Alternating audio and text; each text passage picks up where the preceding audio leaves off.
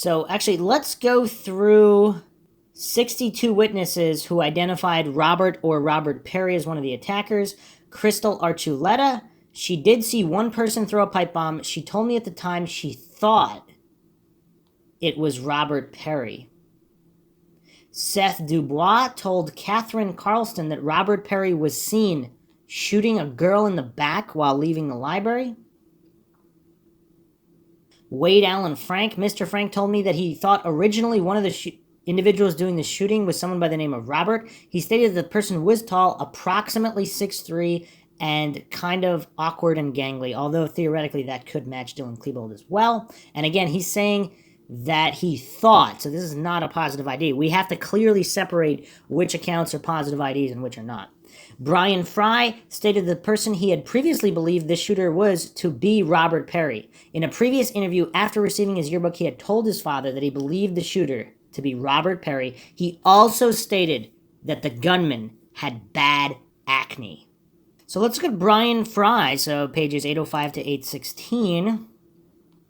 This interview, May 7th, 1999. It's also curious how many documents have still been sealed that might have more pertinent information, because a lot of these reports are from day of or day after. This is May 7th, 99. Brian Fry, Columbine High School student, was outside of cafeteria. So May 5th, this investigator met with Brian Fry at his residence.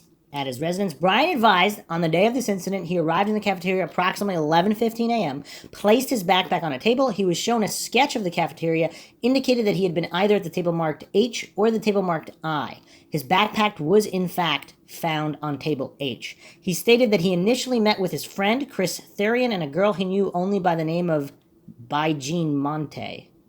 He advised them that he went over to the Rebel Corner, stayed there for about 5 minutes, and then he and Chris went outside using the first door by the Rebel Corner. He said they walked through the courtyard area towards the steps which lead up to the entrance of the school. This is the entrance which takes one past the back side door to the library. He stated that he saw a person standing by the entrance wearing long black trench coat, black pants, black shirt, and black boots. He said this person was not wearing a hat or mask, and he was sure that this person was Eric Harris. He stated that this person was holding a weapon, which he later realized was the Tech-9, which he saw several days later in the newspapers and on television. He advised that he and his parents decided to call the tip line with this information on the day after the incident. Brian said he then heard what he thought were exploding firecrackers and saw students starting to run away from this area. He stated that he saw his friend Lance Kirkland run down the outside stairs and fall down as he had been shot in the ankle. He said he then saw a girl fall after being shot in the back. Brian stated that he yelled to his friend Chris, and then they ran back towards the cafeteria and entered it through the first door on the northwest side. On entering, Brian said he saw Mr. Sanders in the area of the kitchen counter, and he was yelling for the students to get down. He said that as he and Chris ran towards the stairs, he thought Eric Harris came into the cafeteria. He said he did not see him, but that Chris Therian told him he did. Brian said that he and Chris ran upstairs and down a hall which is between the math and social studies class. Brian was given a copy of the sketch of the upper-lower levels, and he traced the path using a pink pen. He said they ran towards the administrative offices and crawled on the floor past the principal's office, past the supervisor's office to a side door from which they exited the school. They then ran past the tennis court through the park to W. Bowles. So what's weird is this glosses over here who shot his friend, but okay, so he said they ran past toward the administrative offices, crawled on the floor, past the principal's office, past the supervisor's office, to a side door from which they exited the school. They ran past tennis court through the park to W. Bowles. Okay, Brian stated that while he and Chris were adjacent to the main hallway leading from the administrative offices, he heard gunshots and what sounded like bullets striking the lockers down at the end of that hallway. He said the area around the main entrance had no damage at this time. He advised that when he and Chris were crawling past the administrative offices, just past some file cabinets, he looked to his left and saw 5 or 6 persons dressed all in black. Let me say that again. 5 or 6 persons all dressed in black. So not 2 or 3, 5 or 6. He has indicated those with an X on the above-mentioned sketch. These persons could have been students from the gymnasium. But he's saying they were all dressed in black. Brian, and keep in mind, a lot of these trenchcoat mafia members didn't go to school that day.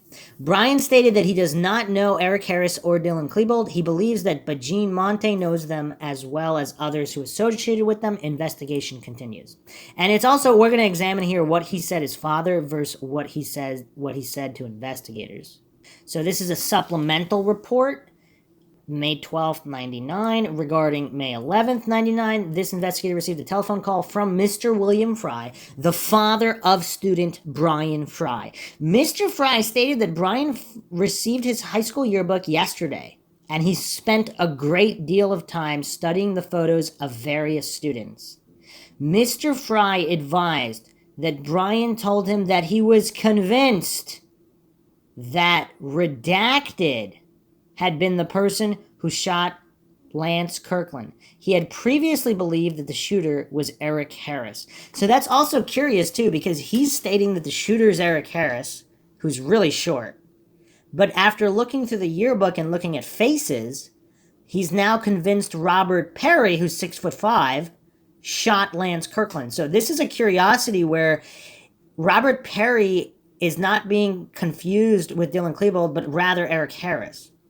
On May 12th, 99, this investigator recontacted Brian Fry. He advised me that while at school, he heard a rumor that Redacted had turned himself in as having been involved in the shootings at Columbine. He went on to say that he received his yearbook. He began looking at the pictures of both Dylan Klebold and Eric Harris. He said he then looked at the picture of Redacted and became convinced in his mind that the person he saw outside the student's entrance holding and then shooting the Tech 9 was Redacted, not Eric Harris. He said that he assumed the shooter was Eric Harris because he did not recognize him as Dylan Klebold that day and knew that the media had announced the shooters as Eric and Dylan. That is curious because so the media announced Eric and Dylan, and so I'm assuming he knew Dylan, or at least kind of what Dylan looked like, or the photo of Dylan that they provided on the news, and he did not recognize him as Dylan, so he assumed it had to be the other guy, Eric Harris, who's quite shorter. He advised that the shooter took very long strides and was close enough to him. He estimates 15 feet, and he saw the acne on his face. Wow, is this one of the most mind-shocking testimonies? And he's so convinced his father calls in to state this. So he did not so he's confident he did not see Dylan Klebold. That's curious. He looks at the yearbook. He sees Robert Perry, or who we're assuming is Robert Perry here, the acne on his face, and he thinks it's really Robert Perry. He previously stated it was Eric Harris because it didn't look like Dylan Klebold to him. 15 feet is not that far away. So so this is the ATF report here attached. Document 815, November 2nd, 1999. Traver contacted Brian Fry at his residence with his parents present. At this time, Fry stated that the picture he was shown of Dylan Klebold did look like the individual he saw with the firearm at Columbine High School. Isn't it curious how all these memories suddenly start functioning perfectly so many months later after the incident? And we'll be getting into Jennifer Small's account as well about the intimidation to get her to change her story, which she would not. Very, very curious. Very, very curious indeed. Let's continue here. Courtney Halman.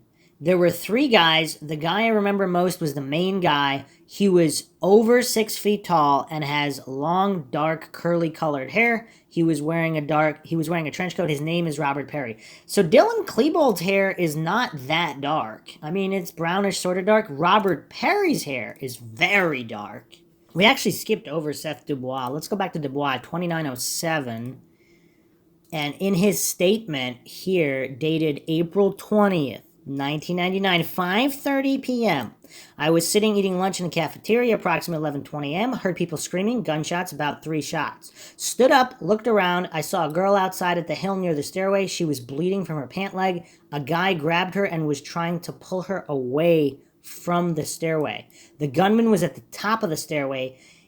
He had a black ball cap on, turned backwards, long brown straight hair down to his shoulders. So Dylan Klebold's hair is not straight. It's pretty curly and pretty crazy. Robert Perry's a lot more straighter and longer, supposedly, at that time. He was wearing a long black trench coat down to his mid-calf. He was holding a double-barrel shotgun with the shoulder butt sawed off, although that is consistent. Then I glanced to my left, saw another girl about 20 feet away from the stairs. She was bleeding from her shirt. Another guy was behind her trying to pull her away from the stairs. Then the gunman walked down the stairs and pointed the shotgun at a male. He, the gunman, then pulled the TR something and shot the guy as he laid on the ground.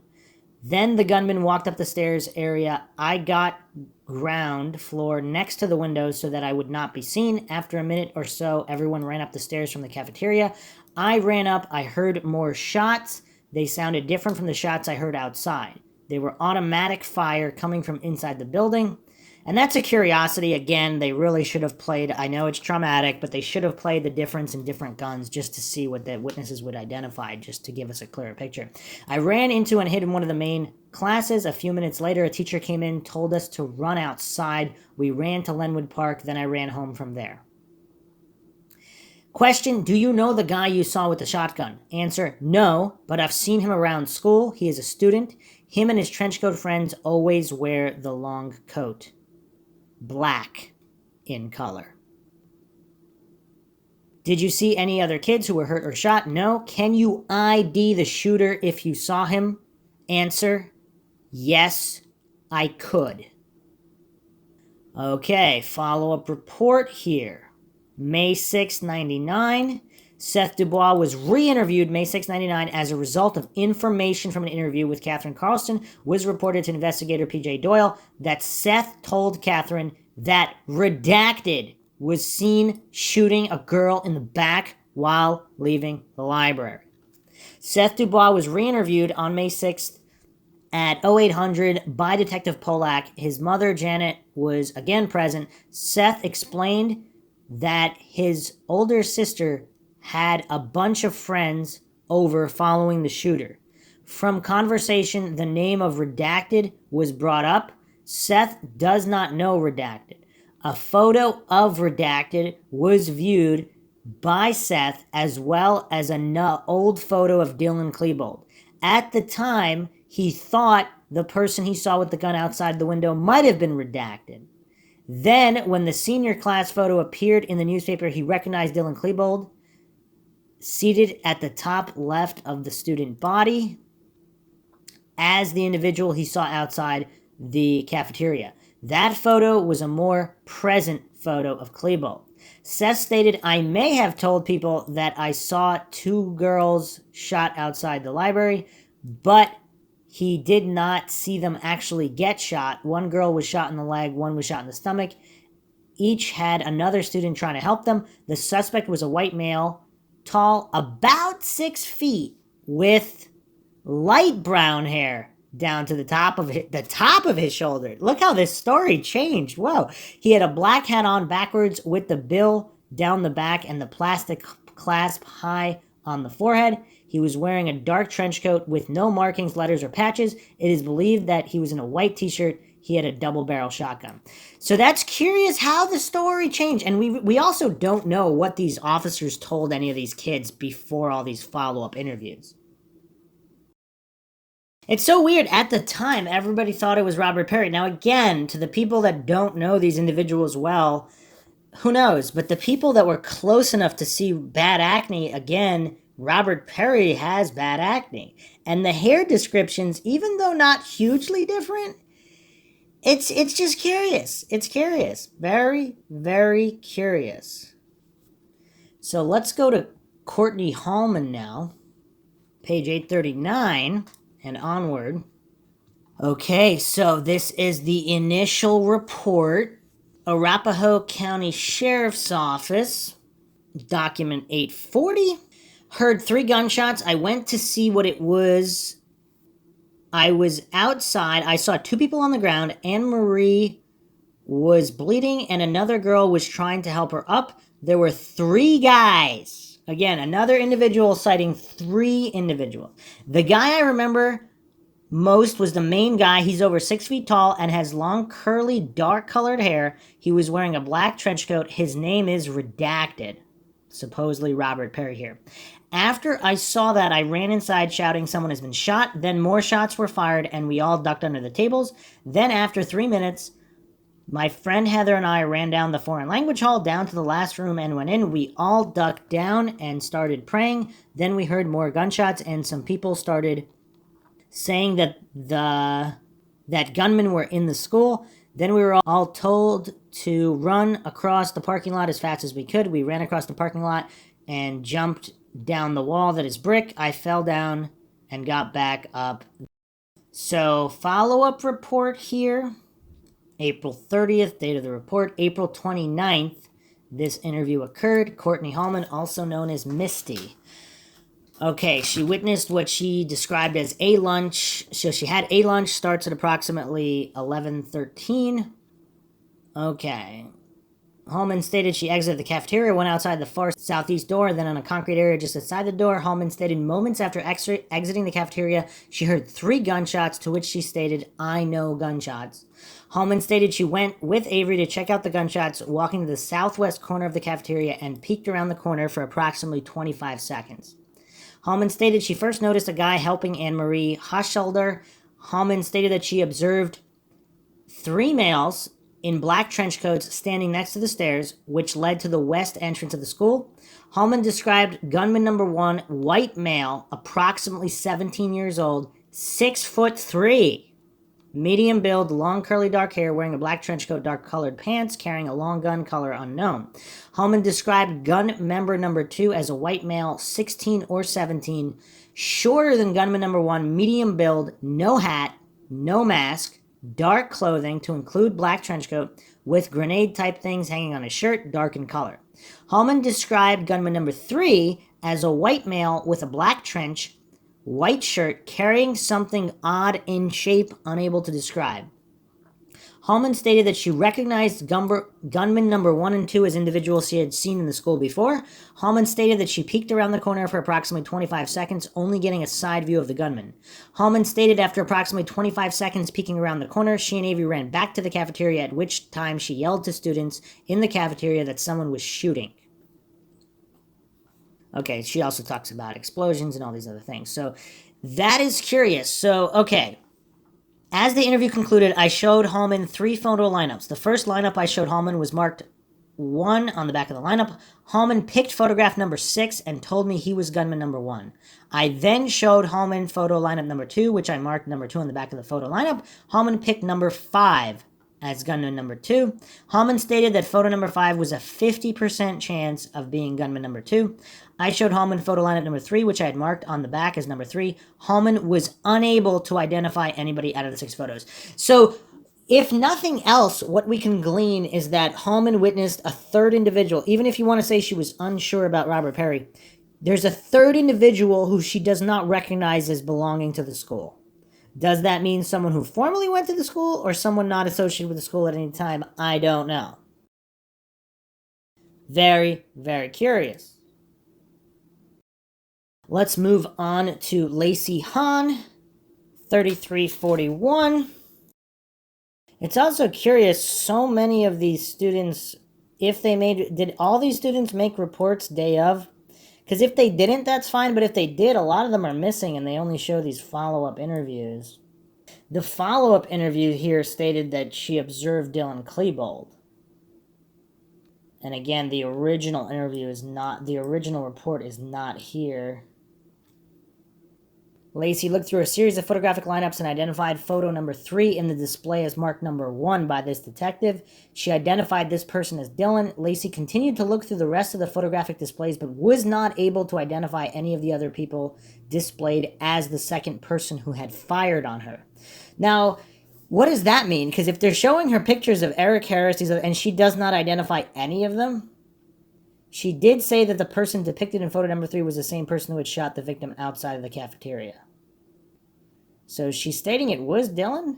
She said she did not get that clear of a look at the second shooter. She also said that the pictures in the displays were very old. I don't know what to make of that. supposedly there's other interviews here, and apparently in other documents, Miss Hahn said that she does not believe it was Harris or Klebold. Miss Hahn believes it was an individual named Robert. Beijian Monte, I asked her if she saw the source of the shooting. She told me who she thought at the time was Robert Perry with a gun hanging around his neck. She said she never actually saw him shoot the weapon. She asked me if I had any information in regards to Robert Perry. I informed her I did not. So Monte's paperwork, 1015. This is Jefferson County Sheriff's Department. April 30th was the date of this interview. So again, who knows what was stated day of. But, okay. An interview was conducted with Jennifer Rose Falbo. During the interview, Falbo stated that she had contacted her friend Beijian Monte after the incident to see if Monte was okay. Falbo stated Monte was near the cafeteria when the shooting began, and she saw redacted with a gun. I'm assuming this is Robert Perry. Beijian Monte was contacted by phone April 30th by the reporting agent. Monte was asked if she attends Columbine. She said she does, and she was present. She stated she was near the cafeteria when the shooting started and saw one of the gunmen. She stated the gunman she saw was not one of the guys identified on television. Let me read that again. She stated the gunman she saw was not one of the guys identified on television. This interview, April 30th, 4 p.m. She is a junior at Columbine High School. Met the following Trenchcoat Mafia members in 97. Corey Friesen, Charles Phillips, Eric Dutrow, Brian Sargent, Chris Morris, Pat McDuffie, and Joe Stair. She stated she had never met Dylan Klebold or Eric Harris. She knows Robin Anderson because she dated Pat McDuffie. Her best friend, Jen Falbo, used to date Friesen and then Dutrow. Monte does not consider herself a Trenchcoat Mafia member. She was just friends with some of the members. She stated most of the members she knew have graduated. She stated that Trenchcoat Mafia members talked about paintball a lot, played Magic, drank alcohol, and usually hung out at Corey Friesen's house. She stated she did not hang out with them after school hours. She never saw any drug activity with the group, and only weapons she ever saw them with were knives. She has not heard any of the members talk guns. The only explosives she ever heard about were when Phillips, Stair, Dutrow, Friesen, and Morris traveled to Wyoming and bought a bunch of fireworks. She stated she never saw them use the fireworks. She stated she had never met Klebold or Harris. Monte's boyfriend is Luke Clowen, who has already graduated. She went through her schedule. Okay. She was met by Chris Firion and Brian Fry, who wanted her to go outside and play soccer. She stated she did not want to play, but went outside through the South Commons to the door. She sat down, and Fry and Firion kept trying to pull her to go play. She thought she saw fireworks sparkling on the sidewalk, and then saw a guy in a trench coat coming down the hill. 3 kids went down on the ground, and the guy in the trench coat was standing over 2 of the downed kids.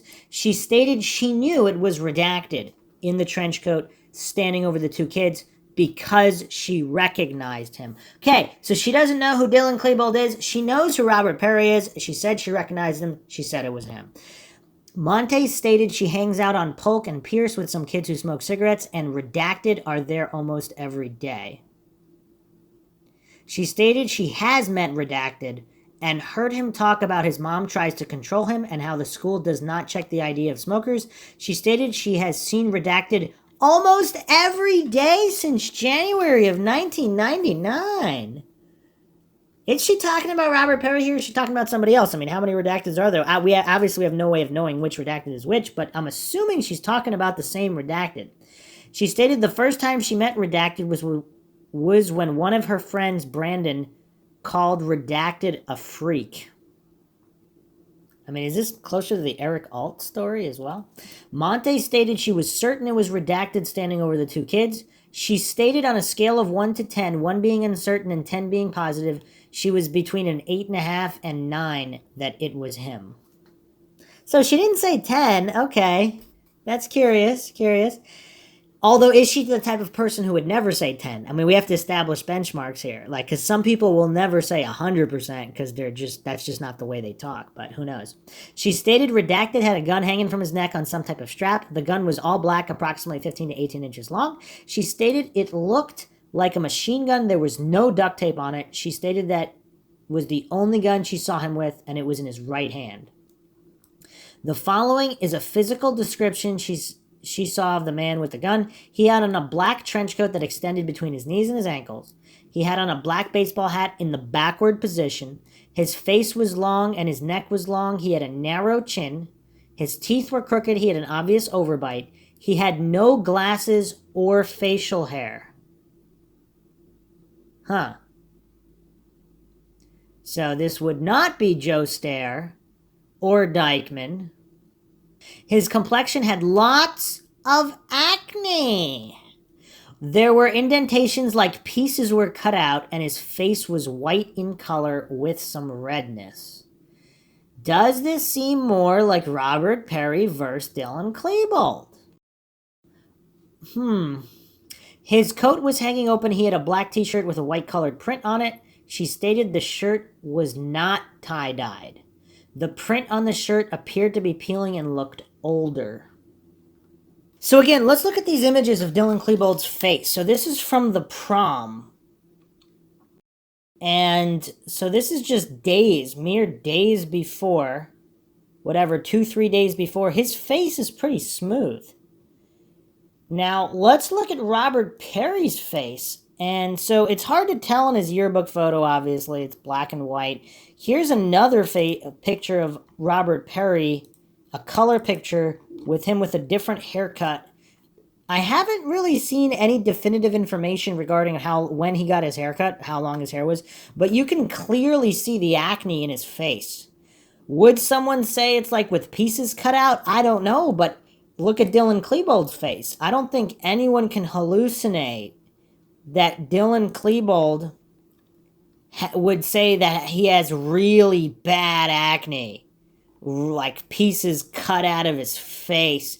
It's just, I don't think you can make that claim. He seems to have, even if he might have had some minor acne like most teenagers do, it doesn't look to be substantial by any stretch of the imagination. Also, we can compare to Corey Frizen's face, no acne. Even Chris Morris does not appear to have bad acne. Joe Stair, same thing, does not appear to have really bad acne of any kind. Zach Heckler also does not appear to have bad acne. It seems like, I mean, even Brooks Brown, he looks like he might have some, but nothing substantial. It seems like Robert Perry is the only individual that has very pronounced facial acne. And that's curious when examining these eyewitness statements. But let's continue here. The print on the shirt seemed to be peeling and older. He had a red colored cloth type item to the left side of his waist. He had black, tighter fitting jeans, not baggy. She stated they were regular black jeans. There were no straps or pockets extending down the legs. Now, Klebold's pants clearly look pretty baggy with a lot of pockets. I mean, I don't know. Would you say they're skinny, tight jeans? I mean, I would not call Dylan Klebold's pants like that. But again, who knows? He had black high-top tennis shoes with no colored markings. She stated they were not boots because the toes and overall shape were a tennis shoe. So, not boots.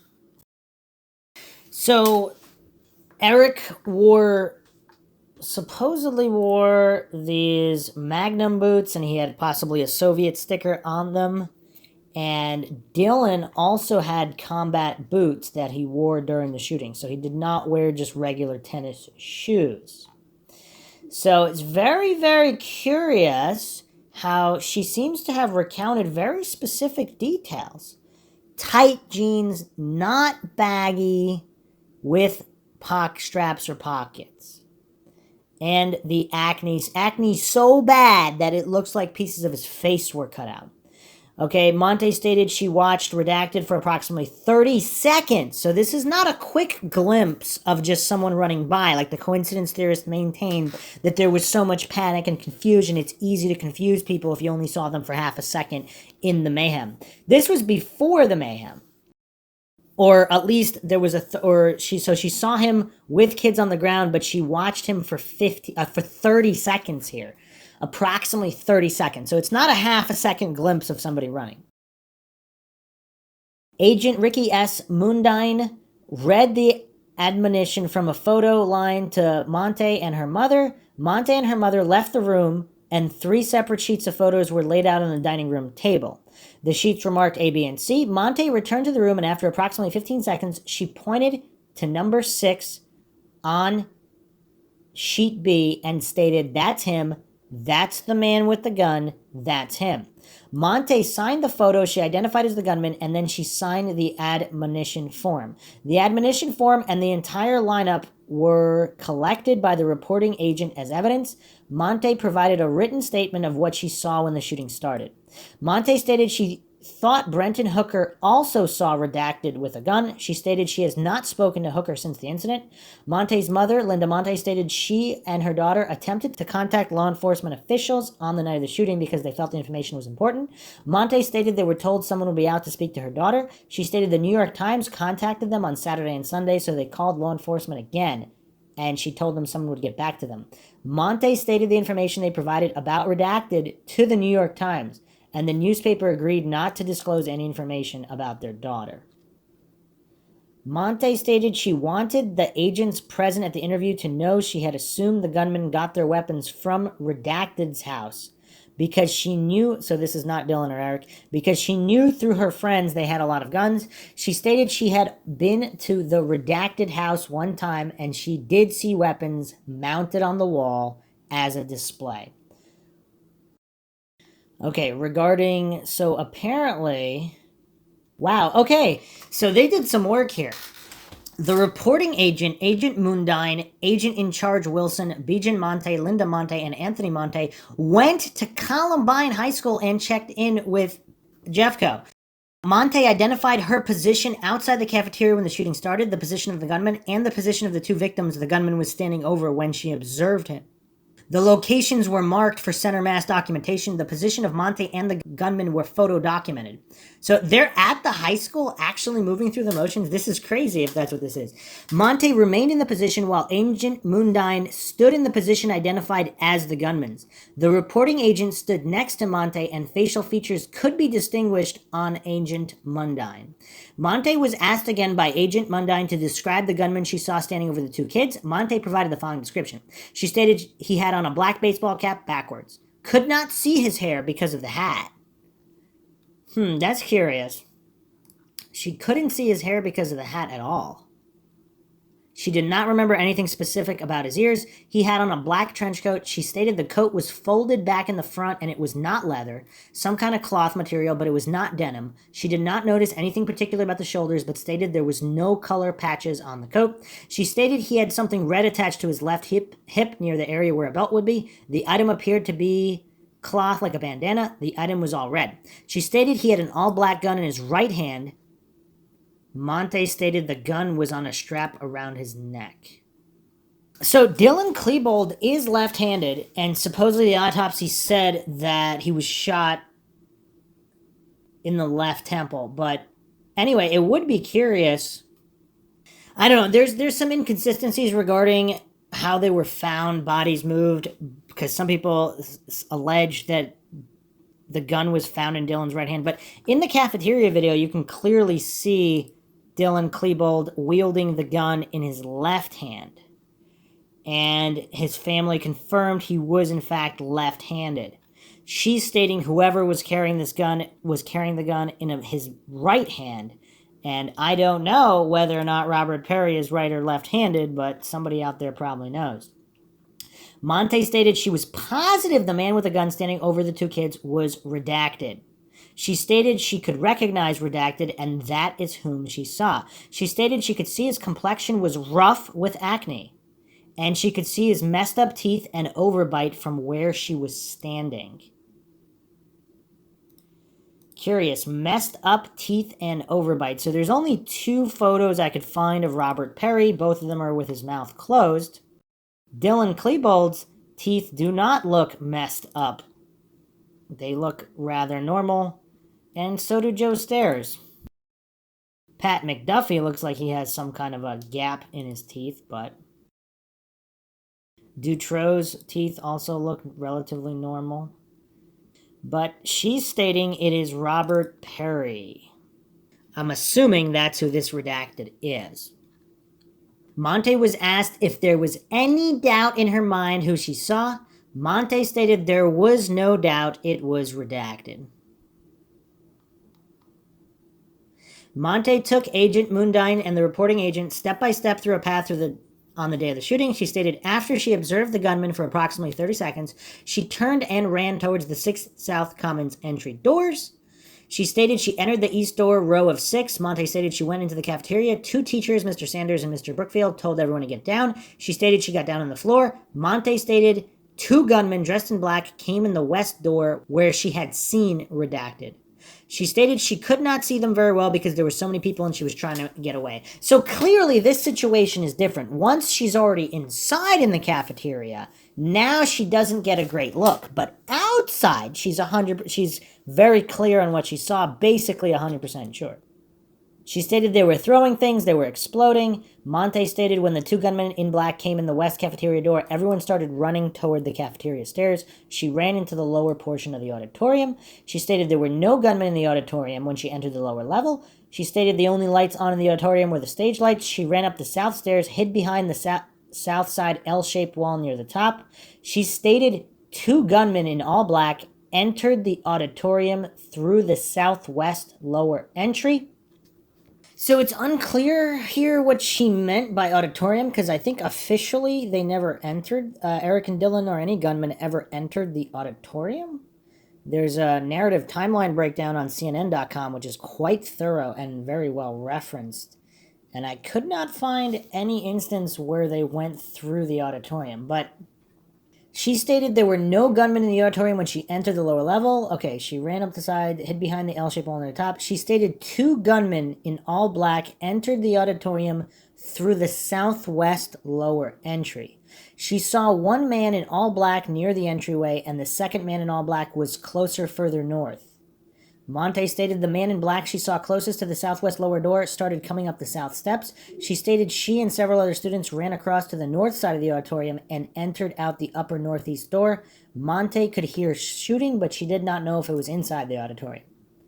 So she got into the main hallway outside the northeast upper door of the auditorium. She ran towards the east main entry doors. She stated she could hear bullets hitting lockers and flying by her head.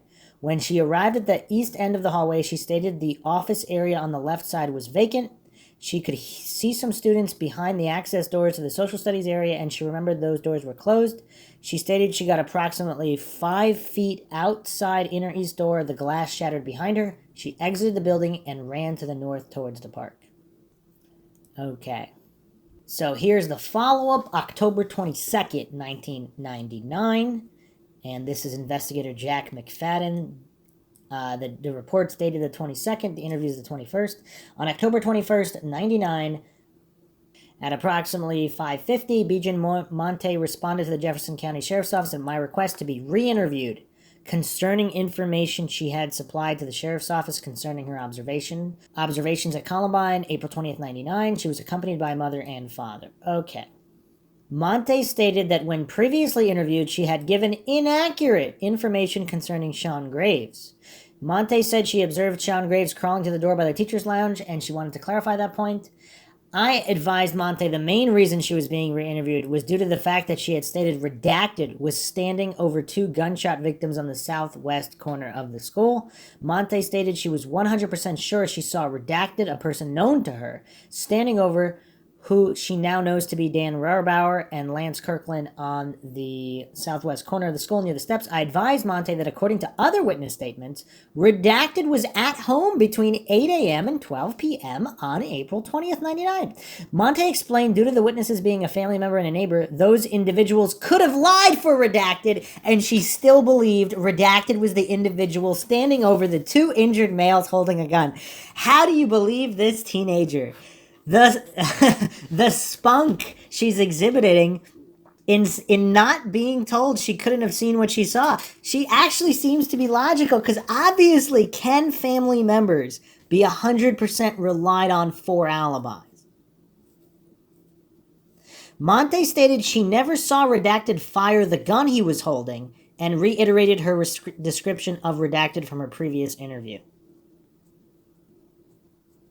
So, just to clarify, at the beginning, she thinks she was being called in because she made a slight error regarding Sean Graves' location. And so, apparently, according to this document, she was not aware that she was being brought in. Although, I mean, I don't know what to make of this. This is October now. So, but it's curious. Monte explained, due to witnesses being a family member and neighbor, those individuals could have lied for Redacted, and she still believed Redacted was the individual she saw. Wow. She's not bending to their will. Monte stated after observing this individual known to her as Redacted standing over the injured students, she ran into the cafeteria, staying in the cafeteria for a couple minutes. Okay, bombs going off inside the cafeteria. But she could have been mistaken. So she's clearly stating here she could have been mistaken about certain things because she was running. She didn't see one thing or the other. But she's 100% sure about about Redacted, who she saw. Again, if it comes down to the acne, again, Dylan Klebold does not have holes in his face or pieces of his face cut out, as she described. Now, here's another curiosity here, though. Monte stated it was possible the bombs were going off outside the cafeteria. Monte stated while in the cafeteria, looking out towards the senior parking lot to the south, she observed two male individuals dressed in dark clothing looking in the window. Monte stated she only got a quick glance, approximately 1 to 2 seconds, at those individuals, but did not believe it was the same individual that had been standing over the injured students by the southwest corner. Okay, so Dylan and Klebold, could they have been Dylan and Klebold? She doesn't know, but these individuals are not the individuals she saw standing over the others with the gun, although she's clarifying she did not see Redacted actually fire the gun, just stand over the individual. Monte stated after staying in the cafeteria for approximately a couple minutes, she ran out of the cafeteria towards the auditorium, at which time she entered the auditorium and saw two suspicious males dressed in dark clothing. Monte stated the auditorium was dark and she was unable to see any faces or identify the individuals, but she felt these individuals were suspicious and ran the other way. Monte stated after hiding in the auditorium for a very short period of time, she exited the auditorium and ran to the main hallway in an easterly direction, exiting the school via the east doors by the business office. Monte stated that while running down the east hallway, she was being fired upon from an unknown location. Monte stated that the easterly door windows were shot out as she ran out the door. I asked Monte if the individuals in the auditorium had weapons, to which she replied no. Curious. I showed Monte cafeteria video photo number 44 and asked her if she could identify anyone in the picture. Monte replied she could not. I then showed Monte video photo number 51, to which Monte replied the black shirt, shoes, guns, and hat possibly look like the ones worn by the gunman seen on the southwest corner of the school. I then showed Monte video photo 52 and 53, to which she replied she could not identify anybody in those photos. I'm assuming she's being showed photos here of Eric Harris and Dylan Klebold. Prior to the conclusion of the interview, I advised Monte that there were several witnesses out on the southwest corner of the school at the same time she was, and had different recollections of what took place and who was there. I asked Monte if she could explain the differences in the stories and several other witnesses. Monte stated she had no explanation for the other witnesses' observations and reiterated she knew Redacted prior to the incident, and that's who she saw standing over the two injured students.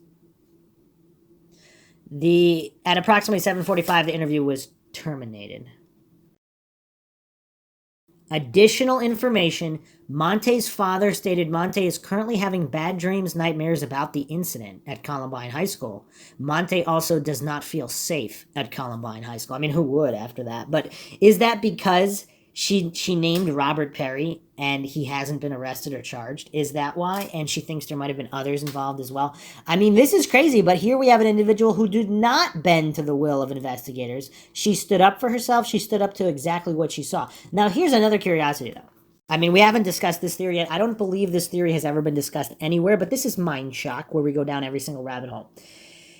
Is it possible that for whatever reason there was certain bad blood between certain individuals and they know that some of these other trenchcoat mafia members or former members were not there, but they said they were to implicate them?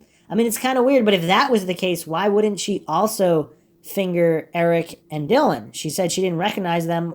It's curious. There's just so many things that don't make sense. And that's really what it's about. The coincidence theorists maintain everything is all explained and fine, but clearly there are so many things that do not make sense. I do not claim to know what happened. I wasn't there. And the people that were there, there's so many different stories. So how does anybody know? Let's move on to Tessa Nelson, 1031. Arapahoe Sheriff's Office, date April 20th, 1999. White male in long black trench coat with a black ball cap, possibly some red on it, wearing black boots and black jeans. He had black hair that came a little above his shoulder, skinny. He had a gun that looked like a small machine gun, question mark. I don't know guns very well. Possibly redacted, question mark. So her ID does not seem positive. So she gave her account, and let's go to the end of the report here. Deputy took a statement. Okay. Tessa told me that upon initially entering the cafeteria, she did not notice any duffel bags or anything suspicious or out of the ordinary. She told me she was aware of the trenchcoat mafia within the school. She did not personally know Eric or Dylan. Tessa said that she had seen Harris in the school on one prior occasion but never met him. Tessa said that she did not know any of their publicized associates, but that she knew of Redacted from when he attended school at Columbine. Tessa told me she thinks that the individual she saw with the gun might have been Redacted because she knew what Perry looks like, so did they forget to redact that? And this individual looked very much like Redacted. I asked Tessa if she had been close enough to the individual to pick him out of a phono lineup. She said she probably could, so again, not definitive. I then presented Tessa with a photographic lineup. Unmarked photo lineup, which she showed redacted in photo number 3.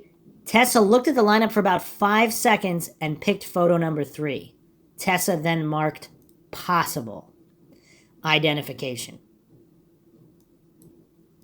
Curious. So it's funny, the other investigators were telling Monte about how all these other witnesses had conflicting reports. Did they really? Because a lot of people said it was Robert Perry. Follow-up here, October 20th, 1999. Her follow-up interview. Okay, Tessa said she looked forward to the exterior stairway of the southwest side of Columbine High School. She saw a male subject on the stairway, described him as the following: white male, approximately 6'4". So again, 6'4", 1 inch shorter is Klebold, 1 inch taller is Robert Perry. Black baseball cap on backwards, black trench coat, hung to approximately the subject's mid-calf. Tessa said it was not shiny, did not believe it was made out of leather. She said the male suspect was also wearing black jeans and black combat-style boots. Tessa said as she was watching this male subject, he pulled back the right side of his trench coat, swung a firearm out of the coat that had been hidden underneath it. Tessa said the subject held this weapon in his right hand after pulling it out of his jacket with his right hand. Again, curious, because Dylan Klebold is left-handed. Tessa said that when she saw the subject shoot this firearm, he shot it while it was in his right hand. I asked Tessa Nelson, so again, curious, she doesn't know this individual, she's not 100% sure, as Monte was, but she seems to be very sure about which hand he had the gun in. I asked Tessa what he was shooting the weapon at. She told me he was shooting at anybody. At one point, she saw a female victim lying on the ground outside the cafeteria commons area. She was bleeding. Tessa pointed to the area above her belt, right side of the body. She now believes the victim's name was Anna Marie Hochschulte. Tessa continued and told me the male gunman she saw on April 20th on the exterior of the hallway was alone and did not appear to be with anybody else. Tessa said the subject had bad hygiene and had facial scars and or bad acne. Again, let's compare the faces of Klebold and Perry. I mean, this is also mind-shocking because even if she's not sure who this was, she seems to distinctly remember that there was something about his face. Scars, acne, something. Tessa said after the shooting, she looked through the Columbine High School yearbooks and said she located the picture of Redacted, and that is who she now believes was the gunman that she saw on April 20th, 1999. Tessa said prior to the shooting, she had seen Redacted in the hallways of Columbine High School. However, she did not know what his name was at the time. I asked Tessa Nelson how certain she was that this gunman was in fact Redacted, and she told me, "I'm pretty sure." She said she did not believe this person was Dylan Klebold due to the fact that the gunman had either black or dark brown hair, and she said she knows Dylan Klebold to have lighter colored hair. I briefly explained to Tessa Nelson about the physical evidence at the crime scene not indicating any other shooters were involved with Klebold and Harris. However, she did not say anything, but she did not change her beliefs either. I showed Tessa Nelson the photographs printed from the Columbine High School cafeteria commons area videotapes. The photos that I showed her were all from Group A, photographs 44, 51, 52, 53. After looking at these photographs, Tessa Nelson said neither of the suspects in the photographs were the gunmen that she had seen on April 20th, 1999. I asked her if she knew who was in these photographs, and she said she recognized them as Dylan Klebold and Eric Harris. So this is very, very curious. And she should have, after all these interviews, they should have had another interview featuring all the witnesses who would not recount, who stood by their beliefs and their identifications. Because they were all lied to and not told about all the other witnesses who saw exactly what they did. They were clearly pressured to change their story. Now, pressured to what extent, I don't know. Again, we don't know the tone. A lot of these people had their parents with them. We don't know what their parents said before the interview or whatnot. Is it easier to get along just to go along? I mean, I don't know. But she recognized these individuals as, so we have a bunch of different individuals. We have people who did not recognize Eric or Dylan, but said they were not who they saw. She here is recognizing them as Dylan Klebold and Eric Harris, and she said it was not them. Neither of the suspects in the photographs were the gunmen that she had seen on April 20th, 1999. So how is this different than Monte's testimony? Again, these investigators are not being honest. I asked Tessa Nelson if she could provide any further information about the statement made in a prior interview about a suspect other than Dylan or Eric entering the ladies' bathroom that she had hidden in with Tiffany Lyon on April 20th, 1999 at Columbine High School and shot the mirrors. Tessa and Tiffany Lyon told her that when they both ran out of the bathroom, Tiffany said she had seen the mirrors had been shot out. Tessa Nelson said she had not personally witnessed this occur, nor did she see the mirrors damaged on April 20th as they ran out of the restroom. Tessa said since April 20th, she had been walked through Columbine High with either Columbine High Task Force detectives and or Columbine High School administrative personnel. Tessa said that when she went through or into the bathroom that she had hidden on, she saw the mirrors were not damaged. She asked if the mirrors had been replaced. She was told no. Tessa Nelson said she now believes the mirrors had not been shot out, as Tiffany Lyon had told her. Also, how many different bathrooms were there? For the sequence of events after the time period of Tessa hiding in the restroom, see the reports. Okay. So, very curious. We have yet another witness who did not recount. Now, a lot of the coincidence theorists make the claim that all of these witnesses actually recanted and all this nonsense. Obviously, there are some that did not recount and clearly believe that they saw what they originally stated. And again, we have to keep in mind, how accurate are accounts more closer to the time that they happened, and how impressionable are high school students who went through this trauma that are being told by FBI agents, by law enforcement agents, that that all of these things were accounted for, so they must have been mistaken. And they don't even necessarily really truly think about it. They just assume they might have been mistaken. And again, easier to get along, to go along, all that stuff.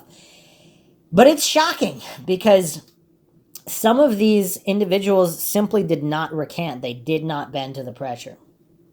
Let's look at Caitlyn Place, another damning account. Document 4081 and onward. Supplemental report, May 16th, 1999. Reporting investigator P.J. Doyles, commissioned peace officer employed by the DA. Okay. On May 14th, 1999, I spoke to Caitlyn Place, a freshman. Kate's mother was present during the interview. Kate told me the following. She went to all her classes that morning. She went to the cafeteria for 4th hour. It's her off hour. She went and sat by the student's door and didn't see anything unusual. During lunch, she waited to meet some friends. Named a bunch of friends. She said there were some others, but she couldn't remember who it was. When Kate was putting her backpack down, she said there was a wave of kids ducked down under the tables. She thought it was a senior prank. She got down and then got up on her knees. She saw a person coming down the stairs on the outside. She could see through the windows he was shooting a rifle. He was tall, and she described his height as lengthy. He had a long-shaped face. He was wearing a trench coat. He was not wearing a mask. She doesn't remember if he was wearing a hat or not, but she said that he had short hair. She couldn't see below his knees. He was holding a rifle in his right hand. He was pointing at shooting people at the outside commons area. She couldn't see his left hand. She said he didn't notice if he had anything on or about his trench coat. Kate said it was redacted. I'm almost positive of it. I remember looking him dead in the eye. He was in my debate class for a little bit, either the end of last semester or the beginning of this one. She then stated she recognized him as redacted. Kate said that she hadn't seen redacted earlier that day. She hadn't seen him on Monday. She wasn't at the school over the weekend. She said that she may have seen him the week before, but she wasn't sure. She said that she would have just said hi. Kate said that Dylan kind of looks like redacted, but Dylan doesn't have the long face. Redacted's teeth are messed up, and he was smiling, and I saw his teeth then. Wow. Okay, so Kate also seems to know Dylan, because she also knows that Dylan looks like redacted. So this isn't the case, like a lot of coincidence theorists hallucinate and pretend, that she doesn't know Dylan, and that's why she thought redacted was Dylan. She knows both of them, and she clearly knows the difference between their teeth. And she said this guy was smiling, and she saw his teeth. Kate said that she has seen pictures of Dylan Klebold and Eric Harris, and she said, it's not one of them, referring to the person she saw shooting outside on the outside commons. Okay, so now we have yet more testimony that matches others while investigators lie to try to get people to change their story. Kate said she looked at redacted for about 30 seconds, so yet another individual who's getting a good long look at the shooter, not just a glimpse while everything's flying by. She remembers him shooting Anne Marie. She said that Tony Samaro, Jason Unreath, and Jason's girlfriend were out with Anne Marie. They were sitting by the tree where they sit every day. Redacted was randomly shooting. Kate looked in the direction of Anne Marie. Redacted was still shooting. Kate saw Anne Marie drop. Kate didn't remember which direction Anne Marie dropped. Kate went back under the table. Kate said that Redacted shot Anne Marie before he smiled at her. So this individual who she observed shot a human being and then looked at her and smiled at her. Is that the kind of smile you would forget if you were in that situation? Would you forget the person smiling and how their teeth looked? Kate looked and saw Jason trying to help Anne Marie, dragging her away from Redacted to the side. She didn't know what Tony and Jason's girlfriend were doing at the time. Kate said that she wanted to know if everyone outside was okay, but saw one or two boys shooting at the ground in the senior parking lot. She said she saw the back of a black trench coat. This person had his back to Kate and she couldn't describe him. She thought there may have been another boy, but couldn't describe him or articulate why she thought there may have been another boy. She said that she didn't think the person shooting in the senior parking lot was Robert Perry. This person seemed shorter. She couldn't see what kind of a gun this person had. Okay, curious. So she thought there may have been another boy, but couldn't describe. Okay. So there one or two other shooters other than the one she observed were in the senior parking lot and she couldn't see them. One of them was shorter, possibly Eric Harris. Kate said that when the shooting was outside, she could hear the shooting. She couldn't say how many shots, but thought it was about 5 or 10. And that when the shots were being fired in the senior parking lot, it was like little bullets spraying. She was unable to give me a number of shots she heard and saw. Kate said that she knew Dylan from school. She's met him. She's talked to him a little bit. She doesn't remember what they talked about. She remembers distinctly him telling her that anything he does in life, he wants to get something about it.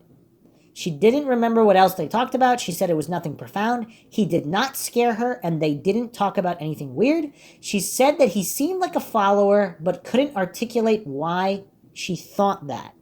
She said that she would speak to Dylan or see him in the halls once or twice a week. Okay, so this is pretty frequent. So she sees him and speaks to him at least briefly, some kind of conversation once or twice a week. She knows exactly what his teeth look like. I don't know. Kate said that she met Eric Harris twice. Eric had helped her with her geometry homework while at school. Wow, that's curious. Kate said that she never saw Dylan or Eric outside of school. She said that she's never seen any of the Trenchcoat Mafia members out of school, and she doesn't hang out with them. Kate is friends with Jamie Schaffner at school. Kate would talk to Jamie and some guys, last names unknowns, who wore trench coats. She said that she's not friends with any of these people, just acquainted with them from school. Kate's mom described Kate as open and non-judgmental and said that Kate talks to a lot of people. Kate was very open and friendly with me. Kate said that everybody stood up and ran through the cafeteria toward the stairs by the students' store. The janitor kept saying everyone to get down. Kate stayed down. She thinks that Coach Sanders was telling people to get into the auditorium. She was wearing her backpack and never got to take it off. Kate said that all the kids were running up the stairs and then she heard a boom. Kate said that at first she and Brittany went out the doors on the south side of the cafeteria. She sat out there for what seemed like 15 minutes. Then they ran across the senior parking lot. She could hear some shots she thought were coming from the library. She turned around to look. Brittany grabbed her to run. Kate ran and hid behind a little black car. Then she heard an explosion, saw something fly up in the air. She doesn't know what it was. She stopped at the fence, ran down a little hill, and ran head to chest into a policeman. Brittany was behind her. Kate said that she looked stuff up on the internet for school, but she does not use chat rooms. She knows no one with a double pierced eyebrow. She saw the RNN but doesn't remember what it was. She doesn't know any Trenchcoat Mafia members by name. She said that her cousin, Courtney Halman, heard someone say redacted. It's unclear if this is redacted. Stop, put it down. It's unclear whether she's talking about Robert Perry here, possibly Joe. Courtney was in Miss Williams' science room. Kate said that Dustin Gorton told Denise Gorton, who told Kate that Redacted turned himself in for the shooting. I told Kate and her mother that someone else may contact her in the future for further information. Okay, so it seems like there's rumors going around that Robert Perry turned himself in. If that is true, and if Robert Perry was granted immunity, what does this all mean in exchange for information he knew?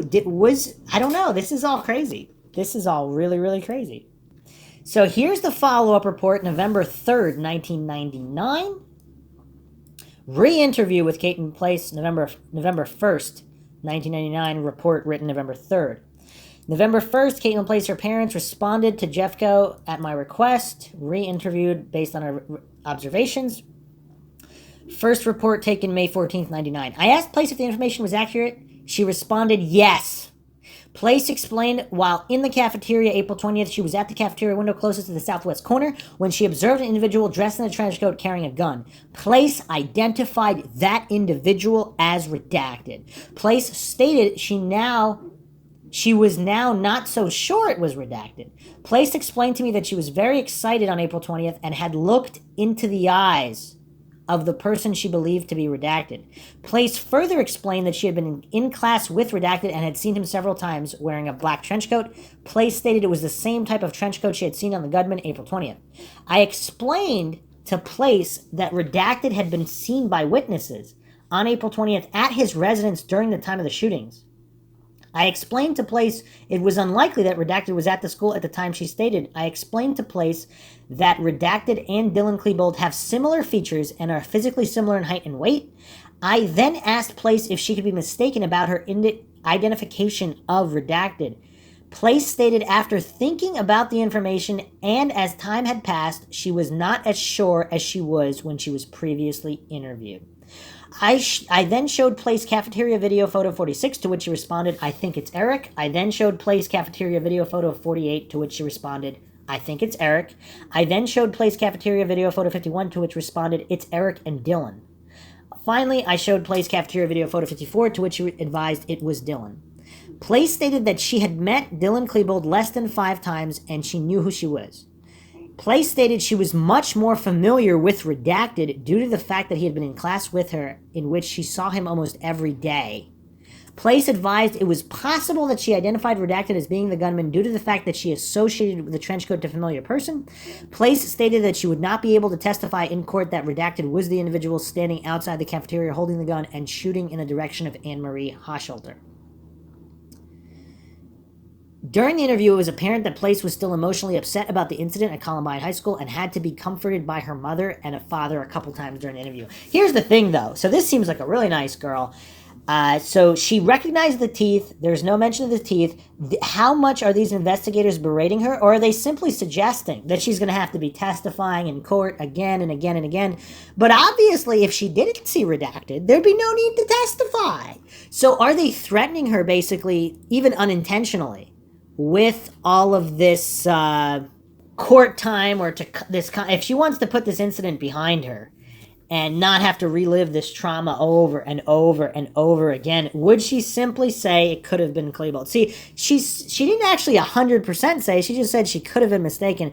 And also, we don't know the tone. Are these investigators making these kids seem stupid by saying, oh no, Robert Perry has a definite alibi, so he couldn't have been there? Now, what would a teenager, no doubt, like, let's say even a teenager who hadn't experienced trauma, when individuals in authority lay this on these, just any kind of kid, teenager, what are they supposed to say? Because they're basically telling them they're stupid if they continue to say they saw what they saw.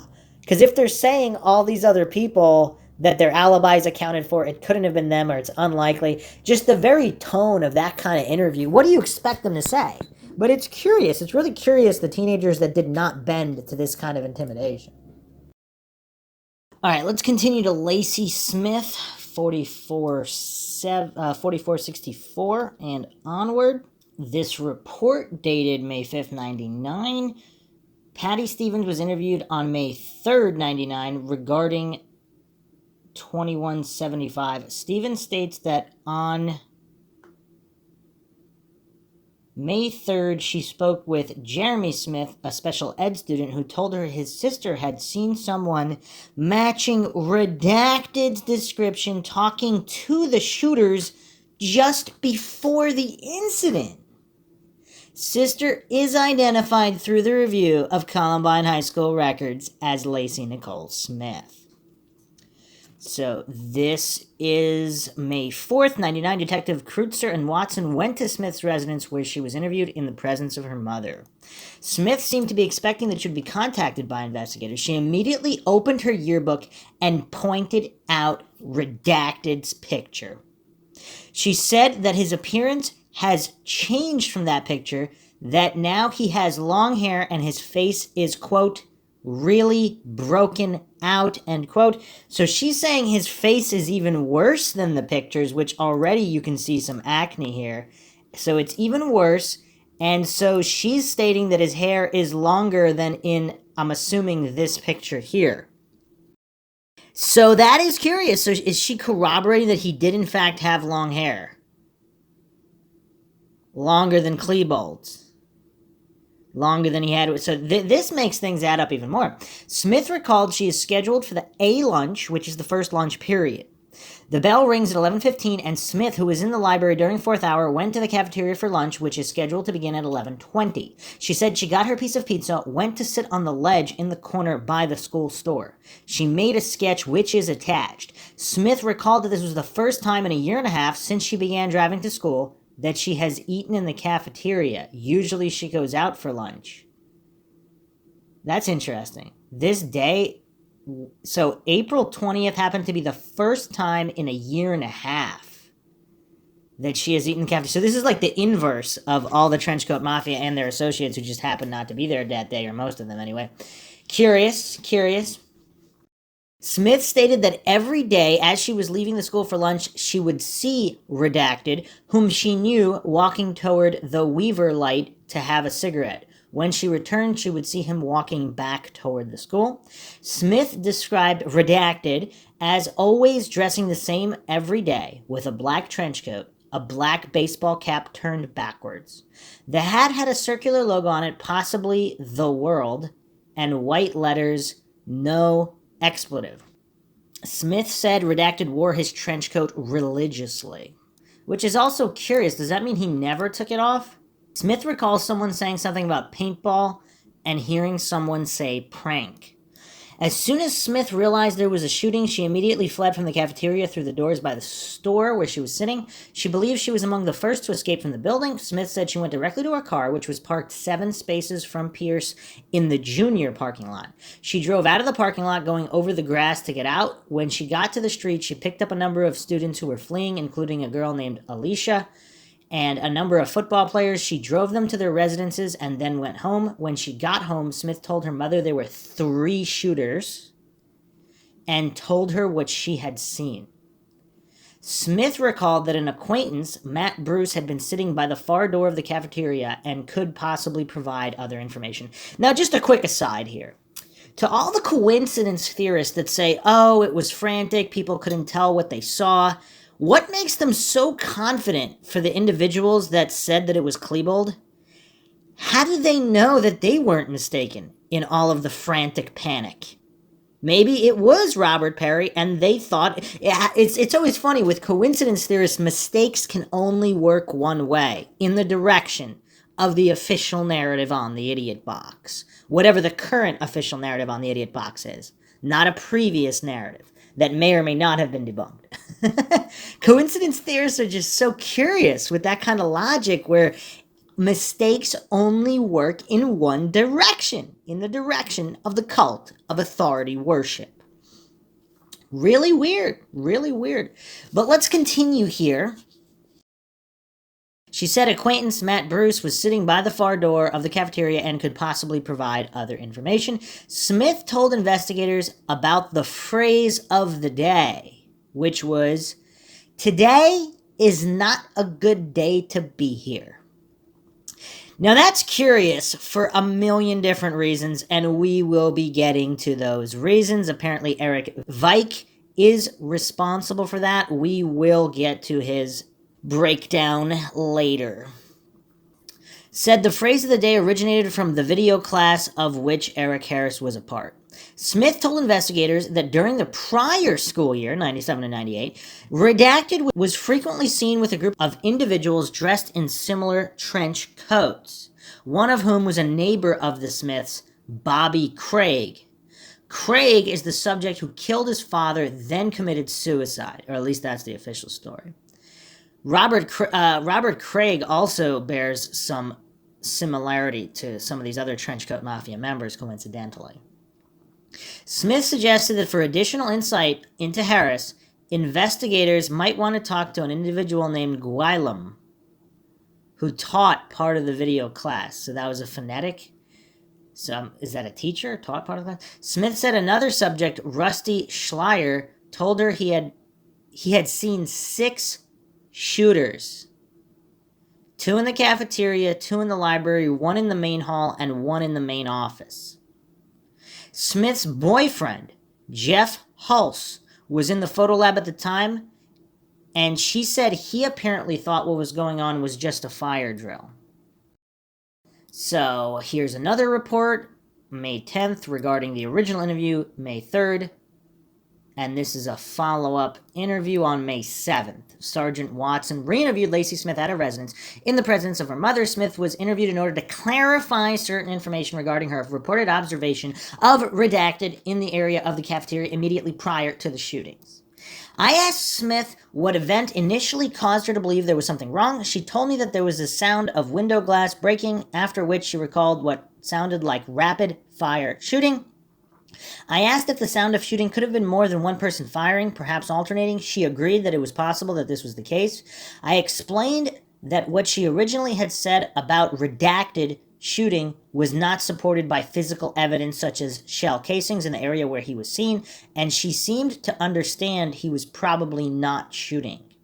Smith described redacted again. She said he was wearing a long trench coat, but described it as not too long on him because he's so tall. He had on black pants, black leather shoes, not boots, which she described as being like Reeboks, and a black hat with white lettering. The hat was on backwards. The lettering said no expletive, the second half of BS, which is the same. I'm assuming this is the same hat she saw him wear all the time when he's going to and from smoking during lunch period, which she described earlier. Smith had originally described the hat as having a circular element in its design, which she thought was the Earth. When I spoke to her on this occasion, she said she thought that the Earth might have been part of the exclamation point. Smith described Redacted's hair as being really greasy and described how it stuck out from under the hat and on the sides. She said it was reddish brown. That's curious. Smith recalled that his coat was open. When I asked her about the shirt, she said he had on a black or white t-shirt. During the interview, she described the shirt as white. When I asked her about this, she said she thinks it was white. Curious, because Dylan Klebold was, of course, wearing a black shirt. I asked Smith to clarify the time of the events. She retraced all her movements. She saw and spoke with Pat Ireland. She retraced us back to the building, classroom, to her truck, back to the school store. Smith re-entered the building. She stopped at the south end of the school store counter where she purchased a cheese personal pan pizza. She said she got quick service and had her pizza within 1 minute. Smith then went to the corner of the ledge adjacent to the doors at the end of the hallway that goes by the school store, where she started to eat. She did not buy a drink because she had her open water bottle. Smith recalls that she had only taken 1 or 2 bites from the first piece of a personal pan pizza when people began running for the stairs. I asked her to draw on a diagram of the school cafeteria where he went, where he stopped, and when she saw him last. On the diagram, she depicts Redacted as walking in through the doors past where she was sitting and going in about as far as the north end of the school store. It was at that time that she heard the windows breaking and then realized she was hearing shots. Smith said she grabbed her backpack, ran out the doors, leaving the remains of her pizza on the ledge. She recalled that she ran across the grass, then down into the parking lot and approached her truck from the back. She threw her backpack into the bed of the truck, drove uphill from the parking spot over a grass median into the driveway to get out of the parking lot. Smith also told me she wears glasses because she is nearsighted, but that she did not have them on that day. She believes her correction is about 20/30. She said she had some difficulty making things out at a distance, but that she did not have any trouble identifying Perry when he walked past her. I asked Smith how sure she was the person she saw and spoke with was Redacted. Now, there's really no doubt she's talking about Robert Perry here, just based on the previous reference that was not redacted. It seems they're only redacting it. Spoke with was... I asked 90% sure, 50% sure. Her response was 100% sure. I then showed Smith a photo lineup which included a picture of Dylan Klebold and asked her if the person who walked past her was in the lineup. She stated he was not in the lineup.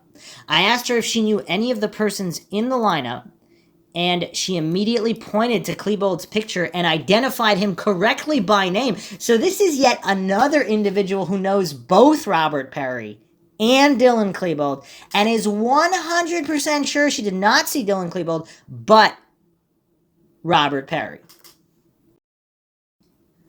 She also pointed to 2 of the other pictures, said she knew them but couldn't remember their names.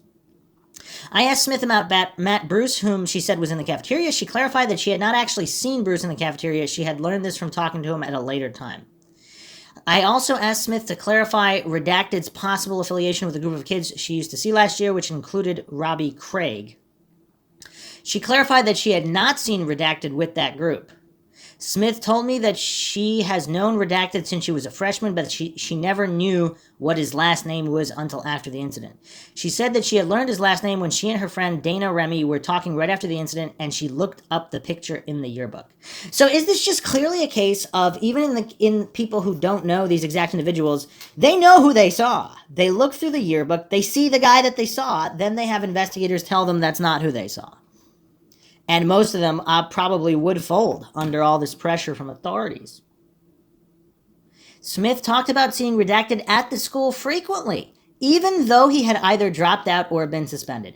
So here we have yet another guy, Robert Perry, in addition to Joe Stair, possibly other individuals who were suspended or previously graduated, and they're still hanging out at the school. We have multiple individuals constantly saying, including faculty, that these trenchcoat mafia members, former members, or member affiliates, they just keep hanging out at the school. And yet the coincidence theorists, the Dunning-Kruger goofs, they maintain that it was impossible for any of these individuals to be at the school because for some reason their alibis, which include friends, family members, or girlfriends, and them just sleeping at home alone during those exact hours. Anybody else find this strange? I don't know. This is mind-shocking. I mean, I guess I know this is why this is one of the most requested topics on MindShock for several years now, because the mainstream narrative just really does not hold up. She explained where she usually saw him walking south on Pierce towards the area of the seminary building, which is a brownish-colored house on the northwest corner of the same block where Columbine High School is located, or that he would go one block further to Weaver, where she would see him alone smoking. Smith said there's a culvert area in the area across the street to the south of the seminary buildings where kids are known to sometimes go smoke marijuana. There's also a follow-up phone interview listed here on July 9th, 1999, telephone interview regarding July 8th's interview by this Jeffco officer concerning her observations on the 20th. Smith said she was positive she saw only one gunman at the high school. Smith said she has heard that other students talking about up to 6 suspects at the school on April 20th, but could not give any other details. So she's 100% sure she saw Robert Perry, yet in this report regarding the phone interview, he's not even mentioned. It's just stated that she only saw one. Now we have the October 25th, 1999 follow-up interview, Larry Erzin. So, spoke with Sheila Smith reference to her daughter, who had been interviewed May 3rd. When I contacted Sheila, I explained to her why I wanted to re-interview Lacy and stated we had several additional questions we would like to ask Lacy in reference to her identification of Redacted as being the gunman in the cafeteria, April 20th, 1999. I explained to Sheila that the Jefferson County Sheriff's Office had recovered a videotape from the cafeteria, and at no time do we identify Redacted as being in the cafeteria, nor do I identify him as shooting within the school. Sheila explained to me that Lacy is hesitant to agree to be interviewed again, stating Lacy does not believe that law enforcement believes the information she passed along in reference to this case. So here we have her mother stating that she believes she's not being believed. So she does not feel comfortable with an interview with investigators who are calling her a liar. This is all very curious. I mean, again, the coincidence theorists ignore all of this because it's not just a simple case of mistaken identity and everything getting cleared up. Here we have a number of students who are clearly being pressured to change their story, and they're not comfortable about it. I told Sheila that it is important we re-interview Lacy in order to correct any discrepancies that might have occurred in the initial interview. It was tentatively scheduled we would meet October 14th at the Jefferson County Sheriff's Office. On October 14th, between the hours of 1:53 and 3:20, I had an opportunity to re-interview Lacy Smith at the Jefferson County Sheriff's Office, and present during the interview was her mother, Sheila. I provided a copy of the report generated by Detective Jeff Kreutzer with the Golden Police Department. In reference to his initial interview with Lacy Smith, I had Lacy and Sheila read through the report and ask if there were any discrepancies. I brought it to Lacy's attention where she specifically told investigators that she identified Redacted as entering into the cafeteria via Rebel Corner, at which time she said hi to Redacted. So she said hi to this guy, who she clearly identified, and these investigators are telling her it's not the guy she said. As Redacted passed her and was seen near the commons area of the cafeteria, she then explained that Redacted pulled a weapon from under his trench coat and started firing into the cafeteria. Lacy was asked if she was sure in these statements, at which time she told me she has a vivid imagination and is unclear on exactly what she saw occur in the cafeteria on April 20th, 1999. So it's curious, because you would think all of these interviews, re-interviews, they'd be audio taped or video interviewed. It would be curious to see how leading the investigators were. Like if they said, well, we know it's not him because he has an alibi here, so is it possible you had a vivid imagination? And then if she said no, and they said, well, we really want you to think about this. You might have to go to court. You might have to go to court many times. Are you 100% sure? You might have not just had... That's a strange thing to say. She's saying of her own imagination that it's vivid, whereas she clearly expressed concerns to her mother that investigators were not believing what they were saying. So now, even without any real pressure, what do a lot of kids and teenagers do when they're not believed? They simply change their story because it's too much hassle. Is that what happened here, especially with this extremely traumatic event? I asked Lacy if she could explain to me exactly what she saw on the incident date and asked her to give me a little background on what her classes were before she went into the cafeteria on the incident date. Lacy stated prior to going to the cafeteria, she was in her history class taught by Miss Green. They were in the library. After being released from history class between 11:15 and 11:20, she told me she went down into the cafeteria where she got a slice of pizza from the school store. After she got her pizza, Lacy stated she went over to the ledge in the corner near the school store where she began to eat her pizza. I asked Lacy if she ate with anyone or recalls who might have been sitting near her. Lacy stated she always eats alone and she doesn't know any of the other students that were near her. Lacy explained that just after she started to eat her pizza, she recalls seeing a tall individual, described as a white male, about 6'5" to 6'6". Now, who does that sound like? Does that sound like 6'5" Robert Perry or 6'3" Dylan Klebold? Would people describe Dylan Klebold as 6'6"? Maybe. But it seems that Robert Perry more closely resembles this individual. And, I mean, it's so weird. The coincidence theorists really buy that a guy that walked by her, she said hi to, she was familiar with, saw him walking and smoking almost every day during lunch. I mean, and they're saying it wasn't who she thought he was. Apparently, if she really did say hi to him, he walked by her, she said hi to him. He continues walking, then he pulls out a gun and starts shooting. What are the chances she's mistaken? I mean, again, maybe she is. Maybe she is. I mean, it would be curious if investigators ever really did character reports from all the other people that knew her to see if she really did have this vivid imagination. Does she have a history of telling lies for attention, all these other things? If she doesn't, I mean, this is really strange. I asked Lacy if she was identifying this person as being redacted, at which time she told me she didn't know who the individual was. Wow, this is a huge change of story. I asked Lacy if she was sure about that, and Lacy said she can't even tell me if the individual was redacted or if he was wearing any type of trench coat. Okay, so, wow, is this a complete 180? Is now Lacy Smith, is this her call for help to just leave a trail of breadcrumbs to show that she was intimidated? Because now she's stating she can't even remember if he was wearing a trench coat. She has no idea she can't tell who the individual was or if they were even wearing a trench coat. Is this her simply just shutting her brain off, saying, I can't remember anything, I have a vivid imagination, because she does not want to deal with the situation, which she clearly made clear to her mother, who stated that she does not feel comfortable being interviewed because she does not believe anybody is believing her. I explained to Lacy that there is a discrepancy in the initial report, which she filed with Detective Jeff Kreutzer, where she specifically tells him she saw Redacted walk into the cafeteria wearing a trench coat, and in fact, she said hi to the individual.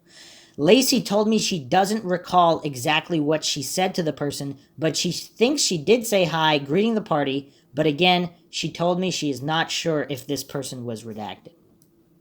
It's also curious what investigators told the parents, because did they tell the parents, just be a lot easier if she said she wasn't sure, or she couldn't remember, just so we could wrap up the reports and we don't have to keep bothering you and your family. And what would a parent say in response to that? What would they tell their kid to say? I had Lacy describe the actions of the individual and told her to tell me exactly what the person did. Lacy stated this white male walked towards the common area, stopped, at which time she said she saw the individual place his right hand on his right hip and move from side to side. Again, is Dylan Klebold left-handed?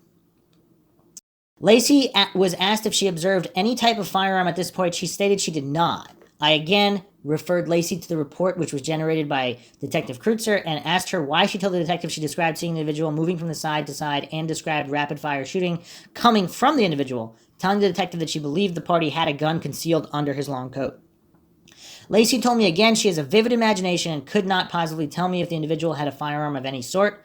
I asked Lacy about the gunfire coming from the area where the individual was located. She told me at this point she doesn't know if the gunfire was coming from the cafeteria or if it was coming from outside the cafeteria. I asked Lacy if she could tell me where the individual went. Lacy stated after she heard the initial gunfire, she ran from the cafeteria, grabbed her backpack, proceeded into the junior parking lot, got into her vehicle, and drove out of the Columbine parking lot. I explained to Lacy that the information she was providing me does not match the information she provided Detective Kreutzer in the initial interview on May 3rd, telling her that, again, there were several discrepancies.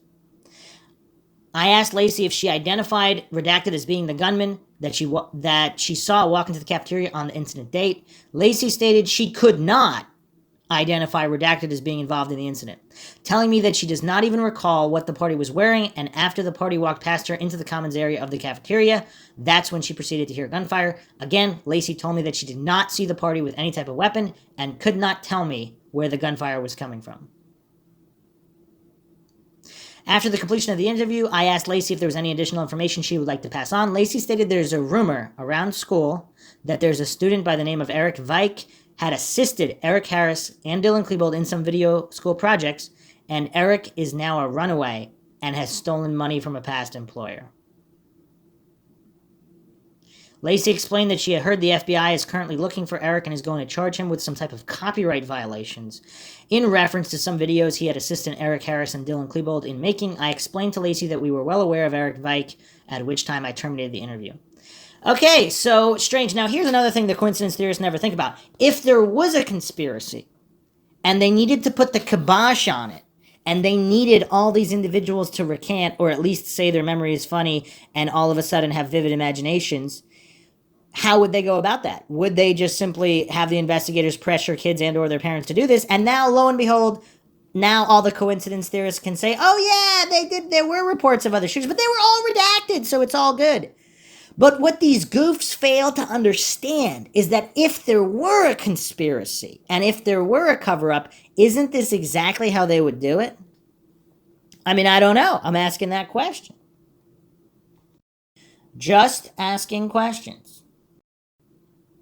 Let's look at Brenton Hooker.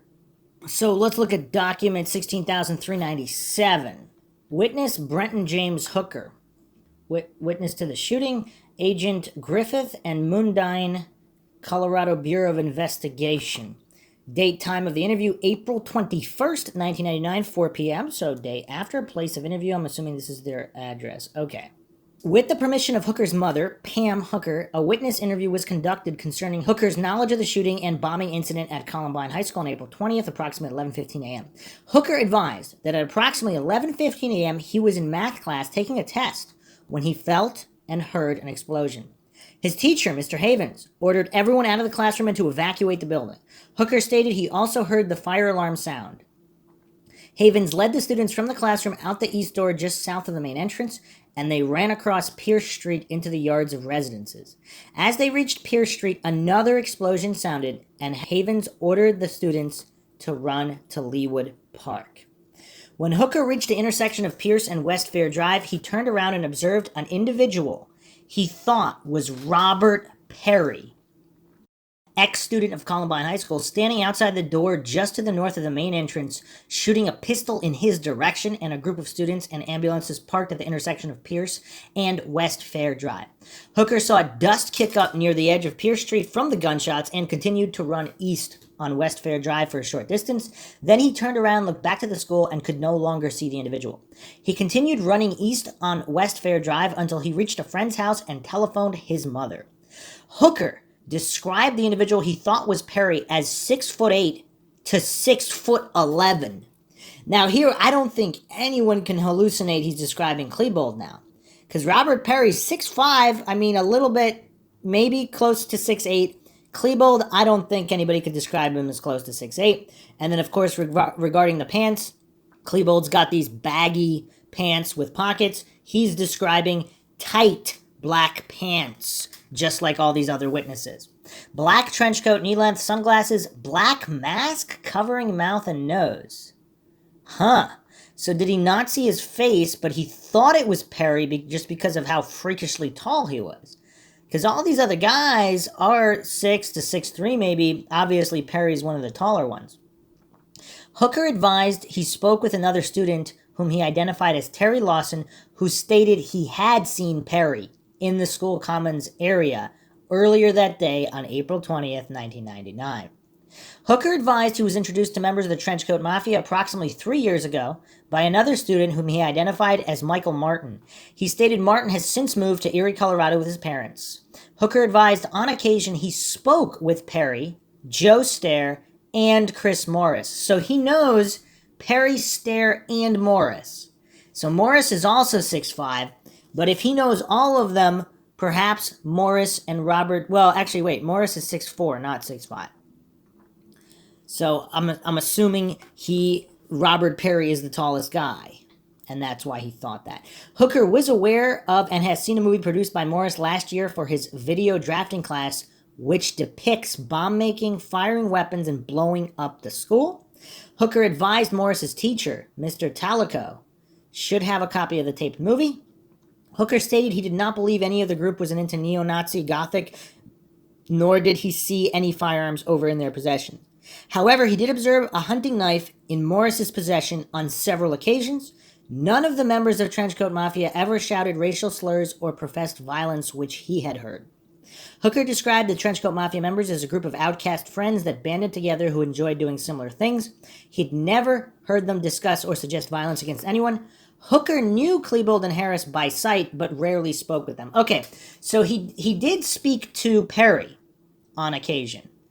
And he had seen Klebold around. He saw them on site, and Harris. And he is identifying Perry as the individual that he had seen based on his height. So this is someone who's familiar with the height of Perry, Joe Stair, Chris Morris, and Dylan Klebold. On April 22nd, Hooker returned to the school site with Griffith and Mundine and showed them the exact position of the shooter and his location when he saw the shooter. This location was approximately 200 yards east of the shooter's location outside the door. From this position, it would be difficult to positively identify anyone, especially while being shot at. I like how the investigator had there, which is true. I mean, 200 yards is a long time, but again, this guy clearly thought it was Perry based on his height, and this guy is someone who's familiar with Perry and Klebold. So, and he apparently saw the type of pants too. Would you be able to tell if somebody's pants were baggy or tight? I mean, I don't know. It's just curious. Very curious. And again, if this, as I keep stating, if it was only 1 or 2 accounts, we could write them all off. We're going over somewhere upwards of 60 accounts of Robert Perry specifically being identified. Very tight, very skinny, tight black pants. Curious. Tyler Chenoweth, document 1825 through 1831. I don't see a lot here. Apparently, he said he stayed in the room during the incident until rescued by SWAT in the science room. A few of these people, they knew Dylan Klebold. They thought Chris Morris was in the cafeteria at that time, between 7 and 7:30 a.m. the morning of the shooting. Was in Mr. Peterson's 5th hour science class when the shooting began, science room 2. Okay, a student in the science room named Jen Small said that one suspect was a student who attended a Halloween party as a warlock. No other suspect information, no duffel bag information. So is it known that Robert Perry attended a Halloween party as a warlock? When asked about Eric Harris, he said he did know who Eric Harris was and did know his first name. He said that Eric would sometimes be in the cafeteria in the mornings before school classes started. He would be in the cafeteria with his friends playing hearts. at table WW, and he would see Eric and others at tables VV, UU, or XX. He said Eric always ate a bag of donuts in the morning. He has only seen Eric in a trench coat a couple times in the last 2 years. He said that he and his friend Andy Thomas knew Chris Morris and said that Chris knew Eric Harris. When asked about Dylan Klebold, he said that he knew his first name also. He said that he saw Dylan helping another student named Chris Morris with video filming as part of the stage crew activity after school. He said that his friends Andy Thomas and Mike Casey knew Dylan. He said that Dylan wore a black trench coat a lot at school. From watching Dylan interact with the others, he thought that Dylan was a follower. He said that no matter what they were all going to do, like go out and smoke a cigarette, Dylan would go too. He thought that if Chris Morris and Eric Harris told Dylan to go jump off a cliff, Dylan would do it. When asked about Redacted, he said that Redacted was part of the stage crew with him. He said that Redacted would help out with the lights and the video crew. He said that Redacted would wear black fatigues and a beret. He's talking about Morris here. He also knew that Redacted's girlfriend was named Nicole. Upon looking at the yearbook, he identified Nicole's last name as Markham. When asked about Redacted, he said that Redacted was on the stage crew last semester. He thought that Redacted got kicked out of stage crew and he was not seen with them at all this semester. He said that Redacted did wear a trench coat at school and that he looked goofy in it. He said that the coat was too small for him. He thought Redacted was perverted in that he talked about sex all the time. When asked about Redacted, he said he saw him last year during second semester as he had 7th hour off. He said that Redacted hung out with some of his friends last year. He thought Redacted was also perverted. He said that Redacted talked about sex all the time. When asked, he did not know Redacted. When asked, he thought 6 students wore the trench coats at school. He did not know any of the other trench coat students or associates. He never heard any talk of bombings or shootings.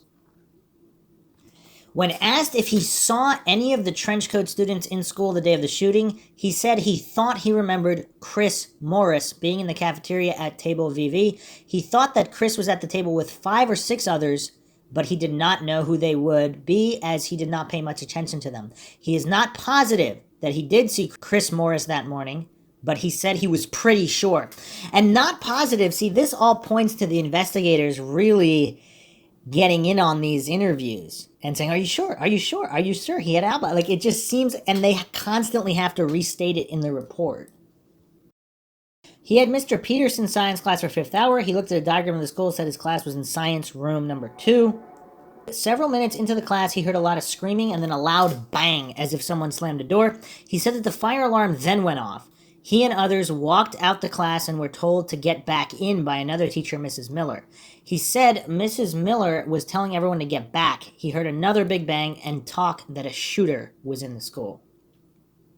He heard a lot more bangs. A student named Jen Small saw through the door during the incident and said that the tall suspect had curly hair and was the student who came to a Halloween party as a warlock. He thought of Robert Perry based on that description. He said that when rescued by SWAT, he and others were led down the stairs through the cafeteria and out the west doors. They then went up the outside stairs and away to be transported by police cars away from the school. While being let out, he saw blood on the floor by the top of the stairs just outside the science area. He saw a body at the bottom of the stairs and another one by the top of the stairs near a dumpster. He remembered cops telling him and others not to touch the backpack that was on a car in the corner of the west lot next to the west cafeteria door. Okay, that concludes the interview with Tyler Chenoweth. All right, so just these constant little references to Robert Pelly. That one, of course, is not that compelling, but it's just curious that they keep stacking up. Tiffany Lyon, 962 to 975. Tall white male, long black trench, black jeans, dark brown hair, dark brown hair or black, and he was wearing a black cap. His hair was kind of long, had curls, he was skinny, and his shoulders kind of slunched over. On May 3rd, she had her interview, 1999. Leanne told me on April 20th, 7 a.m., she arrived at Columbine for the purpose of going to her classes. Went to first, second, third, and fourth period. She stated her fourth period science class ended at 11:10. She walked immediately to the cafeteria to get her food and went outside. sat on a concrete pad southwest corner cafeteria. She had lunch with Tessa Nelson. Lunch started at 11:20. Still outside, she sat down, began to eat her lunch. At 11:22, she heard what she thought to be a firecracker noises coming from the west. She observed a gunman come down the steps located on the west side of the cafeteria. Stated the suspect came down to the area just north of the chain link fence by the steps. Leon described gunman number 1 as a white male, tall, approximately 6 foot tall, 7 to 18, dark, long, curled up brown hair, down the back and over the ears with a black baseball hat worn backwards. A black t-shirt, jeans, and a black trench, black combat boots with his pants tucked in and the jacket unbuttoned. Witness Leon stated the suspect had no gloves nor mask. Carried one black gun, larger than a handgun, and was holding it with 2 hands. Describing a handgun similar to Tech 9, Leon stated that she observed the gun being fired twice, shooting toward the bottom of the stairs. She observed Anne-Marie Hoshelter get shot in the back, stating she saw blood coming from Hoshelter's back. Also saw Lance Kirkland get shot in the leg. Leon stated that she knows that Kirkland got shot in the leg because she saw blood coming from his leg and Kirkland grabbing his leg. At that time, she and Nelson ran back into the school and into the bathroom located in the cafeteria. Leon stated she stayed in the bathroom for approximately 40 minutes, standing on the toilets, so that the gunman could not see their legs if they came into the bathroom. Leon stated that during the 40 minutes in the bathroom, she could still hear shots being fired in the cafeteria, estimating approximately 20 shots. She stated she could hear loud banging noises, approximately 10 in number, and that the bathroom was shaking and the sprinklers and fire alarm had gone off. She could hear a voice saying, "I hate you." Leon also stated she heard a voice state, "I am guarding the top of the stairs." I wonder, if they had done a really thorough investigation, they should have played the voices of various suspects to see if they could identify voices as well. Leon stated that after about 40 minutes, the gunshots were no longer being heard in the cafeteria, but now they were being heard upstairs. Leon stated that she felt this was the appropriate time to leave and exited the bathroom, at which time she saw smoke in the cafeteria, and her and Nelson ran out the foreign language hall emergency exit and ran to the seminary located at Pearson Polk. She stated once at the cemetery on Pearson Polk, students, to include herself, began looking through the 98 Columbine school yearbook, at which time she believes that she observed a photo of redacted. Leon stated at that time she believed gunman number 1 was redacted, but now that she was not so sure as she was on April 20th. Leon stated that she was approximately 20 to 25 feet away from the gunman number 1, looked at him face to face for approximately 25 seconds, frozen in her tracks. She stated that she had not seen Eric Harris since last semester, when she used to see him during second period, and that she has never seen Dylan Klebold. So this is someone who has never seen Klebold and is not sure. Again, this one's in the maybe pile. Leon stated that during her last semester, she would in the cafeteria approximately see 7 of them, 3 of them wearing trench coats. Leon stated approximately 3 of them would always be wearing trench coats. She believes gunman number 1 used to be a student at Columbine High, but has since dropped out prior to April 20th, and that she has seen him in the school before. That's curious, though. So she doesn't remember Klebold, but she clearly remembers this guy who she believes was the shooter. So, follow-up interview, May 3rd, 1999, 6:30. I returned to the residence of Tiffany Lean for the purpose of showing her additional photo lineups concerning the shooting at Columbine High School. Prior to showing Lean any lineup, I marked each line up on the back with a number starting with number 3 through 14. The following occurred: reference lineups through 14. So 1 to 14, number 6 was the only one she identified. I think it's number 6, 65% sure. 65%, so that's not a huge percentage. I'm assuming that is Robert Perry that she identified. Additional information. Witness Lean stated that she remembered that the gunman had a lot of acne around his mouth and nose area of his face. Again, we can look at these pictures taken of Dylan Klebold just days prior at the prom. Was that 2-3 days before at the prom? His face relatively clear, pretty much completely clear. And then you have Robert Perry, known for his terrible acne. So even though she's not sure, she remembered the acne. It was memorable. And the coincidence theorists would pretend these are all hallucinations.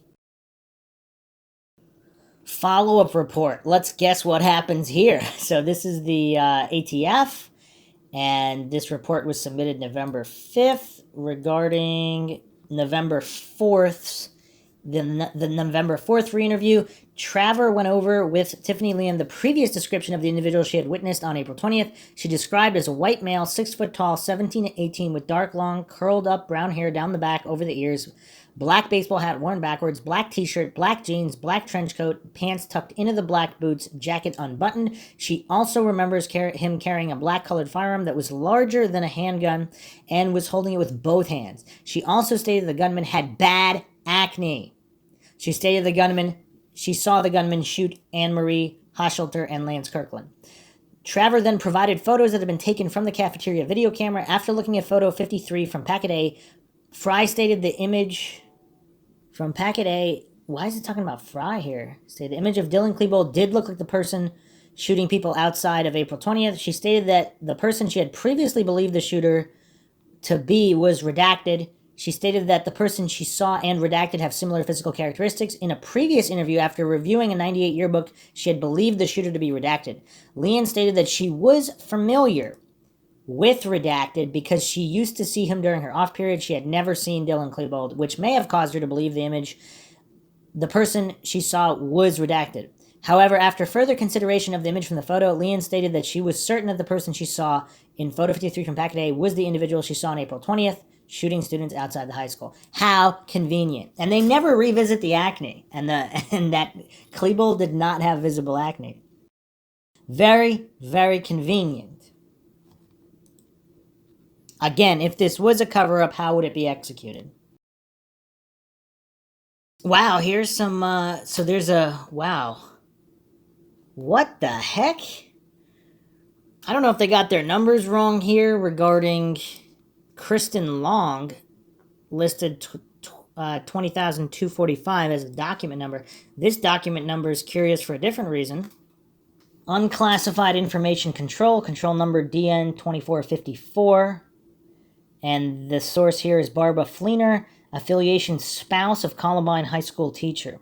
Barb Fleener's co-worker, Sandy Leach, told her that approximately 3 to 4 weeks ago, she filed a report with Jeffco after observing 2 juvenile males in the vicinity of Columbine High School running through a field with shotguns, entering a white Jeep Cherokee.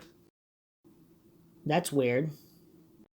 So this was in February 99. Leach saw 3 white males in white Jeep Cherokee carrying rifle with scope in vicinity of Columbine.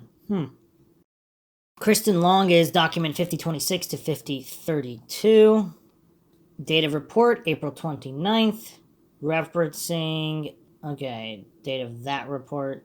On April 30th, 0900, I spoke with Kristen Long on the phone. She stated she walked to school the morning of April 20th, arrived at approximately 7:35. She stated she knew Dylan Klebold and Eric Harris. She stated she was good friends with them in the 10th grade. She is now a senior. She stated she got to know them because she was a good friend of Zach Heckler, who is good friends with Chris Morris, who is in turn a good friend of Klebold and Harris. She stated she became a pretty good friend of Chris Morris. She stated that she recently had become more of an acquaintance to them. She stated she would sit and eat breakfast with the group a lot, but stopped doing it this December 98 since she wanted to spend more time with her boyfriend instead.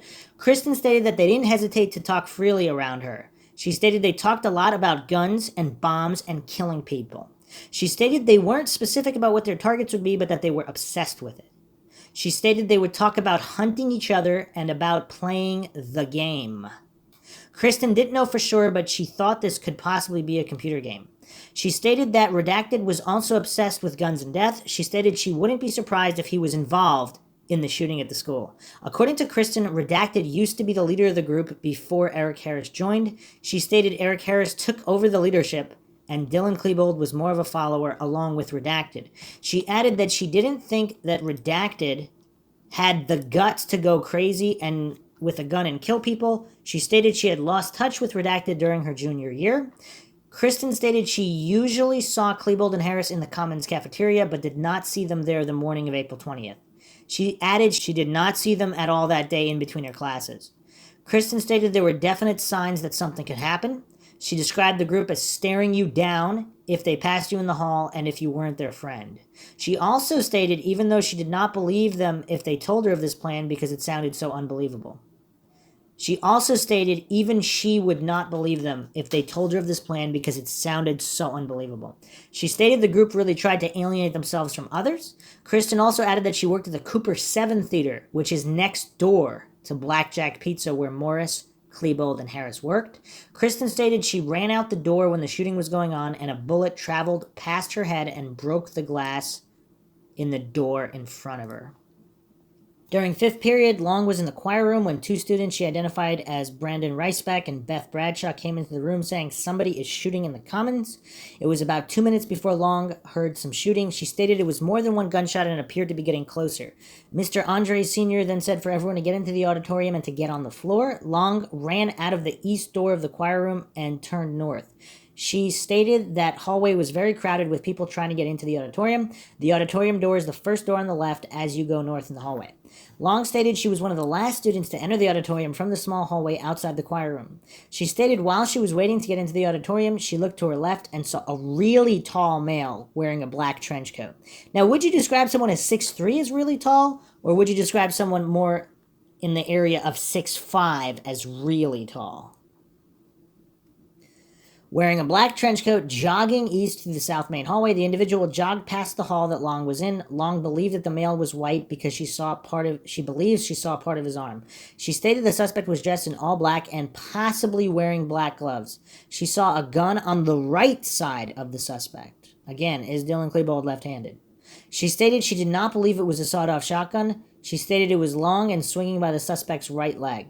The suspect was not shooting when he jogged past the hall that Long was in. Long stated she could still hear shots coming from the west when she saw this suspect. Long stated the suspect she saw running past the hall looked as though he was wearing pantyhose or some kind of netting over his face. She stated that she could tell he had a large nose because his nose was sticking out from his face.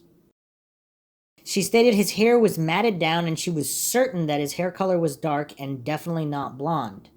His hair was an unknown length. Long stated she did not know if she saw anyone else running down past the hall while they were waiting to get into the auditorium. I asked for the name of the students who were around her. She stated she could not recall. When Long entered the auditorium, she stated she was standing by the sound booth, which is near the top of the auditorium. She stated she could hear 3 to 4 gunshots very clearly. She then heard a male voice yelling. She could not distinguish the words. Long thought that the male voice was coming from the stairwell, which leads from the commons into the auditorium. She also thought the person who was yelling in the stairwell was shooting. Long stated when she heard 3 or 4 shots, they were very close and seemed to be coming from inside the auditorium. She and several other students ran out the northeast doors of the auditorium. These doors led into the north main hallway. When Long entered the north main hallway, she looked to her left and saw that the fire doors, which were only a few feet away from her, were shut. Long stated the fire alarm was going, and she ran east towards the main exit. There are double glass doors in the main entrance of the school. As Long was running toward the interior of glass doors, she was aware that both sides of the door were still intact. She decided to take the glass door on the left. As she began to go through the doorway, the glass shattered. She continued to proceed east and exited the second pair of glass doors. Once outside the school, she ran along South Pierce Street towards Clement Park. There, she found a cell phone and called her mother. I asked Long if she sustained an injury from the shattering glass door. She said no. Long then told me that just before exiting the first set of glass doors at the main exit, she turned and looked westward. She stated she briefly saw a person or a shadow of a person against the west door, which is the doorway leading from the tech center hall into the north main hallway. She thought the person was tall with long legs. She thought perhaps she was seeing his silhouette. She did not see any weapons. She believed it to be the same person she had seen jogging past the hallway going east in the south main hallway.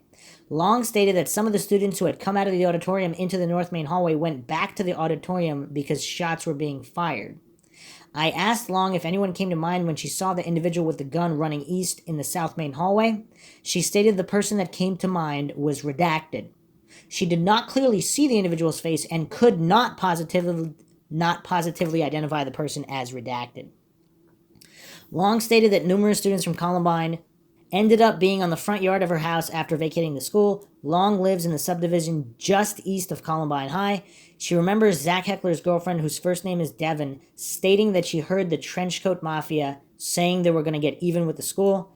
Devin did not say who specifically made that comment.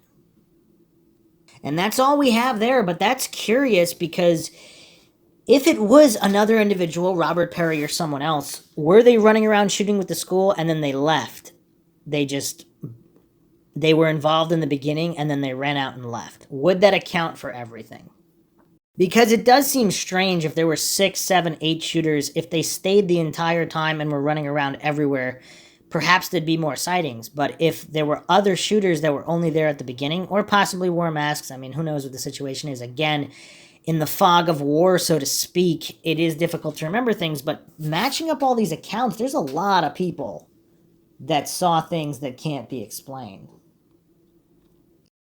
Let's go to Rusty Schuyler, 5464. So what's strange here is apparently Rusty Schuyler's interview, or is this name misspelled? Is that a nickname, Rusty? That's probably not his real name. I can't find this report, but Star Viego, who put this list together, I mean, we've gone through all the reports. They're all accurate. His quotes are accurate so far. This one is missing, but supposedly it says the individual was very tall. Schuyler saw his face partially and thought, based upon his dress and size, that it may have been redacted. He was 100% sure it was redacted. He described redacted as being 6'6" to 6'7" and having lots of zits. So is 6'6" closer to 6'6" to 6'7" closer to Perry's 6'5" or Klebold's 6'3" frame? And again with the zits. All these people seeing a guy with acne.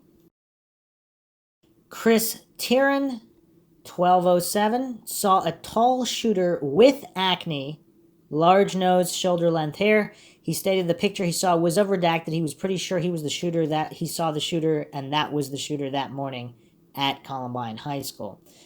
Cited 1207. And this listing is accurate. It is indeed Christopher Tieran, 1202 to 1208. May 12th, he was interviewed.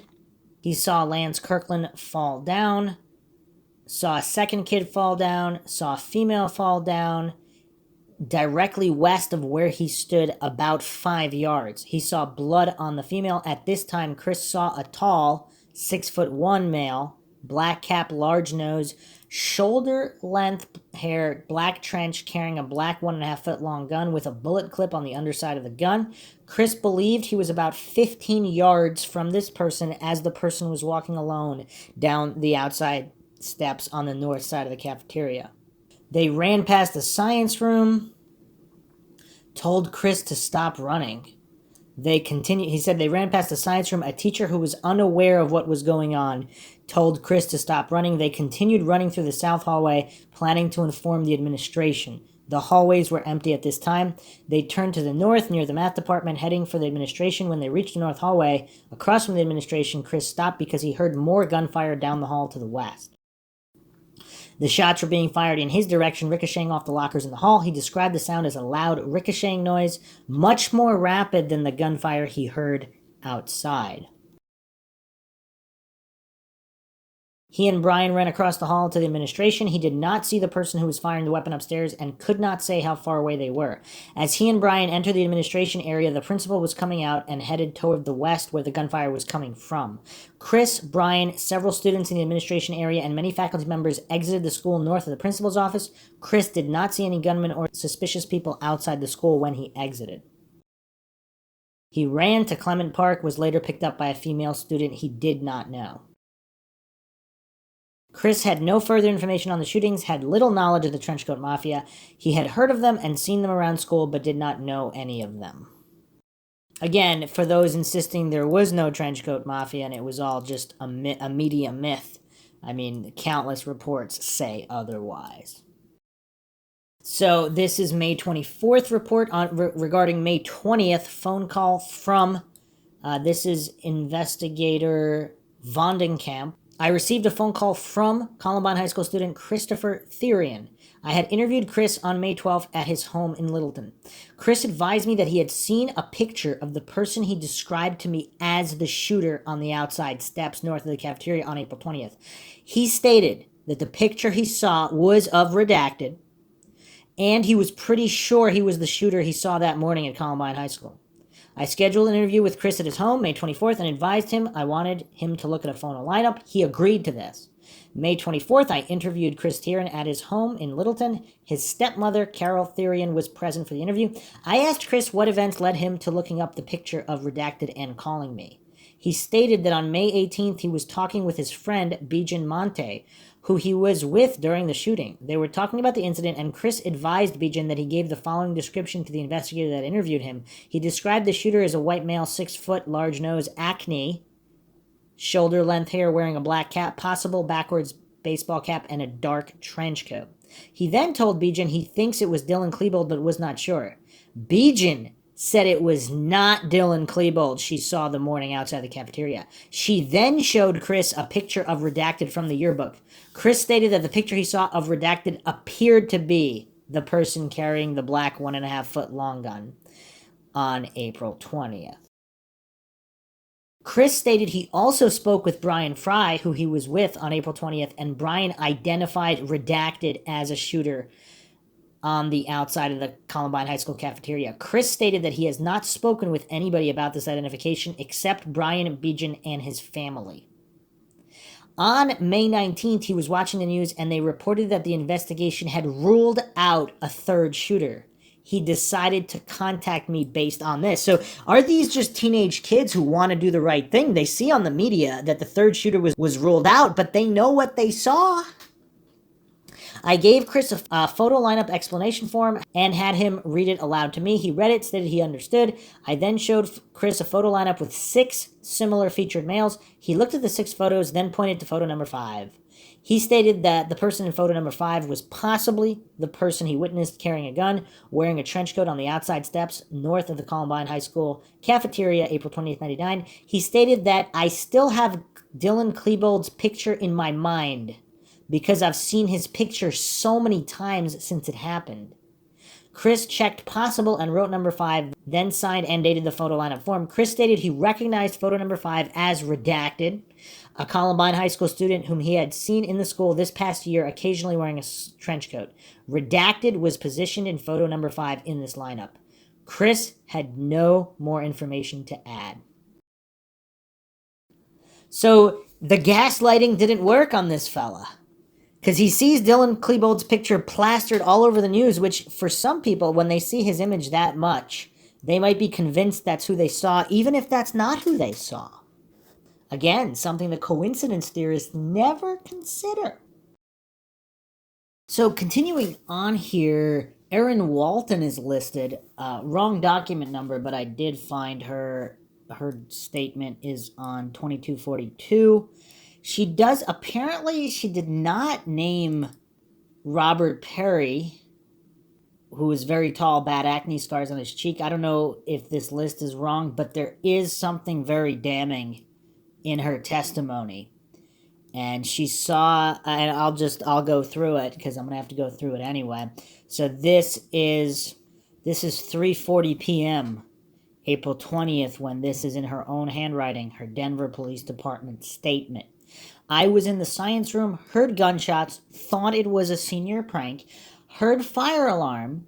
We started to run out, but the teacher told us not to.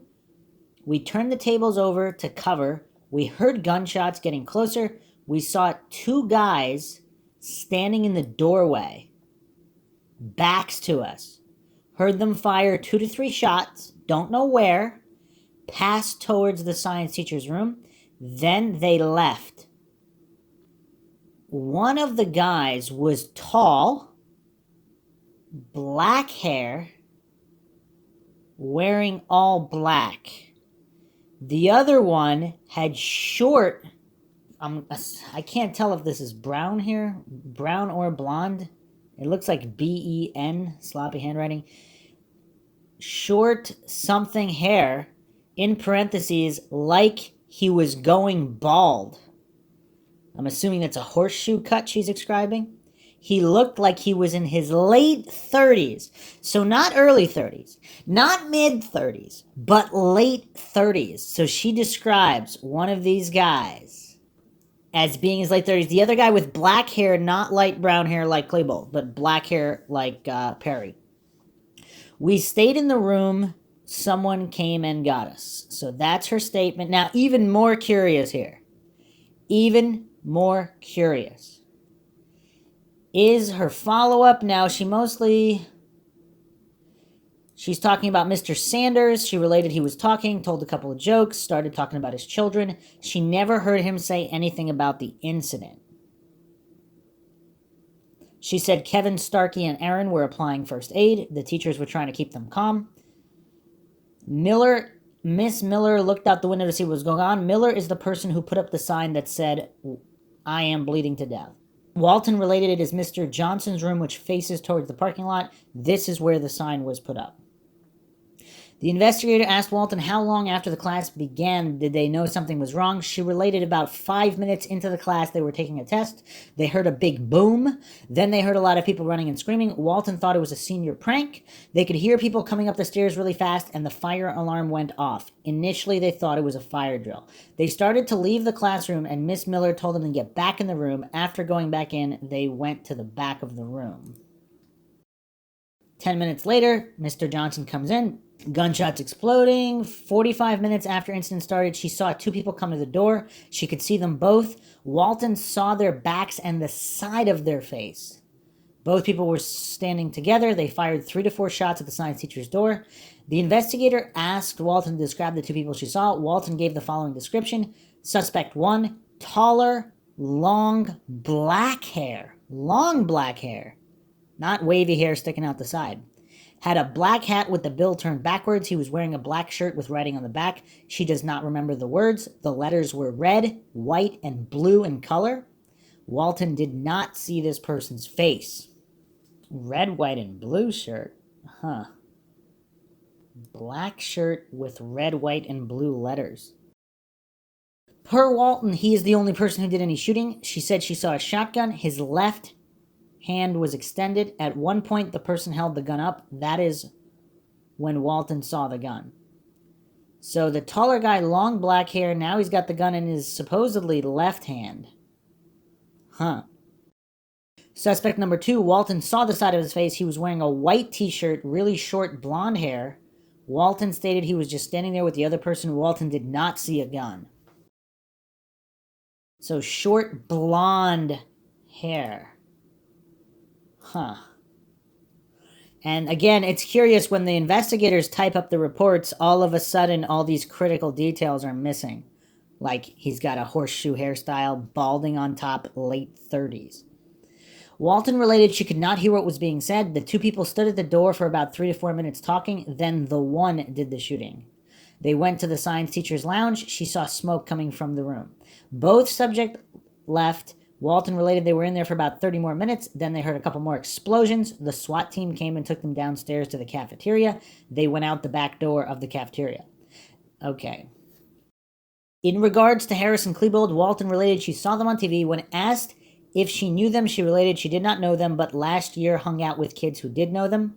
She indicated she knew them last year. Walton related she did not recognize suspect number 2. So it's not Harris or... Okay. When leaving the building, Walton related they went down the stairs and out the cafeteria. When they were going down the stairs, they were told not to touch anything. Any of you could be a suspect. Walton related they saw smoke from the science lounge. She never heard an explosion.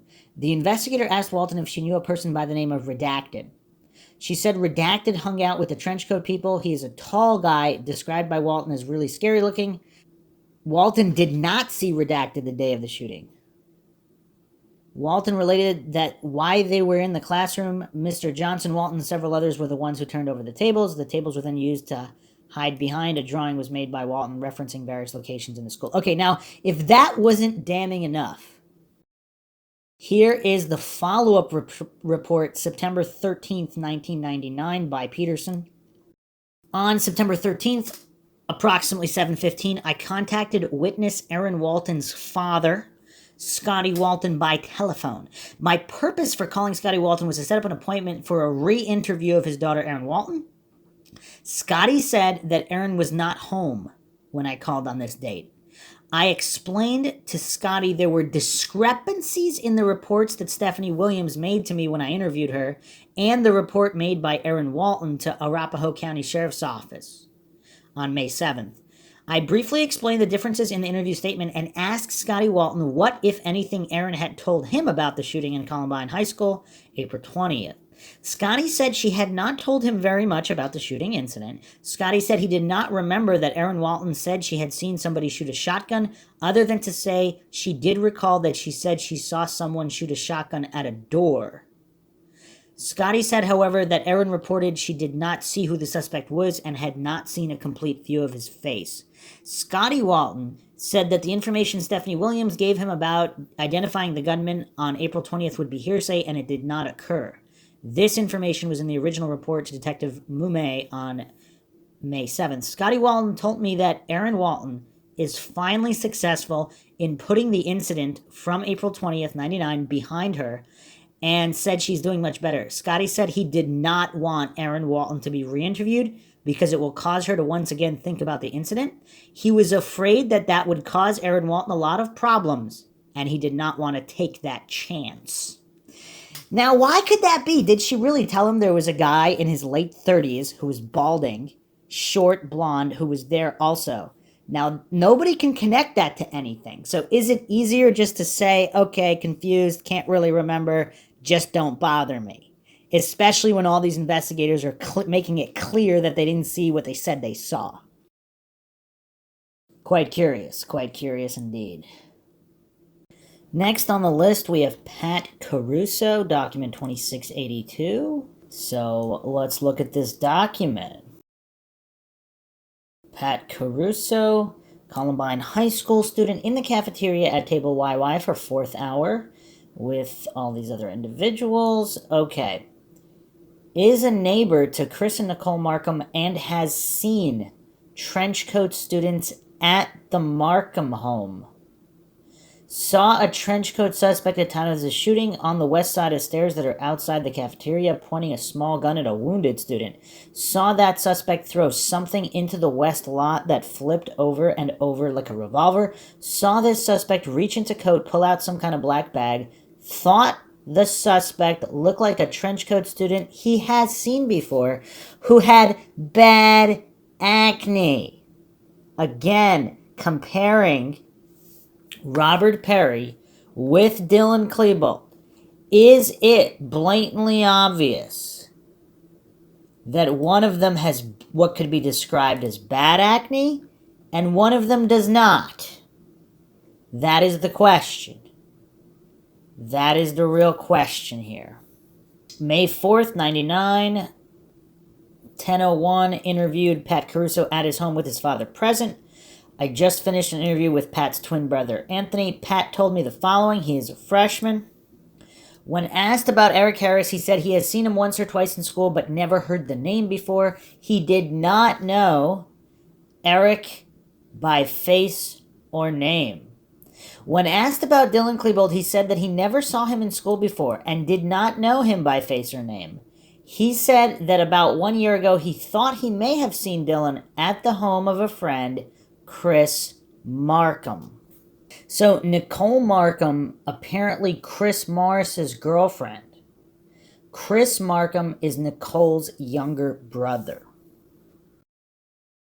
When asked if he knew any other trenchcoat students, he related the situation at the Markham's home. He is friends with Chris Markham, who is also a freshman at Columbine. He said that Chris has an older sister named Nicole who is dating a trenchcoat student. He said that the Markhams live on South Pierce Court, just around the corner from him. He thought that Nicole's mother had told him to the effect a while ago that Nicole and the trenchcoat student were planning on getting married, and that the trenchcoat student would be moving in with them. Wow. He described the trenchcoat student as being named Chris. He described Chris as tall, heavy, with shaved blonde hair. He saw this Chris over at the Markhams around the end of 98, beginning of 99. He said that Chris is also into action figures and paintball guns. When asked about a redacted, he said he does not know him, but has heard his name in relation to the trenchcoat students. When asked about redacted, he said he has not heard of that name. Perhaps they're asking, it could be two different individuals here that have been redacted. Possibly one of them is Robert Perry.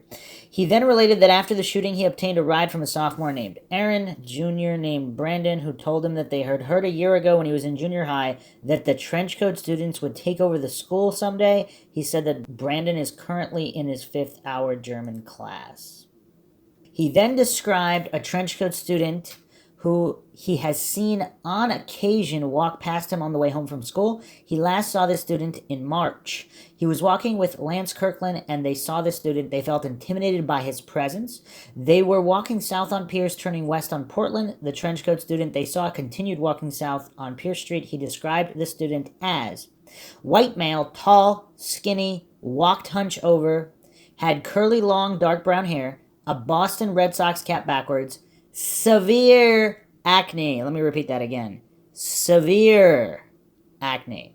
Wearing the black trench coat, high biker boots, black pants, and a tie-dyed shirt. He said that students at the school would make fun of that student he saw. He said that the student was not Eric Harris or Dylan Klebold. Let me repeat that again.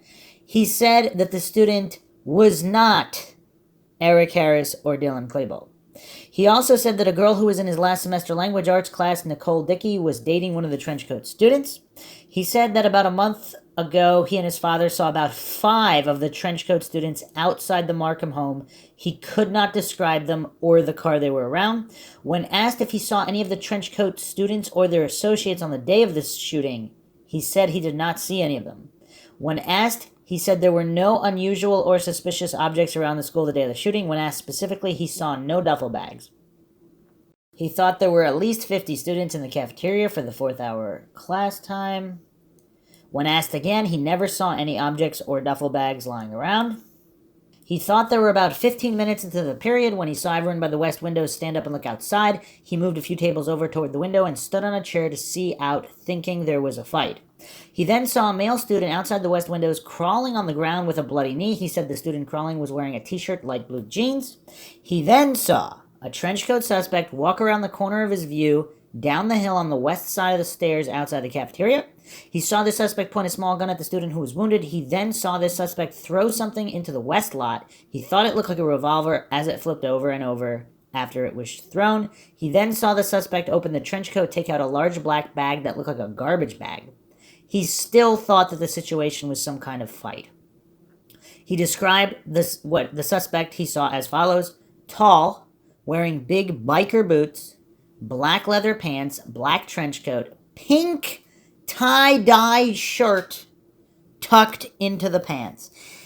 Wow. Okay, so a number of students reported this pink tie-dye shirt, which is why investigators asked this in various interviews, and you'll see in the paper, did not see suspect with a tie-dye shirt, etc., because it's in reference to this sighting, possibly others. Is it possible some of these suspects are wearing 2 shirts and they took one off just to cause more confusion, or are there really just a whole bunch of different suspects here? When asked if the suspect was wearing a hat, he did not know, saying it could have been a beanie type hat. When asked if it could have been a black cap turned backwards, he said could be. His impression was that the suspect looked like the one he saw while walking home described earlier. I'm assuming this is Robert Perry with the severe acne. Again, he clearly stated that the suspect he saw walking home that intimidated him was not Dylan Klebold. He also said, even though he didn't really know Dylan Klebold or the name, he said he might have seen Dylan Klebold at the Markham house on occasion, but clearly not this individual he's talking about here, which is most likely Robert Perry. He said the suspect then walked back up the hill and out of sight by the west doors on the 2nd level. Okay. And that's all there is there. No follow-up interview. I guess it's because he's not 100% sure. But that is the account there. More damning evidence to the pile. Let's move on to Justin Norman, 3929. So this is his handwritten statement from April 20th, 99. I was in the cafeteria about to eat lunch. I was walking with Matt and looked out the window. And as I looked out the window, upon the hill, we saw a tall guy with blonde hair, acne, big nose, and buck teeth. Again, from descriptions, Robert Perry's the one with jacked up teeth. And as we can see in all these photos of Dylan Klebold, his teeth seem relatively normal. Some would even say very nice looking. Now, we don't have a photo of Robert Perry with his mouth open where we can see his teeth, but we can see all these photos of Dylan Klebold, and his teeth seem relatively normal, not buck teeth or ugly teeth or disformed teeth like accounts here. His teeth must have been, think about how jacked up his teeth must be for witnesses who aren't even that close to him to be describing him.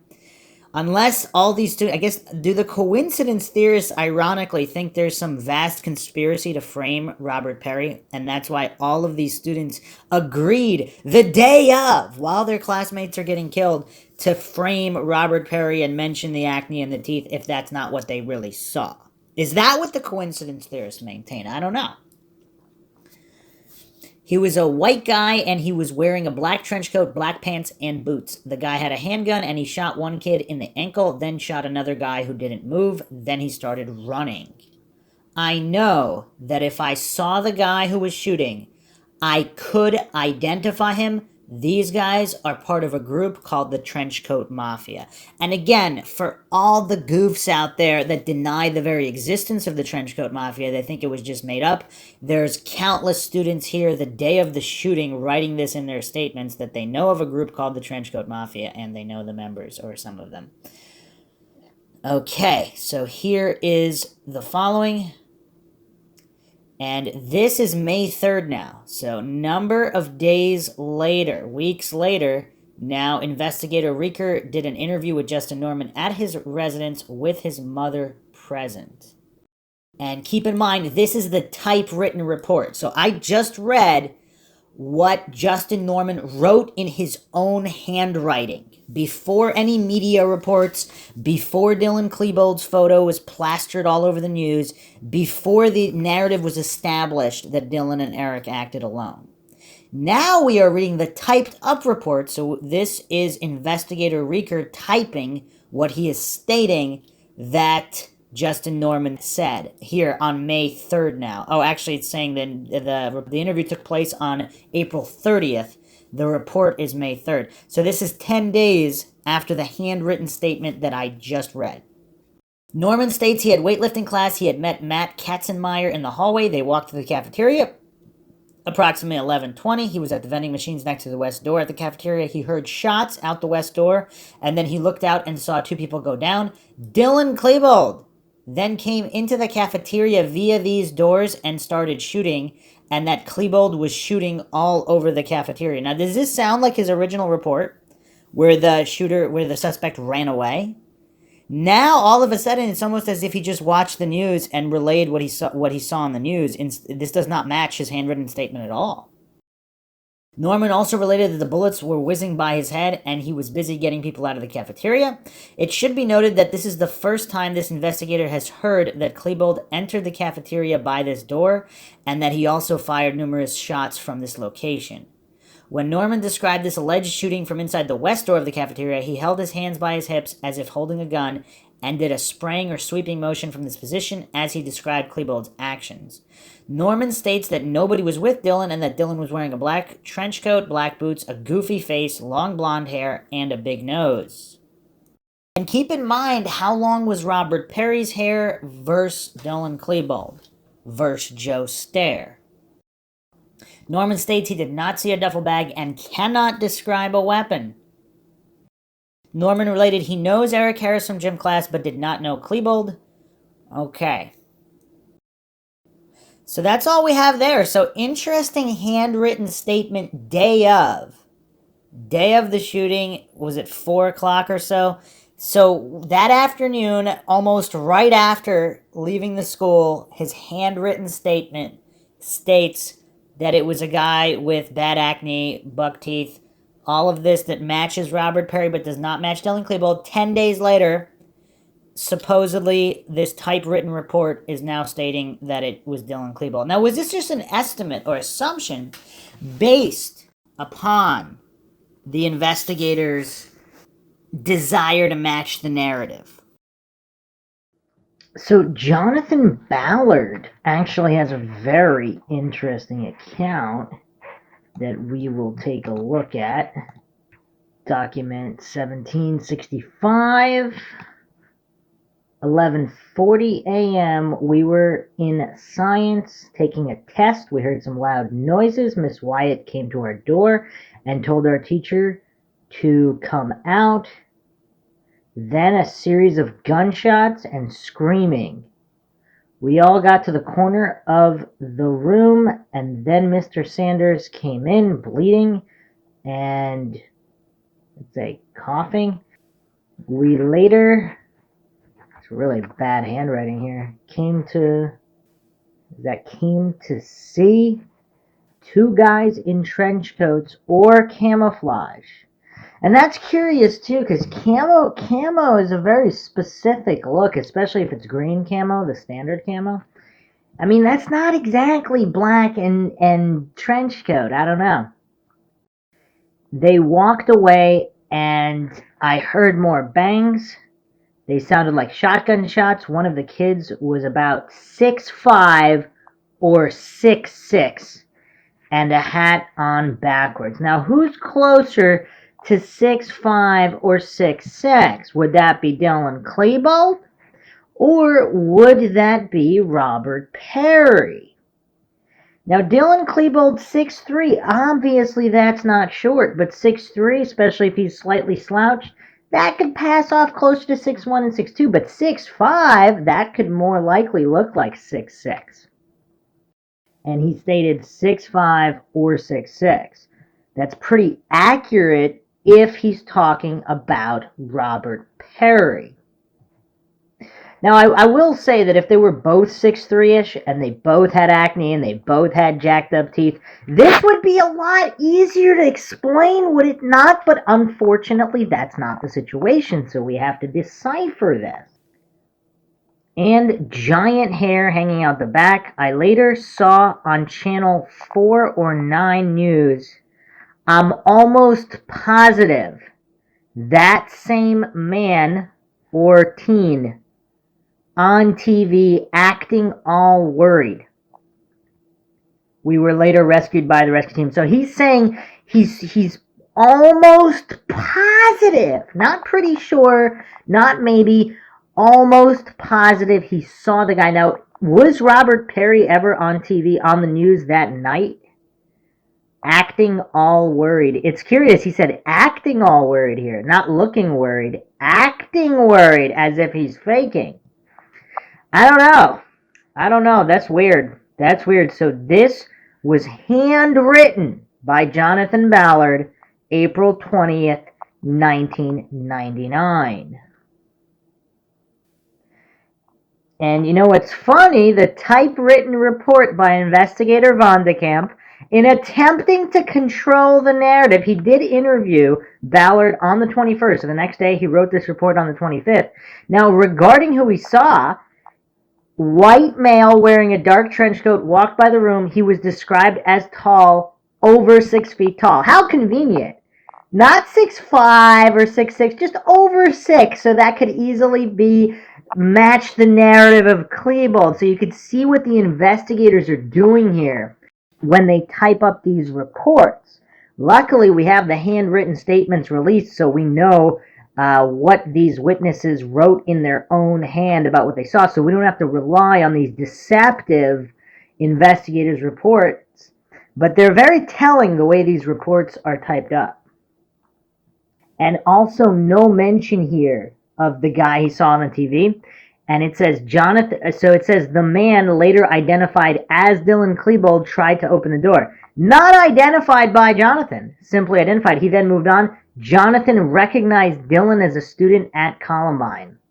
He did not see the man identified as Dylan again.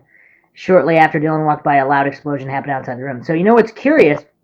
It's almost like he's speaking for Jonathan here.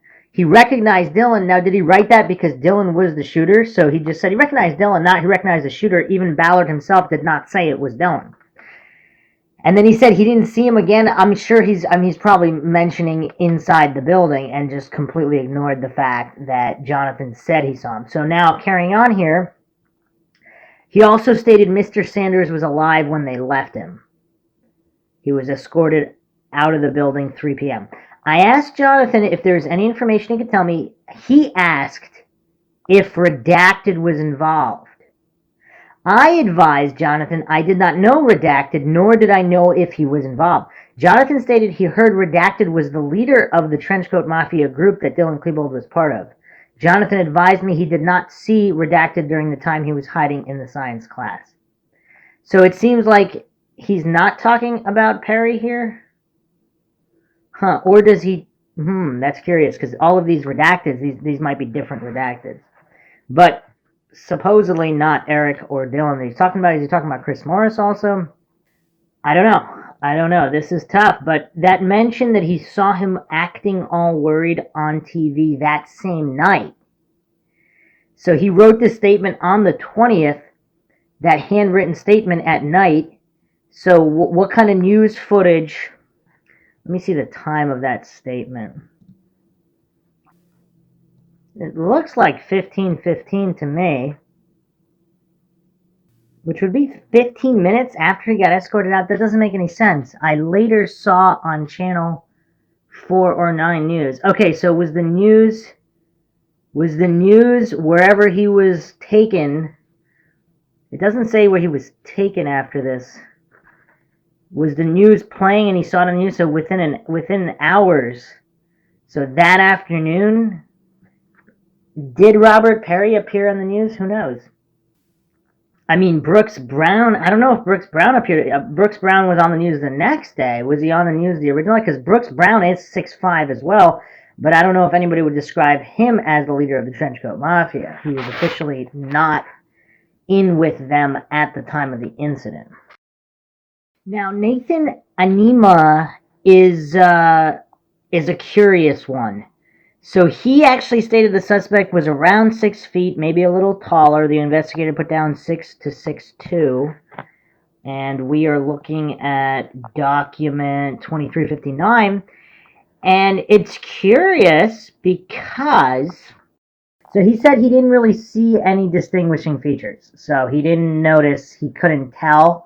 So this could be a possible fog of war situation where we don't have a witness who had a direct line of sight, who had a clear look for 15 to 30 seconds at a time. This is not the case here. So Nathan Anima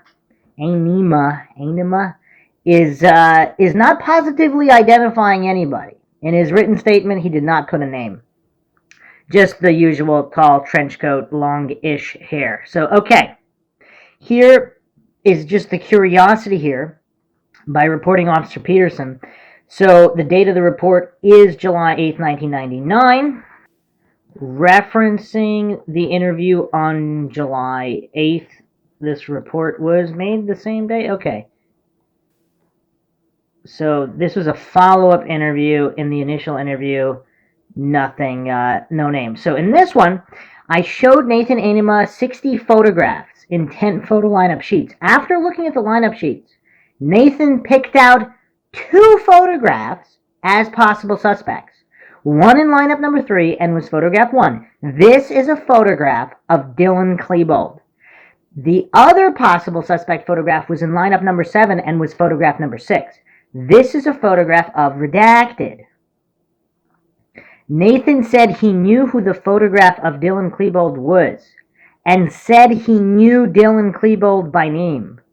Nathan said the other photograph he picked out of a lineup as a possible suspect, Redacted, possibly Robert Perry, he did not know this person's name. He did say that he had seen this person in the hallways of Columbine High and remembered this person as wearing a trench coat. Nathan said that on April 20th, when he heard that a Trenchcoat Mafia student was responsible for the shooting at Columbine High, he immediately thought of the person in lineup number 7, photograph number 6, as the Trenchcoat Mafia student. This again is a photograph of redacted. So here we have an individual who knew Dylan, but he still wasn't sure, and he still picked two photographs, one including supposedly Robert Perry here. So it's weird. The coincidence theorists want to have it both ways, where people who didn't know Dylan, they picked Robert Perry, and of course they ignore the people who knew both of them and still picked Robert Perry, clearly picked Robert Perry. Here we have a student who knows Dylan and doesn't know the other guy, but still isn't sure and thinks it could still be the other guy, even though he knows Dylan. He doesn't really know the other guy, but he saw the other guy around. Make of that what you will. So there's actually a follow-up interview here also. So this is document 2359. Very interesting.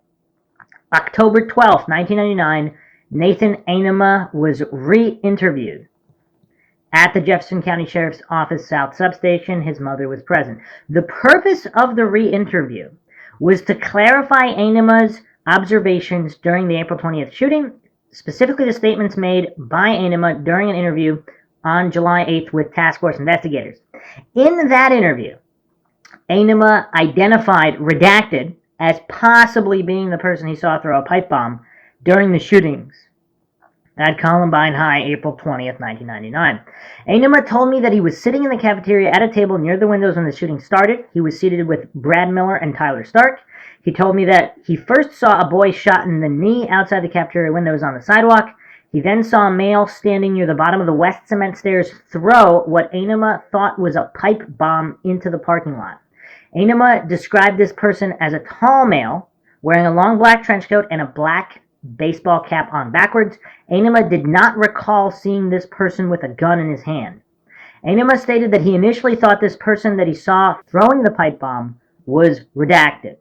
He stated that he had seen redacted several times at Columbine High, and during those times he always saw redacted wearing a German-type hat on backwards that was similar to the hat worn by the person who threw the pipe bomb. Ainema stated about 2 or 3 days after the shooting, he looked through his high school yearbook and saw Redacted's picture. After looking at the picture, Ainema thought that the person he saw throw the pipe bomb was Redacted. Ainema stated that it was approximately 2 weeks after the shootings that he realized the person he saw throw the pipe bomb was actually Dylan Klebold and not Redacted.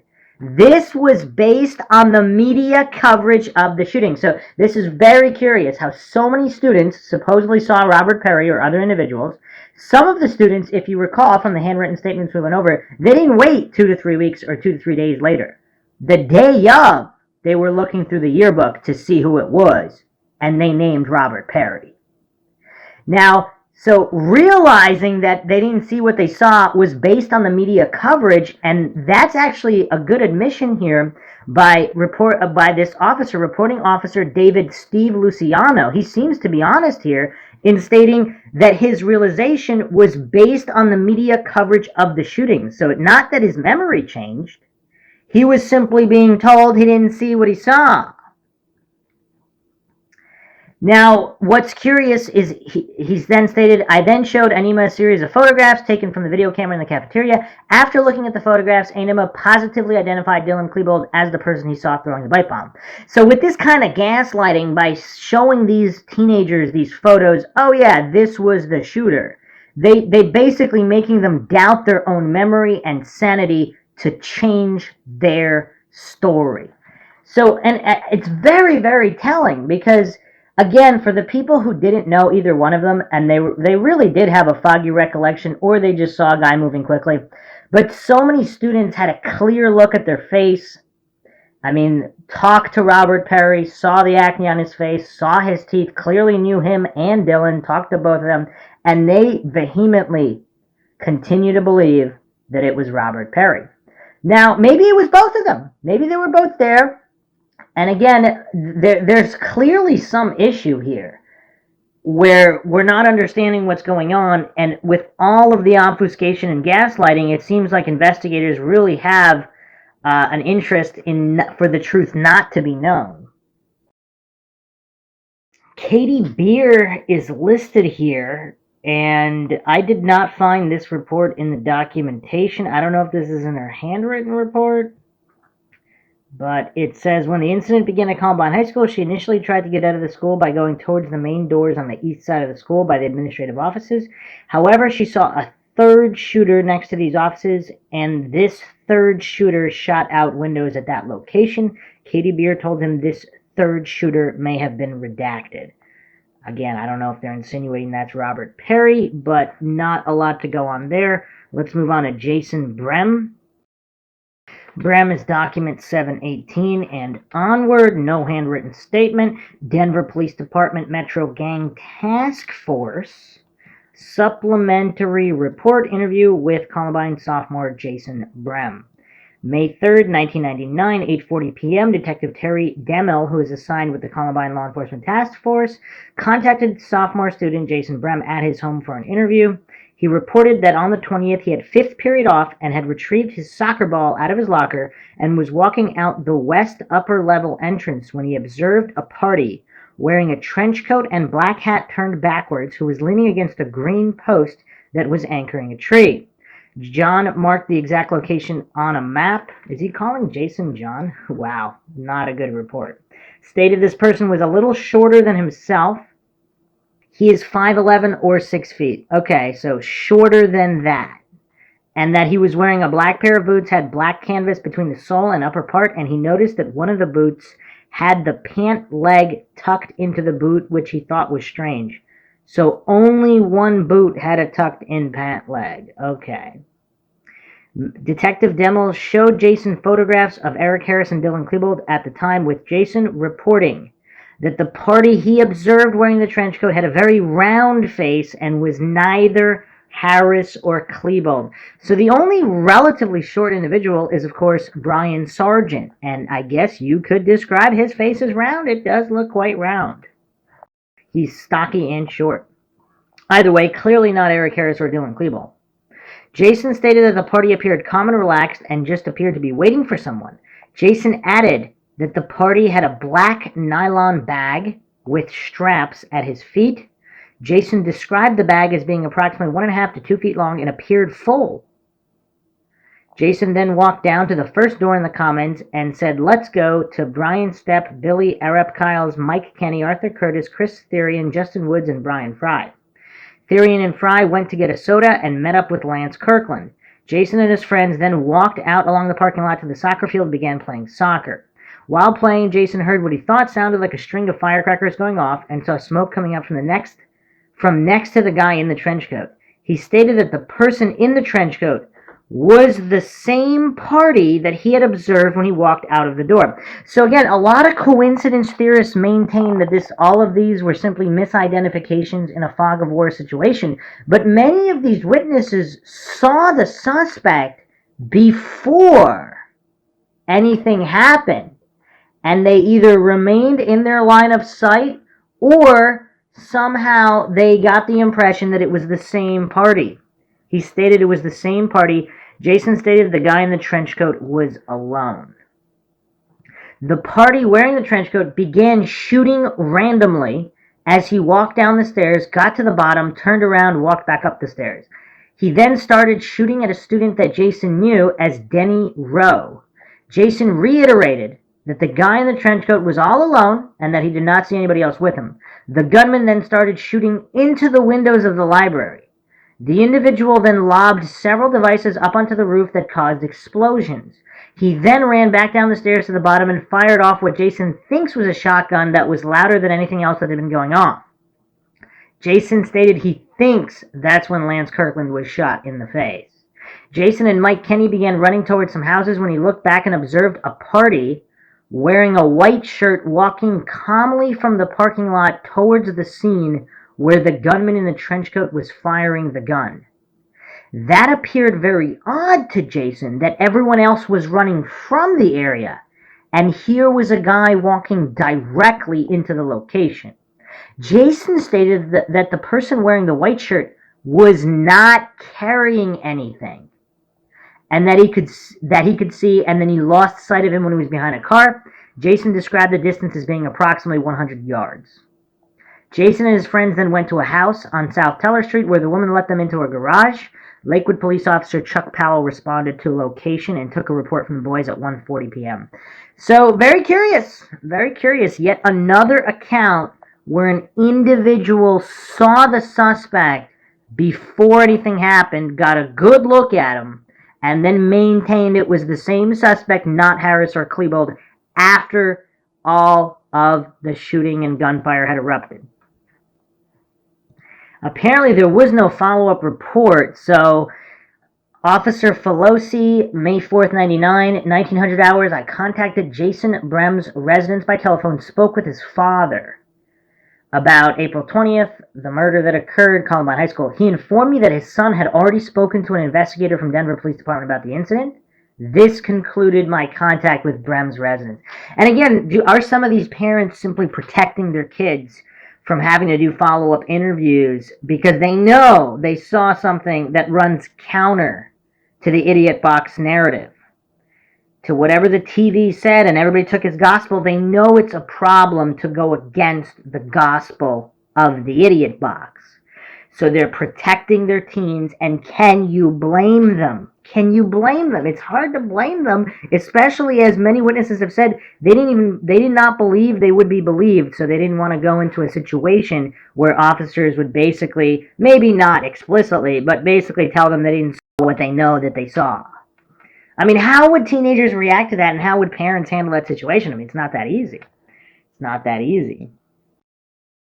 Again, some coincidence theorists believe that they know better than the people that were there. They know better than the people who specifically knew all of the individuals in question. They know better than the individuals being intimidated, coerced, and attempted to be gaslit by so-called investigators about what they saw in order to change their story. All of this is blatantly obvious, but we actually are not even done with Robert Perry. We have plenty more sightings to go over, dozens and dozens more that we will go over, going through the documents that are empirically verifiable, so any coincidence theorists out there can just check these out online regarding the Columbine report, the 11K documents, over 11,000, and obviously so many not released. Most likely, what has not been released dwarfs what has been released. Let's go to Leanne Clark, document 2722 to 2728. This is her handwritten report, 3:42 p.m., April 20th, day of. I have second hour off about 9 a.m. I was walking to see my friend in jewelry class, and he was walking past the phones. He was tall, about 6 feet, white, skinny, his hat backwards. He had sunglasses on, black long coat with some kind of a red heart cross thing on it, black army boots that went up high. So I'm guessing this is not her friend. So she's seeing her friend, but now she's describing the suspect. He was walking past the phones, okay? About 6 feet tall, white, skinny, head on backwards. He had sunglasses on, black long coat with some kind of a red heart cross thing on it, black army boots that went up high to the knees, black pants with pockets on the sides. So again, not skinny, skin-tight jeans with no pockets like other people have observed. Chains everywhere on him, and a black backpack. He was walking slowly and looking around slowly. Then, right after fourth period, I was going down to the commons. I had just gotten my pop, and I'm guessing that's soda, and I was standing by the windows, and I heard gunshots. Then I ducked, and glass shattered. Then I ran up the stairs, and I still heard gunfire, so I ran through the back doors across from Columbine to Leawood Park. We were standing there for about 15 minutes when we heard gunfires and saw gunfires, so I ran, and the teachers told us to run. I found my friend John in his car. Then I went to my friend Emma's house. Then I called my mom, and she came and picked us up. There is one girl that I have known since third grade. We have been to 3 schools together: Columbine Elementary, Highlands Ranch Christian School, and Denver Christian. We used to be best friends before she started to have mental problems. She is now a Wiccan, devil worshiper. She wears all black, hates the sun, talks about killing all the preps at Columbine. Her name is Courtney Vandell. She is a freshman. I did not see her with them, but I know she associates with them. Supplemental report dated April 26th. Investigator met with Leanne and her mother, Wendy Harder, at their home. Leanne was given an opportunity to review her statement made on the date of the offense, April 20th, after which she stated it was correct. Leanne stated she saw the weird student as she was approaching this jewelry class around 9 a.m. and the person was looking all around while walking slowly down the hallway. The suspicious person was alone and wearing his hat on backward. She went on to say he had sunglasses that were plastic and all black with the circular lenses on. An insignia was in the center of a long black coat. The coat was almost knee length. It had pockets on the side and he wore it with the collar raised up in the back. Leanne feels the jacket was open and had buttons close to it instead of a zipper. The suspicious party was carrying a black backpack over his right shoulder. He had metal chains on his hat, backpack, and pants. His black pants were fabric, not jeans, and he had pockets on the side. His boots were black and high, almost to the knee with black shoestrings. Leanne doesn't think she knew him or would be able to identify him if seen again. Okay, some more curious statements here. After this, Leanne went to class. Then afterward, around 11:10 a.m., after fourth period, she was in the commons area next to the cafeteria. She heard gunshots coming from outside. Then glass on the outside wall started flying. She stated she heard 2 or 3 shots at first. She described them as really loud, and they kept coming right after each other. Leanne ran down the hallway and upstairs near the library, and then down the hall by the math hall and outside to Leawood Park, which is next to the teacher's parking lot. Leanne stated she could have sworn someone else was upstairs shooting. She remembers hearing 2 shots coming from the library area. Leanne remembers seeing someone in black near the pop machines in the common area when the shooting started. She stated she can't describe him. She stated when she was in the park she heard more gunshots but didn't see the source of the gunfire. So how many shooters does that make, and what are their locations? Because not being able to match up shooters and locations to the official narrative, if there's an extra 1 or 2 or 3 or 4 or 5 shooters, that could account for everything. Again, I'm not saying that that's what happened, but if that's what happened, would that make all of this witness testimony match up better? And then, of course, she mentioned the Courtney Vandell. She stated she did not see Courtney at school April 20th. This is the only info she could provide at this time, and the interview was concluded. Okay. Another report here. So this is May 27th, the report dated 28th. Leanne Clark was contacted at her residence, and following her being provided a verbal admonition, she was presented 2 photo arrays. One lineup consisted of the photographs of redacted and others, and the second was that of redacted and others. So I guess these are 2 different redacted. And it looks like they forgot to redact Joe Stair. She first carefully examined the Stair lineup and related that none of the individuals pictured was the subject she had seen on the telephone at Columbine High April 20th. She next examined the redacted lineup and, following her looking at all the individuals pictured, pointed to photo number 6, redacted, and said he closely resembled the subject she had seen on the payphone at Columbine High School at approximately 0900 morning of the shootings. She felt confident of her identification and noted she did not know the subject as being a student at Columbine High. She went on to say that the subject had been using the payphones located near the attendance office and had been on the payphone nearest the interior wall. I'm assuming they must have traced the calls that party was making, and I wonder where that would lead. Also, there's no further information here, so curious, very curious. Again, nothing 100%, not enough follow-ups, but we're looking at a lot of redacteds here. So John Cook is next, 7:54 to 7:59. First report, no handwritten statement here. First report dated April 28, 1999. Suspect descriptions: white male, approximately 6'1", 165 pounds. Brown goldish colored hair, collar length, even on the sides, parted in the middle. So he could not tell if it was parted in the middle if the guy's wearing a hat. So this guy's not wearing a hat, parted in the middle, wearing a black trench coat, pants were dark blue, combat boots, dark green t-shirt, carrying a rifle or shotgun with a barrel length of approximately 1.5 feet. The gun was black in color. Suspect number 2, white male, 6'3" or 6'4", 170 pounds, brown hair parted in the middle, shoulder length, wearing sunglasses, carrying a shotgun or rifle 1.5 feet long, black in color, wearing a trench coat, black combat boots. Investigation. April 20th, I contacted John Cook, at which time I interviewed him in the parking lot of Clement Park. Cook stated that he thought the shooting started at about 11:30 and he was in the senior parking lot when the shooting started.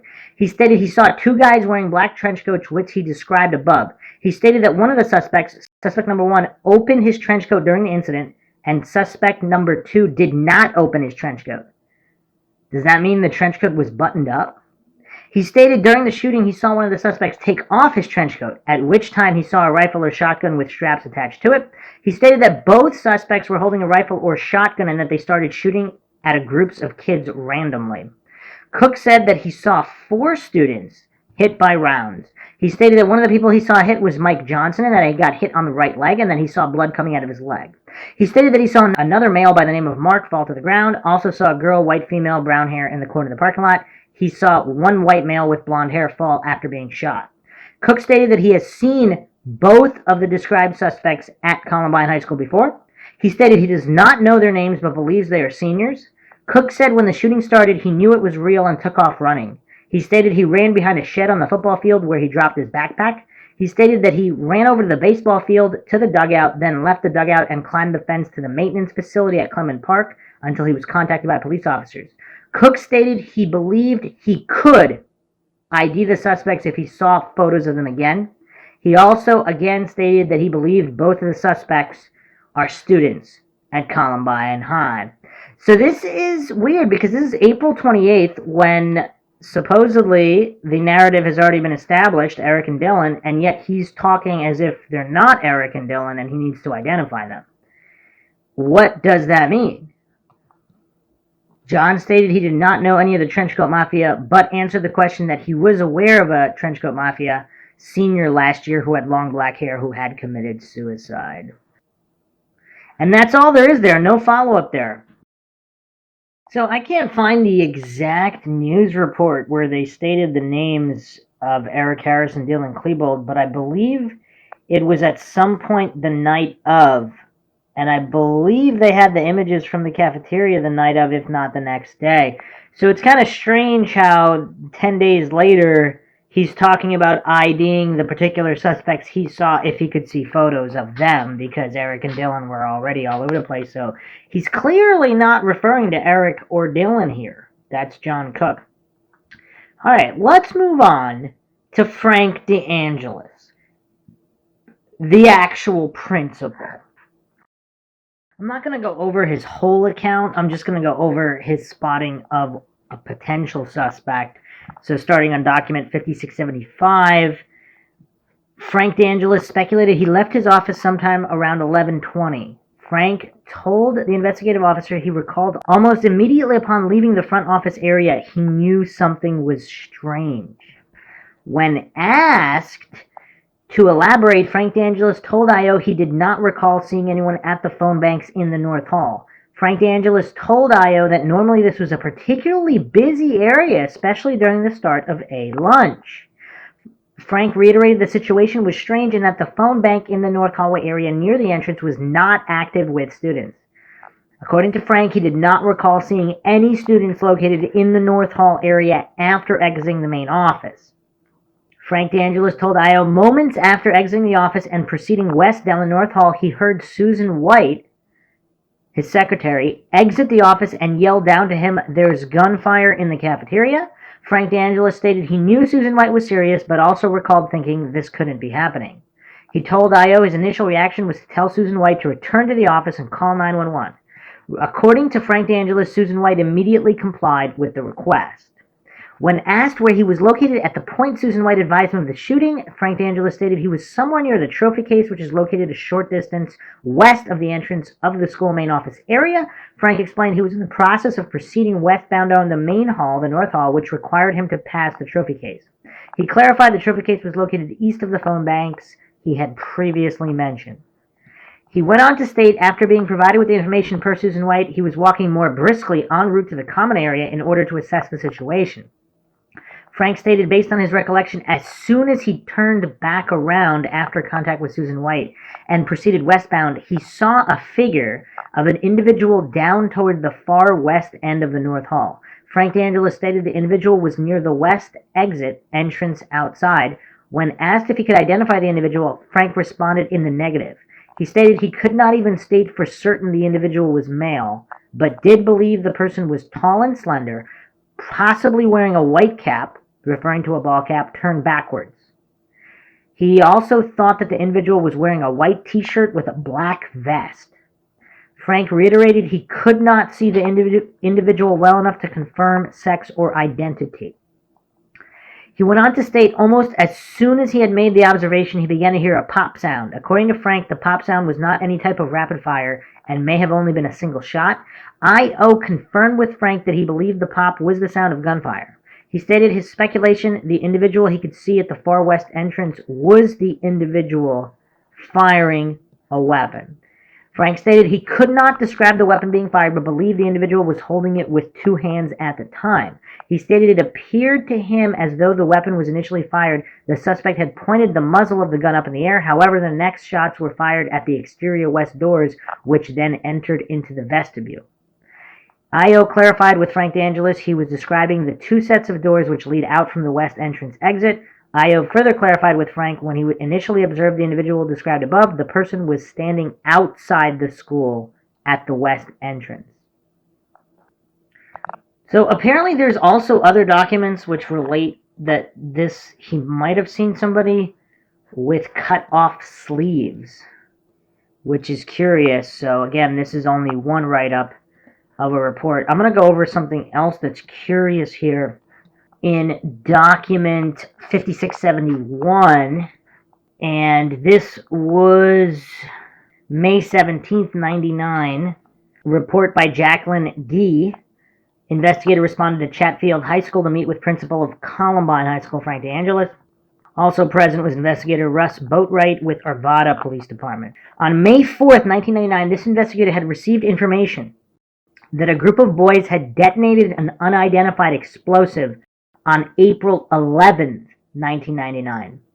On April 30th, 1999, this investigator had also received information that a group of boys fitting the same description were overheard talking at Columbine High School on April 19th about detonating something on April 20th. I mean, this is some mind-shocking info. This is bombshell info. This investigator was also advised that during the latter incident, Mr. DeAngelis had asked the same group of boys to quiet down due to their rowdy behavior. The investigator questioned Mr. DeAngelis about the aforementioned incident that occurred on April 19th. Mr. DeAngelis advised the following. He had been contacted by Barb Larson, who he had interviewed for a teaching position on April 19th, in regards to the aforementioned sometime last week. Larson advised him she saw 5 tall kids. Okay, so that does not narrow it down in the least, unless Eric Harris might not be part of that group of tall kids, and of course Brian Sargent is not. But you got guys like Chris Morris, Robert Perry, Zach Heckler, maybe Nate Dykeman. You got all these guys over 6 feet tall, well over 6 feet tall. So and they're wearing trench coats. So clearly she's talking about trench coat mafia individuals. She saw 5 tall kids that day wearing dusters and talking about detonating something. As she walked by, they said, shh, and then exited the building whooping and hollering. Now that clearly does sound like troublesome teenagers. Larson also described one person in the group as having white hair and black eyebrows. Now I'm assuming this is bleached white blonde hair. I mean, how many teenagers have white hair naturally? I don't know. She said tall kids, so not older people, tall kids wearing dusters. So Frank DeAngelis does not recall asking anyone to be quiet prior to his interview with Larson, and further advised that he would have recalled that if they were being rowdy as described by Larson. Or would he lie about all this to save his own butt? Because if it got out in the open that there were kids talking about detonating devices the day before, on the next day, and he did nothing about it, I mean, this is crazy. He stated he does not believe he is blanking anything out and feels that if it occurred, he would have remembered it. He recalls stepping out of his office to meet Larson, who was sitting in the office area waiting for an interview. Then, after greeting her, they went on into his office where he interviewed her. He does not recall any kids at Columbine High School that fit the description of the subject described by Larson. So I'm assuming the white-haired subject. So nobody had their hair bleached white on that particular week. Curious. Very, very curious. And I can't find a report from Larson. You would think she would have been interviewed. Perhaps there is a report. I don't see it here, though. But if someone does have it, they can share it. Because it would be curious what her interview said if she was interviewed about these group of tall kids. Talking about detonating devices and then saying shh as soon as an adult walked by. I mean, this is mind-shocking information, mind-shocking revelations. Let's move on to David Eagle, 1877 to 1886. This is his handwritten statement, April 20th, 3:30 p.m., mere hours later. So he heard about 15 shots. They turn over the tables. After I saw a guy with a gun by the door at the science rooms, in the hallway just outside the science room. The guy had shot barrel. Is that supposed to be shotgun or something? The barrel was hidden under a rifle. The guy with the gun had black hair, looked like it was spiked, shaved on the sides, also was blonde on top, a little part. So he had black hair with some blonde highlights. Couldn't see his face because of the spiked, because of the SPCK. I can't read this guy's handwriting. It's pretty bad. He was a white male, about 5'9". So Eric Harris doesn't have black hair with blonde highlights, though. About 18 years old, no facial hair. Unsure something had because of looks like SOUK. Thinking he had a black shirt. Didn't see. Okay, so terrible handwriting, but let's see what the supplemental report says. April 28th, 99, regarding interview April 27th. David's parents were present during the interview. This is P.J. Doyle. David said that he was in the science room taking a test, heard explosions, fire alarm went off. Students started walking towards the door to leave, as is customary when the fire alarm goes off. Mr. Johnson started to yell to get back and down. Johnson came in, locked the doors, went back to his classroom. There is a door between the two classrooms. About 5 minutes later, Mr. Johnson came back and helped to turn the tables over. David was sitting behind the turned-over desks. He could see out the window in the door. Through it, he saw the killers. He said one was holding a sawed-off shotgun. The killer was holding it with the barrel pointing up. There was smoke in the hall. David described this person holding the gun as someone with black shaved hair with blonde streaks. I mean, who does that sound like? That doesn't sound like anybody named yet. The hair was longer on the top than it was on the bottom. He couldn't see any facial features because of the smoke and shadows. He has since seen pictures of Eric Harris and Dylan Klebold on television. He did not know these students from school. David said that the person he saw did not look like the people he's seen on television. Let me read that one more time for all those devout coincidence theorists out there. David said the person he saw did not look like the people he's seen on television.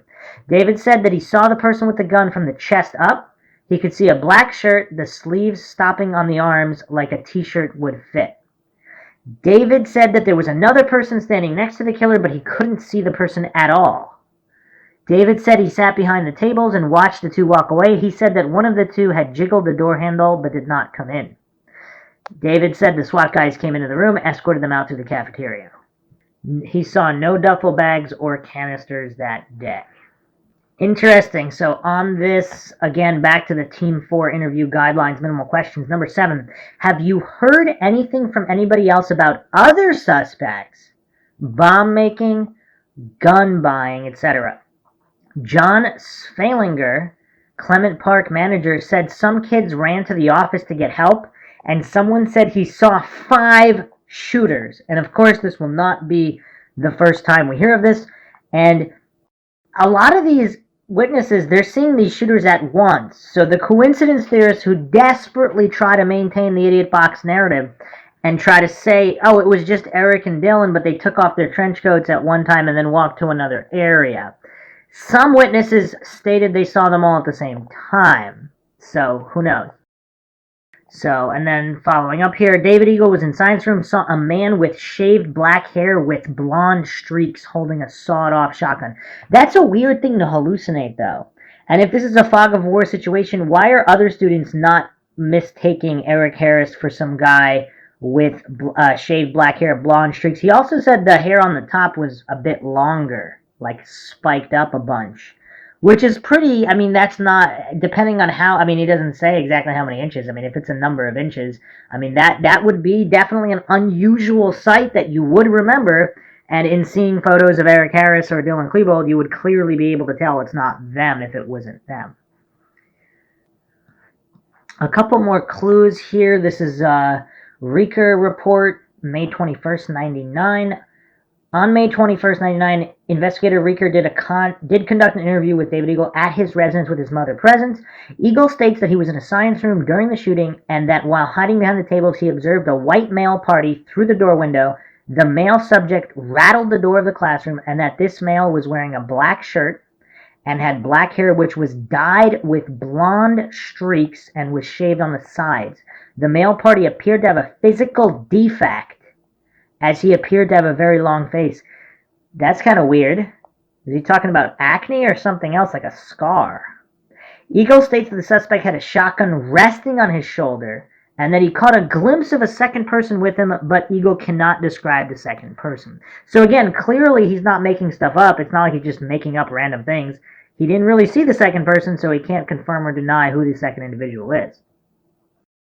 Eagle did initial the photo, states that he cannot be sure this is the person whom he saw, and it doesn't say who he identified here. Okay, he could not provide any further information or description. And there is no follow-up interview in October or November, so who knows? Did they get him to say that it was Dylan, even though it wasn't? I don't know. Weird. Very, very weird. Let's go to Ashley Eaglund. And this one is very, very damning. Yeah, document number 22,672. Prepared by Tim Steffes. Actually, we could look at the previous document, 22671. Ashley was in North Corridor when she observed Redacted and Eric Harris coming around the corner from the library into the North Corridor. Redacted had a handgun and Eric had a shotgun. Both started shooting at Ashley and a girl named Lacy. Ashley did not know Redacted at first, but she saw his picture in the yearbook and is positive it was Redacted. Who's she talking about here? She's talking about Robert Perry. Interview done on April 27th. Eagleland advised she came out of gym class, encountered Lacy in North Hall at the same time. She saw 2 shooters, Eric Harris and Redacted, not Dylan Klebold, at the junction of the library in North Hall. Both subjects opened fire on her. No photo lineup, per investigator Baton. And why not? So this is now, okay. Ashley was in the North Corridor. Okay, coming. So she's positive it was Redacted. And there's a further note here. Curious. All right, let's go to Amy Evans, 22,205. So before we get into Amy Evans's account, there's an interview here with Melissa Corus. And this was an interview April 20th.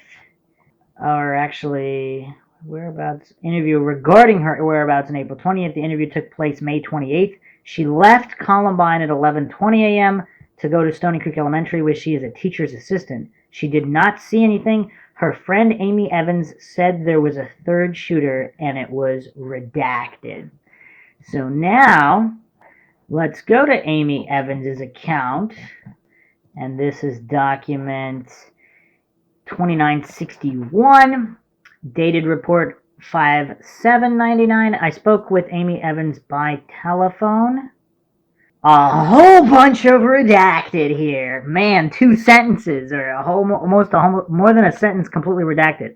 She said she did not know who Eric was, but did not ever associate with him. She did say she had classes with Dylan, but had not really spent any time with him.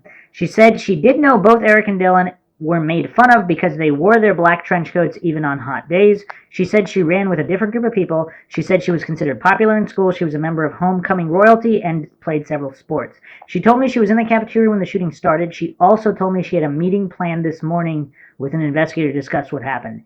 A whole nother line redacted. Who knows what it says? This entire sentence. And it only gets worse. So follow up, document 2962. Date of interview, May 10th, 99, 4:55 p.m. Agent Larry A. Brown. Evans stated she was seated in the southeast corner of Columbine High Cafeteria when the incident began. Evans said she was sitting with Jamie Erickson, Tina Bernacci, Matt Oliver, Kelly Adragna. She was wearing a red tank top with navy blue and beige stripes, blue jeans, brown clog-style shoes. According to Evans, she entered the cafeteria at approximately 11:11 a.m. and came from the science hall after attending Mr. Freisen's class. Evans stated she did not notice any duffel bags in the cafeteria, nor did she see anyone carrying duffel bags in or near the school prior to the incident. Evans stated she did not recall seeing Harris or Klebold on the day of the shooting or the day before the shooting. When asked if she spoke to any members of the Trenchcoat Mafia prior to the incident, Evans said she spoke to Brooks Brown on April 19th and 20th. Evans said she and Brown talked about the prom on April 19th. On April 20th, she also talked to Brown during their first hour gym class. According to Evans, Brown appeared normal and indicated nothing out of character. Now we have another 2 or 3 sentences redacted, just an entire black spot. I mean, this looks like some kind of UFO report from the government. I don't know what any of these sentences say, but they're entire blacked out sentences, not just people's names. Evans said she has not heard of any other people suspected of being involved, people making bombs, or anyone other than Robin Anderson buying weapons for Harris and Klebold. According to Evans, she heard teachers yelling, telling people to get down while she was in the cafeteria. Evans said she walked toward the windows when she heard popping noises coming from outside. Evans stated she briefly saw a male wearing a trench coat running around outside of the cafeteria. She could not describe the person and said she did not see a weapon. She thought it was a senior prank, as many people expected seniors to start playing pranks on one another at the school. When teachers said there was gunfire, she went back to cover under a table. Teachers then told everyone to get out. Evans said she exited through the southeast cafeteria door and ran southeast through the school parking lot. Okay. Evans said she always saw Zach Heckler with Klebold and Harris in the school parking lot. Heckler always parked his vehicle next to Klebold's vehicle. And curious, no follow-up reports of any kind. I mean, that was so far the most redacted report I've seen so far, with entire sentences redacted. Let's go to Joel Hatfield. All right, we're gonna go over 2 documents, actually. Let's go over his report, document 3258, regarding an April 29th interview. Joel Hatfield, okay, he was in English class until 11:10, got out of class, went to his locker, stated he was with PJ. PJ went to his locker, Joel went to cafeteria via interior stairs. Joel stated there was nothing unusual at the time. Okay, returned to the, then he went to cafeteria table, then he sat there 15 minutes, heard a single pop. He stated it sounded like a paintball gun. Joel stated that moments later he got up to throw something in the trash, and as he did so, he looked out the west windows. Joel gave the following account while looking out the window. Observed a single gunman described as a white male about 6 feet tall with a medium build. Oval face, no glasses, no facial hair, and red ear-length hair. Not collar length, not longer than shoulders, red ear-length hair. He was wearing a black baseball hat backwards. The gunman was standing north of the chain-link fence, east of the sidewalk. Gunman was facing Joel. Gunman did not have anything over his face and was wearing dark blue jeans with no holes or patches. Joel stated he had a white shirt, believed to be a t-shirt, and a light-colored vest with pockets. He stated that the vest was weighed down because it was not flapping like the front of his coat. Joel stated the gunman had a black trench coat on that went to about the middle of his lower legs. He stated that it was open and flapping in the wind. No logos or identifiers on the trench. Joel stated the gunman did not have any gloves on, could not see his feet. He had a gray semi-auto handgun in his right hand. Again, is Dylan Klebold left-handed? He stated that the gun was T-shaped and there was about 5 inches in front of and behind the pistol grip. The gun had a long clip in it. Joel stated gunman fired a single shot at Mike Johnson, who was on the hill west of the sidewalk. He stated that this shot was fired at Mike Johnson's knee. Stated gunman turned to an unknown direction and fired a bunch of shots, rapid fire, while turning. Okay, Joel stated gunman then fired a single shot at the guy who was standing near the chain-link fence, north side in the upper body. The shooting victim fell to the ground on the east side of the walkway. Joel stated he did not have anything in his left hand at the time. He stated the gunman then changed clips but does not know what he did with the clip that he took out. Joel stated gunman then walked up the hill north, picked up a shotgun that was lying on the ground. Okay. He does not remember if it was on the sidewalk or not. Joel described the shotgun as a short, side-by-side double-barrel shotgun. Joel stated that he picked the shotgun up and held it in his left hand. Joel stated the gunman came back down the hill toward the shooting victim near the fence, the chest wound on the ground, and pointed the shotgun at him and fired 2 times. And then a janitor came in, yelled everybody to get down. He did not see the gunman come into the cafeteria. He said he never saw a second or third gunman. No duffel bags. Okay. Another curiosity, so they were in the laundry room. He stated the janitor had a radio. He communicated to somebody on the outside, and they told us to stay in there. Joel stated that he heard what he thought was a fire extinguisher going off for a couple of minutes after they got into the room. He stated that they continued to hear gunshots from above. Joel stated somebody knocked on the door and wanted to come in. He stated that this person slipped his ID under the door, which read Jeremy, but that they did not open the door for him. He stated that Paul Andrews still has the ID to date. And that's curious. I'm sure some researcher can nail that down. Was there a real Jeremy, or was this an individual who stole somebody's ID and wanted to get in either guilty or innocent? If this was not a suspect, somebody who didn't have an ID but picked up somebody else's ID, or was that really their ID? Joel stated SWAT eventually got to them, and they went from the laundry room to the teacher's lounge, out the window, up the hill to a fire department vehicle. Joel stated he did not know the gunman, but could recognize the one shooter in a photo lineup if he had to. He stated he had never heard of Dylan Klebold or Eric Harris prior to the event, and only saw them on the television or the newspaper. So clearly the shooter he saw wasn't them, because he's offering to recognize the one shooter in a photo lineup. And no follow-up here.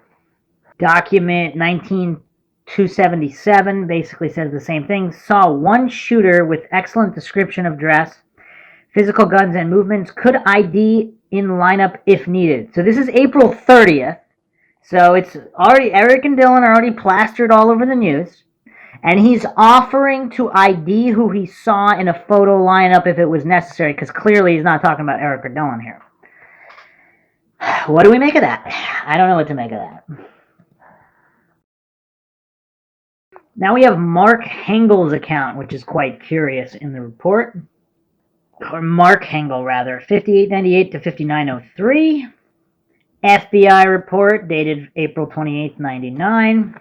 Hengel started to walk to his locker located in the east-west hallway on the south side of the auditorium near the Science 12 room. And this interview was conducted on the 27th. While he was on the stairs located at the southeast corner of the cafeteria, he heard a lot of commotion coming from the cafeteria. He looked down into the cafeteria, saw people moving around, and heard screaming. He also heard shots and the sound of projectiles striking walls and lockers, which at first he thought were paintballs from the sound and striking rounds made. He started back down the stairs and heard someone shout, Mark, get out. Someone has a gun. Hengel was able to look outside the window on the stairs and saw several students trying to hide and others lying on the ground on the south side of the cafeteria. Mr. Sanders, a teacher at Columbine High, began telling everyone to head downstairs into the cafeteria, but after hearing gunfire, he told everyone to go upstairs. A large group of students went up the stairs on the southeast corner of the cafeteria, and once at the top, ran to the right and east through the east-west hallway on the south side of the auditorium and out the exit by the math area. Hengel, Witt, and Mr. Sanders went to the left towards the library, and Hengel and Witt hid behind a pillar near the top of the stairs. After hearing gunfire, Hengel peeked out from behind the pillar, looked down the north-south hallway next to the library. In the corner of this hallway and the east-west hallway on the north side of the auditorium, Hengel saw two white males dressed all in black whom he did not recognize. Hengel saw one of the individuals, who was tall and skinny, dressed in black pants, black boots, black trench coat, repeatedly fire a gun. Hengel was unable to describe it further, east down the hallway towards the administration and main offices. Hengel could see the shell casings ejecting and what he thought were bullets coming from the muzzle of the gun. Next to the tall, skinny shooter, Hengel saw another person also dressed in a black trench coat, bending over a large black duffel bag. This person appeared to be looking for something in the bag. Since the person's back was to Hengel, he could not provide a description of this person other than he had the impression he was overweight. That's kind of curious, because who would fit that description other than Brian Sargent? Unless, of course, you could say his impression was wrong and he thought skinny Eric Harris was overweight, or skinny Dylan Klebold was overweight. After taking this quick peek from behind the pillar, Hengel turned to say something to Witt and saw Mr. Sanders lying on the floor near the top of the stairs with blood all around him. Hengel and Witt then ran east through the east-west hallway on the south side of the auditorium and out the exit by the math area. They continued to run to a nearby house where they called their parents to let them know they were safe. Hengel first heard about Trenchcoat Mafia last year. He only knew two of the members of the group, which he described as composed with weird people who dressed in black clothes and wore trench coats and played weird card games with pictures of nuclear weapons on the cards. Dylan Klebold was in his video production class last semester. Hengel never talked to him, but knew who he was because he stood out as a result of his attire. Klebold, always dressed in black, wore a black trench and tucked in his trousers into military-style boots. He had long, shaggy hair. Hengel also knew Chris Morris, who was in his science class. He described Morris as nice but rather weird, who also dresses in black clothes, including a black trench coat and a black beret. Morris once told him, "I don't believe in God, I follow Satan's commandments. And we are all part of a big computer game and someone else controls our lives." Now that's a really creepy statement. Some believe that if this was a big MK Ultra operation and a lot of the Trenchcoat Mafia were involved, not just Dylan and Eric, that's why he said something like that. Morris also once told Hengel and other students how to manufacture napalm and described the procedures and ingredients required. Morris did not indicate he had ever made napalm, but gave the impression he knew what he was doing. Hengel identified Klebold and redacted from the photograph in the attached 1A envelope. Hengel was unable to identify Eric Harris, whom he does not know. Also attached is a 1A envelope is a diagram of Columbine High School indicating the location of Hengel and the two individuals dressed in black. So he did identify Klebold and someone else. Is this Chris Morris who he's talking about here? Or is it someone else? Follow-up report here, October 13th, 1999, regarding the October 7th re-interview. And so, as gunfire was erupting, Hengel looked down north-south hallway beyond the library, reported seeing tall, skinny shooter near the far end of the hall. Hengel told investigators he saw another person next to the tall, skinny shooter. Hengel stated this other person was dressed in a black trench coat, bending over a large duffel bag. This person's back was to Hengel. He could not provide a description other than he had the impression that the other person appeared to be overweight. Hengel told me he was approximately 50-60 feet away from the shooters. He stated that the shooters were where the hallway intersects just inside the west upper doors. Stated the tall, skinny shooter was shooting down the hallway toward the gym.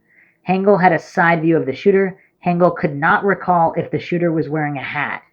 In reference to the gun the shooter was using, Hengel could only describe it as a long gun.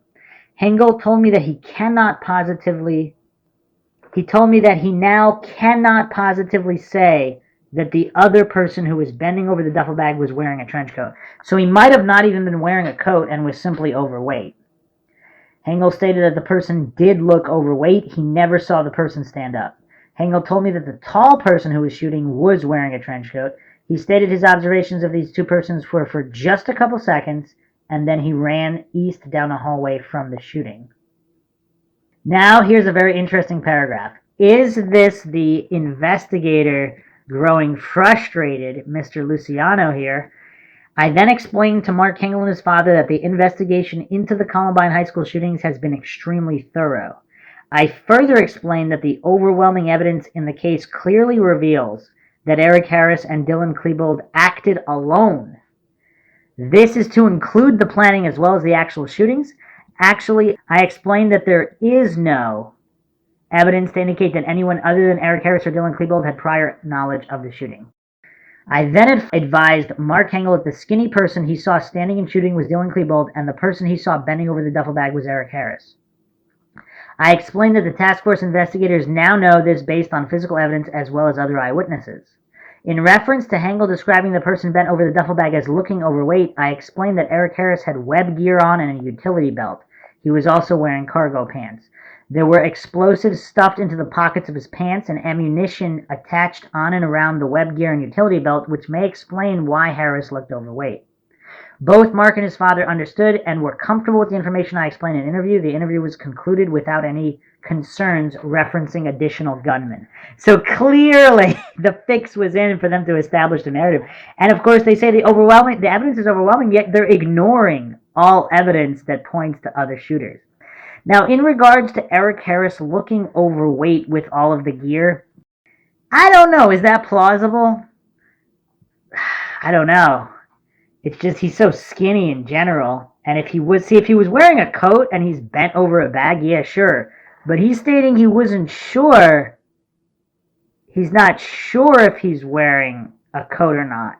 If he's not wearing a coat, like you can see from the picture, even in the cafeteria, I mean, I don't know. From a distance and above, I mean, is it easier to see he's overweight from straight behind? I don't know. Maybe you could say he looks overweight. Either way, there's no positive ID here by any stretch of the imagination. But the desperation the investigator has here in trying to explain away what he saw and the way he's doing it is very curious. Very, very curious. So next we're going to move to one of the victims, Anne-Marie Hachelter, who was one of the gunshot victims outside the cafeteria. Now, this definitely points to the area of a cover-up, because I'm going to go through her report. So this is document 214, 215, 216. Date of the report, April 29th, 99, regarding April 27th at 3:15. Special Agent Mike Barnett and I went to Swedish Hospital to interview victim Hachelter. Victim Hachelter stated that after fourth period, at about 11:10 a.m., she went to the publications room for a few minutes, then walked down to the grassy area, which is located outside the library on the southwest corner of the school. Hachelter said she began to eat her lunch with Jason Autenrieth and Kim Blair. Hachelter stated sometime between 11:15 and 11:20 she observed two gunmen. Now keep in mind this is the typed report, so we do not have her statement. The first gunman she described as a white male, black hair, brown eyes, black hat, black boots, black cargo pants, a black shirt, black trench coat, carrying a black vinyl duffel bag, round in shape and about 2.5 feet long, with a black gun. Number two gunman was a white male with a shotgun, carrying a duffel bag, wearing all black to include a black trench coat.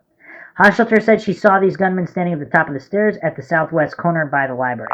Hachelter said she observed both individuals shooting towards the west and towards the parking lot. At first, she thought it was a joke, but almost immediately realized that it was for real when she saw students getting shot in the legs. By the way, it is curious how so many witnesses describe two gunmen shooting, one gunman. I mean, these accounts are all over the place, but supposedly they have a clear view here. What would account for that? Other than multiple shooters, or at least other individuals in the mix. Even if they weren't shooters, other trenchcoat mafia members running around doing whatever. Hoshelter said she observed both individuals shooting toward the west and towards the parking lot. At first, she thought it was a joke, but almost immediately realized that it was for real when she saw students getting shot in the legs. Hoshelter said it was about this time they began to run to the cafeteria when gunman 2 shot her. Hoshelter said she believes she was shot with a shotgun due to the noise of the blast. Hoshelter said she was unable to walk after being shot and that Jason Othenrieth drug her to an area by the wall directly in front of the cafeteria. Hoshelter stated while she was lying on the ground after being shot, she heard shooting and bombs going off. Hoshelter also said that she heard the first gunman yelling orders to the other gunman, but could not recall exactly what he was saying. Hoshelter stated that while she was lying on the ground playing dead, that she believes the gunman may have walked down the stairs towards the south parking area. Hoshelter stated she laid in the same position playing dead until she was rescued. Hoshelter also stated that while lying in the grass, she heard a lot of noise and shooting in the library area. Hoshelter stated she would like to be interviewed further at a later date. Due to her medical condition, I felt she needed rest, and the interview was terminated at this time. And there is no follow-up interview here. And so Jason Ottenreth's and Kim Blair's statements, we do not have Ottenreth. We just have a typed statement saying he did ID Eric Harris, but not Dylan Klebold, and we don't have his handwritten statement. So again, and Kim Blair, same thing. We do not have a positive ID from her. She does not ID anybody. So, and there's no follow-up. There's no mentioning of IDing anybody. And now let's get to this curious document, 18218. And this is truly a big mind shock. So this is Sarah Spalding, prepared by Dan Harris. Sarah Spalding, Swedish hospital, advised Anne-Marie Hoshelter, victim, would like to talk with the police or sheriff. Will page Harris when she awakes. Advised that Harris/Klebold. So Paige Harris, this is Dan Harris, I guess hospital staff or police. Will Paige Harris, when she arrives, advised that Harris and Klebold did not shoot her.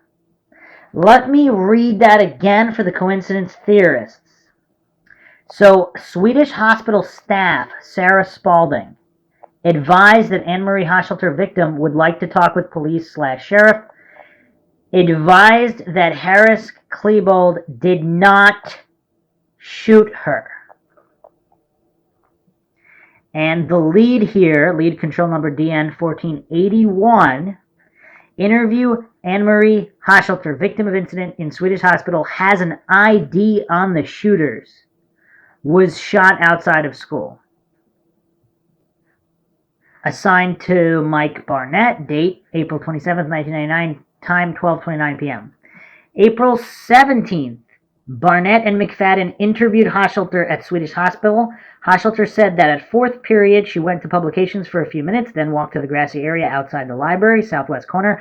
Hoshelter said she began to eat lunch with Jason Ottenreth and Kim Blair. Hoshelter said that between 11:15 and 11:20, she observed two gunmen. Gunman number 1, white male, 6'4", black hair, brown eyes, black hat and boots, black cargo pants, black vinyl duffel bag, round in shape, about 2.5 feet long, with a black gun. Number 2, white male, shotgun, carrying duffel bag, black trench coat, all in black, standing at the top of the stairs, southwest corner by library. Hoshelter said that at first she thought it might be a joke, but quickly realized it was not when she saw both gunmen shooting towards the mountains and south parking lot. Hoshelter said they began to run towards the cafeteria. Gunman number 2 shot her. Hoshelter believed with a shotgun. Hoshelter said that she was unable to walk. Jason drug her to the cafeteria wall. Saw the gunman shooting at students' legs. First gunman yelling orders to the other gunman. Hoshelter said that she thinks the gunman walked down the stairs towards the parking lot while she laid on the grass. Hoshelter said she played dead until rescued. And so they're typing up this report. They're not saying who she identified. They're just saying gunman number 1 and 2. And in the previous lead sheet, we have here, she said that Harris and Klebold did not shoot her. So none of these individuals are Harris and Klebold. She also said individual 1 is 6'4", and 1 was yelling orders to the other. So if it was Dylan Klebold, he's yelling orders to Eric Harris. Most people assume it would be the other way around. But apparently she's stating that she was not shot by Klebold or Eric Harris. Why is this information not talked about? Where are the follow-up interviews? And who did she ID? That would be curious. Or was she not able to make an ID and she just knew it wasn't Eric or Dylan based on their pictures? So continuing on the list here, we have an entry for Lee Kamens. And there's a little bit of an error here because it's not referencing what Star Viego is saying here on the forum. But let's go to Lee Kamens' account, which is curious for a few other reasons. So Lee Kamens knows Eric Harris. This is her report, document number 3408, and she wrote this on May 3rd, so not day of. I am a senior at Columbine. I arrive at school at 7:15 a.m., and I come in through the doors of the cafeteria. On the day of the incident, I left school at the beginning of period 4 at about 10:25 to run to Target and pick up some pictures. When I was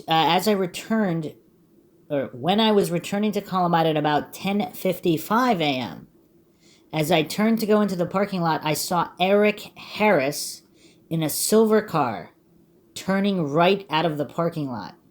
I have known Eric since the 7th grade. I waved at him and said hi. He waved back. His movement was, can't make out that word, and possibly salutatory.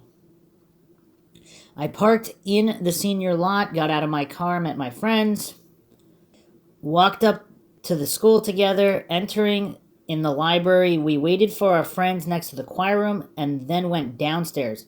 I put my backpack down on the choir chair, I guess, something, and then walked out to get my food, returned and set my food down. But before I could sit down, the incident started. It looks like 10 girls or so run in to say there's a shooter out in the parking lot. Mr. Sanders and the 2 janitors told us to get down. I was against the wall on the floor. The people towards the window then started to run for the stairs.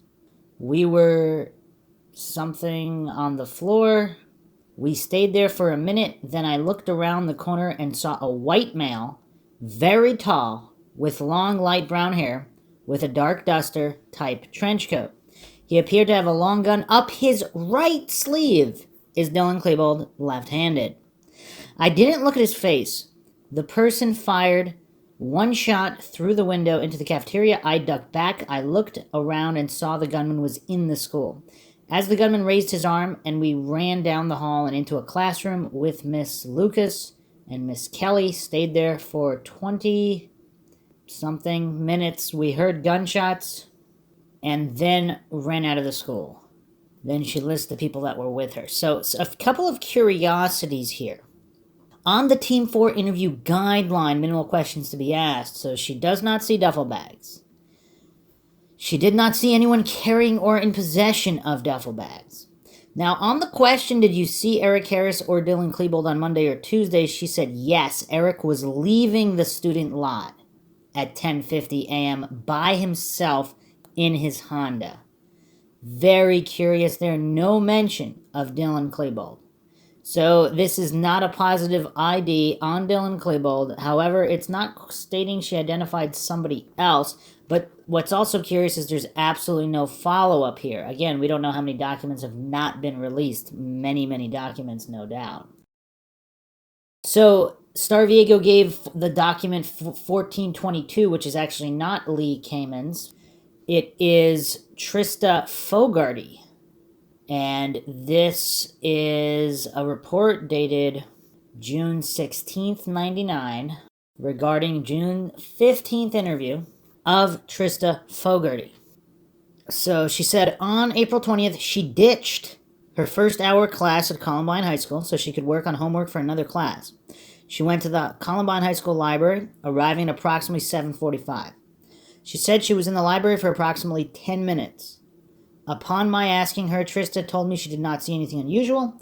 She did say she saw a suspicious female working at one of the computers in the library that Trista said may possibly have been Alex Marsh, however, she was not positive. I asked Trista why she felt this person was suspicious, and the only reason she could give was that the way that the female had looked at her in the library. And it is obviously very difficult because in high school, obviously, we have a lot of angsty teenagers who, some of which may not like each other for reasons not known to the other individual, and it might have nothing to do with the incident. On the other hand, we do have people's intuition and what it tells them from body language or looks, and sensing something might be off. So again, we can't really make anything of that. Trista said she left the library after 10 minutes and proceeded from the library down the stairway to the cafeteria, where she selected a table next to the stairway. And it's curious, did she leave the library because of the way Alex Marsh was looking at her? Or did she just grab what she needed and the plan was never to stay in the library but would go to the cafeteria? Who knows? The table selected may have possibly been LL on the Columbine High School cafeteria diagram. So she was with, a bunch of other students. Until 8:23, she remembered looking at the clock when they left, saying to one of her friends that they only had 2 minutes to get to their English classroom. Trista said she proceeded to leave the cafeteria and went up the stairway to the second level. She said when she got to the top of the stairway, she walked down the science and math hallway to her school hallway locker. So, wow, that's funny. She said the locker number is either 587 or 588. She doesn't know her locker number.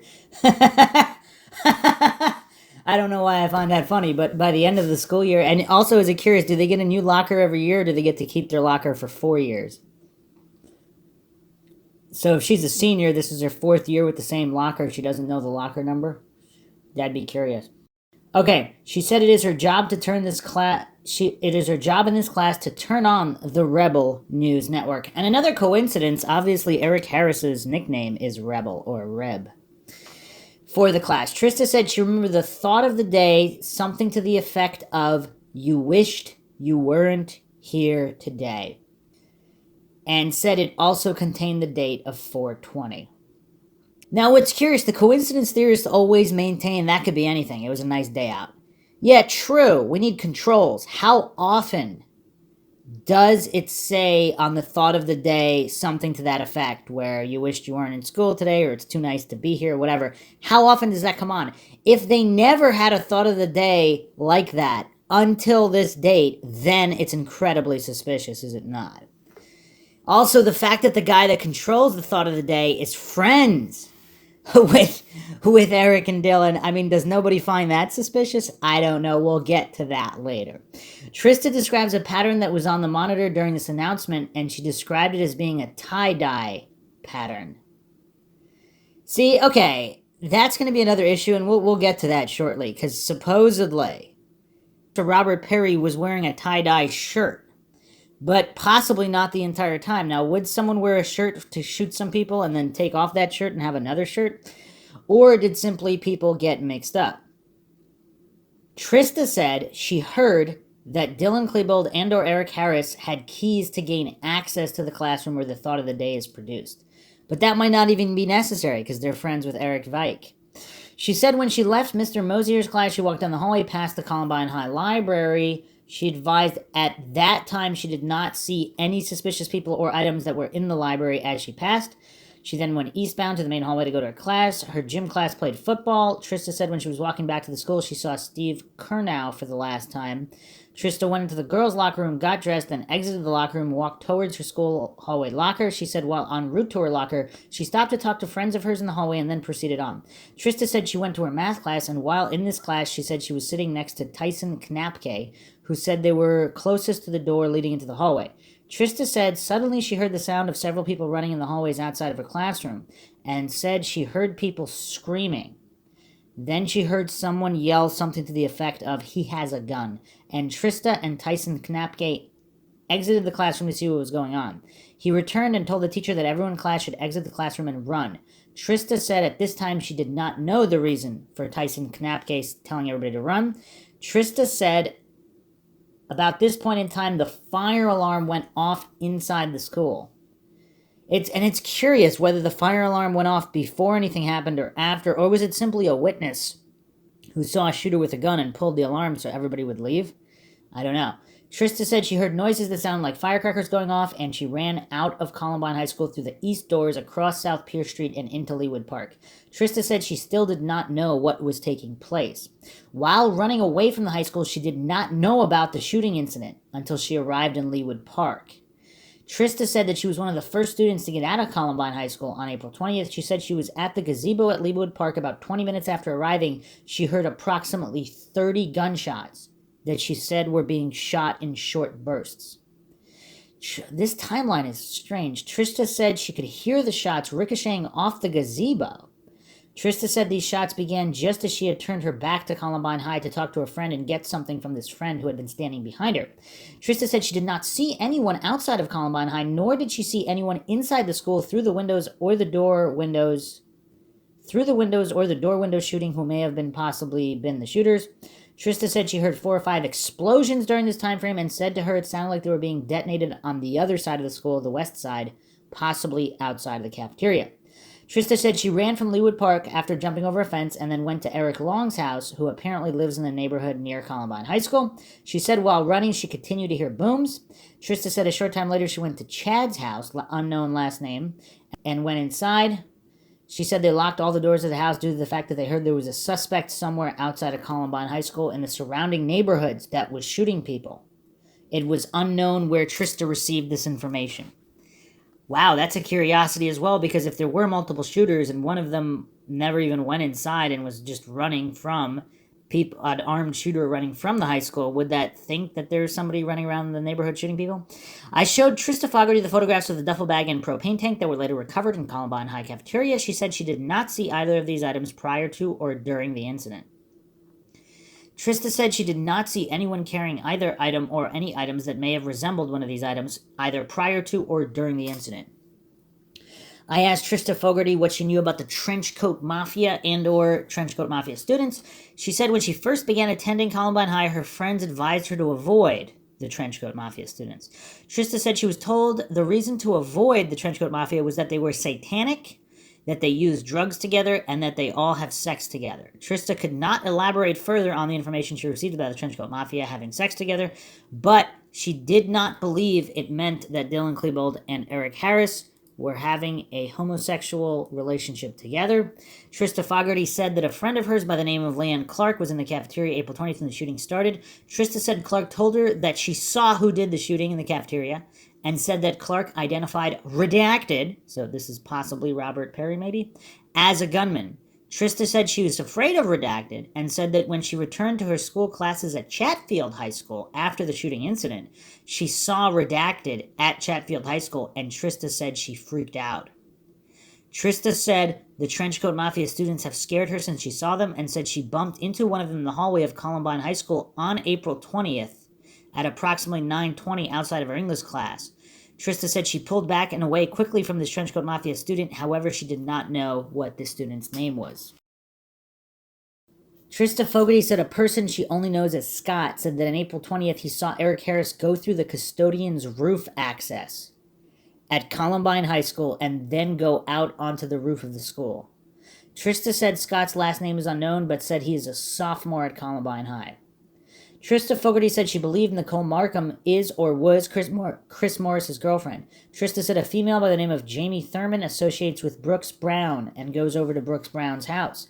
She said that Jenny Neffy goes along with Jamie Thurman to Brooks Brown's house because Jenny Neffy has a crush on Brooks Brown's brother, Ian Brown. Trista was not positive of Brooks' brother's name, however, she believed it was Ian. Trista said that Jamie Thurman told her that Brooks Brown is a nice guy. Additional information. Trista Fogarty told me that she believes that there were more than 4 people involved in the incident on April 20th, 1999. Trista said that most of the people she has talked to believe there were more than 2 shooters and said that friends of hers believe that Redacted may have been one of the shooters involved on April 20th, 1999. So now we have the thoughts of the people on the ground, the students, the witnesses, the victims, friends of the victims. There's all these people who believe not that there were 3 people involved, not that there were 4 people involved, but more than 4 people. So that would obviously be 5 and up. Now, right or wrong, these are what the people that were there believe. Very curious.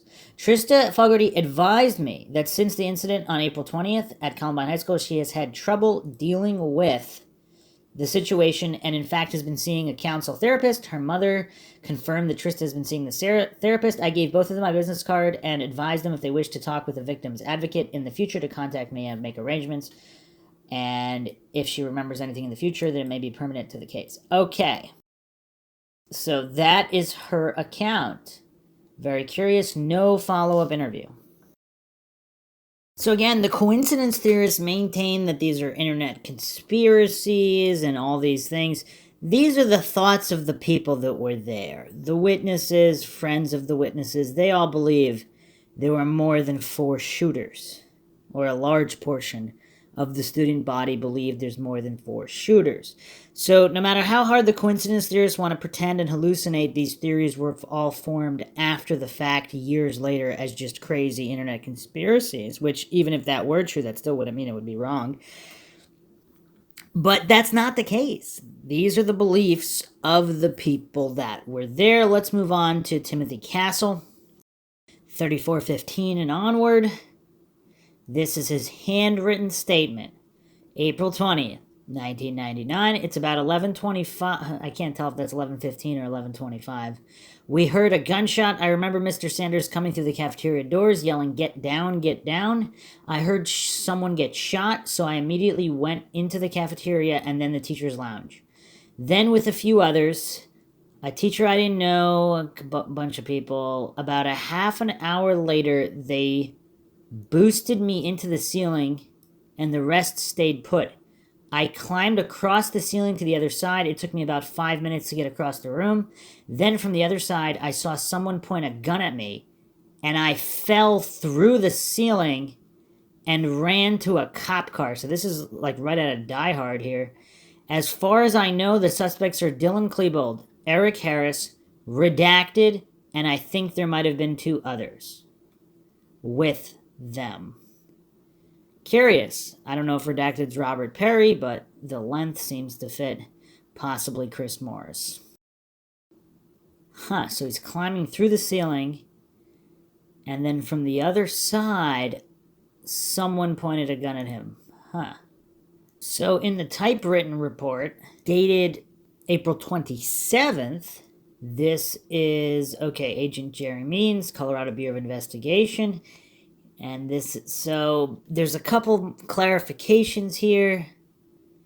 So this is while they locked the bathroom door, they heard numerous noises, including loud bangs, screaming, and the sound of people running. Castle stated the sound seemed to be coming from right outside the door.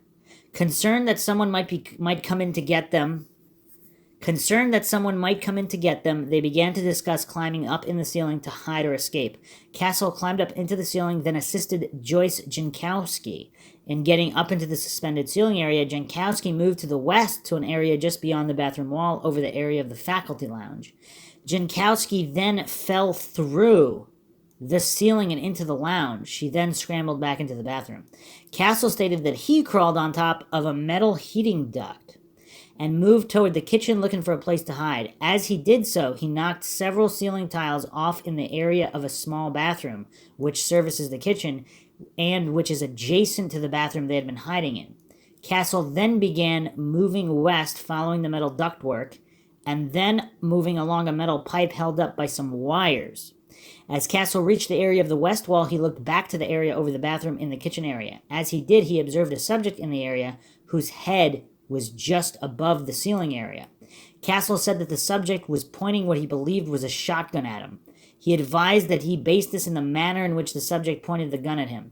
Castle stated that it was dark and he could not see the subject well. He described the subject as having shoulder-length dark hair. Castle stated that he believed that the subject was Dylan Klebold. Again, this is the typewritten statement after the fact. We don't know how that identification was made. He said he based this on the fact that the subject had not shot him, as Castle advised him he is a friend of Klebold's. Interesting. So he stated he couldn't see the figure. It was very dark, but the figure didn't shoot him. So he assumed it was Klebold because he knows Klebold, and he's a friend of his. And if that's true, that's yet another individual to be added to the list that wasn't killed by them if they spotted them. Although, Castle stated that the hair he described did not fit Klebold, and nothing about what he observed of the subject led him to his conclusion that the subject could be Klebold. What the heck? That doesn't make any sense. So he believed it was Klebold based on the fact that he wasn't shot, not based on any of the way that he looked, and the hair was not consistent with Klebold's hair. Castle kicked the ceiling tiles down where he was and dropped through the ceiling. He landed in the faculty lounge next to the window through which he and others had earlier seen the bodies. Castle stated that at that time the window was intact. He then escaped the building via the door located just within the cafeteria and ran to a marked police unit on the west side. He glanced toward the cafeteria area as he ran out and did not see anyone inside. Castle stated that approximately 1 or 2 minutes later, he saw Sean Nossaman, Nick Foss, and 2 of the teachers run out. Foss later told him that he too had gone up into the ceiling area. Castle recalled that at some point while they were in the bathroom area, Nick Foss said that one of the shooters was the kid in the next class that wore glasses, Dylan. Castle also recalled a conversation with Nate Dykeman, in which Dykeman commented that Eric Harris and Dylan Klebold were not at school. Dykeman told Castle that they had to be up to something, as they were never gone together in the past. Castle described himself as being a friend of Dylan Klebold. He stated that he had talked to him in the previous evening and were talking about some trades involving their fantasy baseball teams. He recalled that Klebold talked about working a trade with Adam Sands for a player, Roger Clemens. And you know what else is curious? These seem to really be far from loners. I mean, Dylan Klebold, he's doing theater. He's involved in fantasy baseball. He's got all these different circles of people that he knows that aren't affiliated with other circles. Apparently so does Eric Harris. I mean, it's just crazy. It's crazy how many friends and acquaintances they have spread far and wide with different interests. Castle characterized the conversation as being very normal, as was Klebold's mood and demeanor.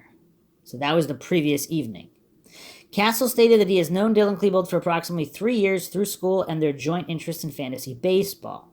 Castle stated that he has had Klebold in at least one class each semester since his second semester at Columbine High School. Castle advised that there's a group of individuals who participate in this fantasy baseball league and utilize a website belonging to Chad Laughlin. Castle advised that the internet... address for the site. Castle stated he talked to Klebold on a daily basis and currently had a class with him in 4th hour. They are both involved in video production. Castle stated he has heard media accounts about videos that Klebold allegedly made which depicted events similar to what occurred at Columbine High School on April 20th. Castle stated that he never saw any such video. Castle stated he is not a member of the group which has come to be known as the Trenchcoat Mafia, but has another friend who is, named Nate Dykeman. Castle stated that Dykeman worked with Eric Harris and Klebold at Blackjack Pizza, and that Dykeman was Klebold's best friend until Dykeman became involved with Christy Epling. Castle stated that he had Eric Harris in his 5th hour class and also spoke to him almost every morning. Castle advised that Harris kept to himself and recalled Harris being upset about not having a prom date. Castle was asked about Klebold's hobbies and interests. He stated that Klebold was into hard punk music, like Marilyn Manson and the German rock band KMFDM. Klebold was also a Red Sox fan and a Roger Clemens fan. Castle stated that Klebold was a good guy and that what took place was definitely out of character for him. It's a weird way to put it. Castle stated that he has never been to Klebold's residence. He has never heard him discuss anything about guns, bombs, or mention things like the Anarchist Cookbook. Castle recalled Nate Dykeman telling him that Harris and Klebold never made it to their bowling class on the morning of the shooting. Chad Laughlin also told him that as he was leaving campus and Klebold was arriving, Laughlin flipped off Klebold in the parking lot. Castle stated that he was interviewed on 2020 at his residence. He said that while the crew was there, he overheard a female crew member stating that Redacted had brought a duffel bag to the school. He did not know who the female crew member was. So the 2020 crew has apparently some insider info as well, discussing that there's another individual bringing duffel bags to the school. And we'll get into sightings with plenty of other individuals who saw people bringing bags into the school. And the follow-up interview, there's really not much more gone into this follow-up interview. May 6th, 1999. So there is another piece of info here that's interesting. Tim stated that Nate Dykeman was his best friend and that he had called and talked to Nate in Land O'Lakes, Florida last night, which was May 5th. Tim stated that Nate had been very close with both Eric Harris and Dylan, but had recently gotten a new girlfriend by the name of Christy Epling, who, along with his job at the Firestone store located at Pierce and Elmhurst, had kept Nate occupied and busy. In asking what Nate had talked about in their phone conversation last night, Tim stated that Nate thought that Eric and Dylan had probably carried their bombs into the school during a 2-hour block of time that they disappeared from the after-prom party at the school. Tim himself was at the after-prom party along with his mother, Kim, who acted as a chaperone. Tim said that he didn't realize that both Eric and Dylan had left from 2 a.m. to 4 a.m., but that he did talk to Dylan at about 4 a.m. about boxing with 5-pound gloves in a game that had been set up for the students. They decided not to box and then went separate ways. Tim stated that Nate had told him both Eric and Dylan had disappeared from the party between 2 and 4, and that was his theory of when they may have carried the materials into the school and hid them. When Detective Demmel asked Timothy if Nate Dykeman had any prior knowledge that Eric Harris and Dylan Klebold were going to do something, Tim replied that Nate had said he knew they were going to do something, but that he did not know they were going to do what they did. So he's admitting here that Nate said he knew they were going to do something. Now, I mean, he needs to expand on that, because what does that mean? So now's a good opportunity to read this article from the Denver Post. This was published April 24th. So just a couple days later, officials think bombs at the Columbine High School were planted during prom. 150 federal, state, and local crime investigators gathered for a meeting to evaluate the evidence in the case. By Marilyn Robinson, Mark Obamasic, and Peggy Lau, April 24th, 1999. As 150 investigators swapped leads in their hunt for new suspects, authorities speculated Friday the two teenage killers could have planted their homemade bombs during Columbine High's after prom party last Saturday night. So if that's true, that means the bombs were all sitting there undetected. So Sunday, okay, there's probably not a lot of people in the school, if any, on Sunday. But all through Monday, classes, they were sitting there the whole time? I don't know. Maybe. Let's see what the rest of the article says. If they wanted to plant explosives, they could have done it then. They would have had access to the school during the after-hour prom party that they attended, Jefferson County Sheriff's Lieutenant John Keekbush told the Denver Post.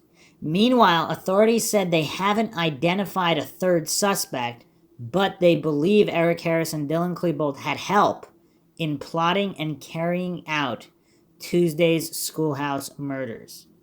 There's plenty of indications from the witness interviews that there are other people who very likely had knowledge of this and may have had some degree of involvement short of another gunman, Keekbush said. We don't know if there's a third gunman, but we're not discounting it. Jefferson County officials had the discovery of at least 30 bombs, so I believe the final tally was over 100, possibly even close to 200, including a powerful 20-pound device found in the kitchen Thursday, suggested the two killers were assisted in their rampage that killed 15, hospitalized 22, and shocked the world.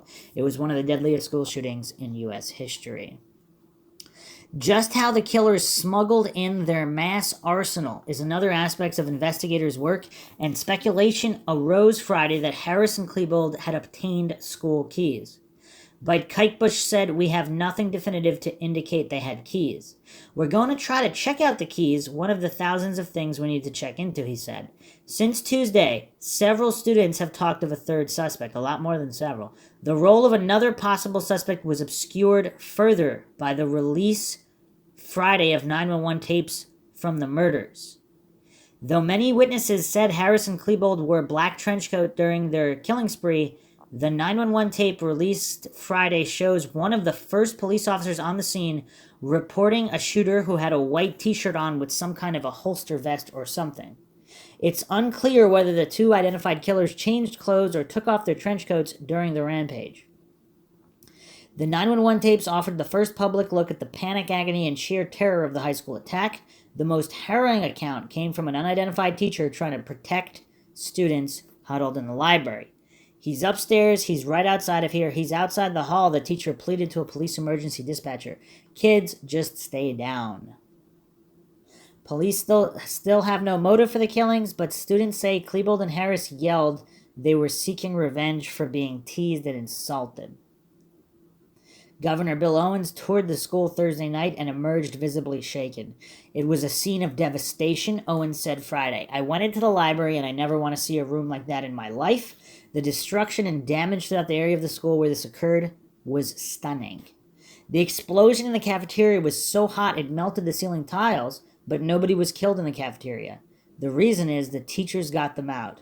It gave them that split second. Columbine students will return to the classroom Thursday, taking half-day courses at crosstown rival Chatfield High School.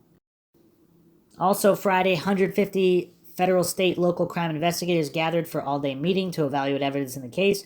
In the 3 days since the murders, more than 500 interviews have been conducted, though a lack of coordination had investigators questioning some people 2 or 3 times, officials said.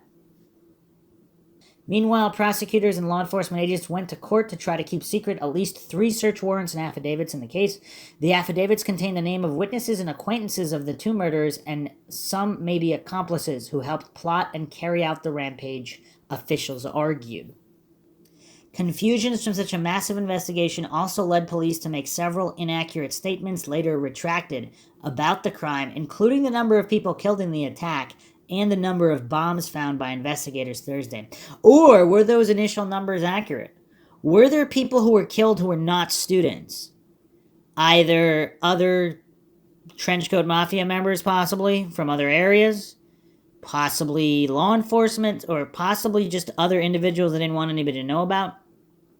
Or were the bodies in the hallways simply people playing dead? Although I haven't seen any of those witness statements that people were specifically playing dead in the hallway, in the stairway areas where supposedly nobody was shot. Now here's a couple. Okay, it's about to get even more mind-shocking here. So, confusion. Okay, on Friday, Jeffco spokesman Steve Davis corrected a police statement from the previous day about security camera coverage at the school. Police now say there was no video camera in the library where most murders took place. Still, police said they had recovered tape from cameras in the rest of the school. How many cameras? How many cameras? And again, was it originally accurate? Apparently, I mean, I'll probably do a dedicated episode just on the cameras and the camera footage. Apparently, there was a camera outside the library, not necessarily in the library. There was a camera in the library, somewhere in the library area, and I believe even DeAngelis mentioned that, the principal, so you would think the principal would know where the cameras were, but either way, continuing here, he said he recovered tape from cameras in the rest of the school. He does not give an amount of cameras here, though. Kate Bush said the tapes will be sent to FBI headquarters in Quantico to enhance before investigators review them. We don't want to do anything to compromise those tapes. We have no idea what they're going to show. Ideally, they would show the movement and also the actual placement, perhaps, of some of the explosive devices prior to the incident. If that's the case, we have just got very important evidence. Okay, then they talk about tracing the guns. Okay, so very curious regarding when they planted those, or if they had help in planting those. So let's go on now to Alicia Mays, 3613 to 3619. No handwritten statement. This is a report from May 3rd regarding a May 1st interview. Investigator Lauk from Jeffco, DA's office. Alicia said she had been in the area known as the Rebel Corner, which is by the southeast doors. Alicia stated that she arrived in the cafeteria at approximately 11:15 a.m. after her 4th hour class. She and Crystal were talking, looking through a window which gave her view outside to the west. She said she saw a male subject trying to hold up a girl. She said it looked to her like he was standing up and the girl in his arms was on her knees. Alicia stated that she then ran out the doors closer to her and ran west to about the corner of the building. She stated that she observed a male dressed in black pants, white shirt, wearing a black hat backwards and a black trench coat. She is advised that this subject was walking down a hill. She said she saw him reach into his coat and saw him throw an object into the parking lot. She said she heard an explosion and watched the subject walk toward the soccer field. She stated that she then ran back into the cafeteria by way of a southwest door. She advised that she may have yelled something about a bomb as she ran back to the Rebel Corner area. She stated many of the students were on the floor at this point.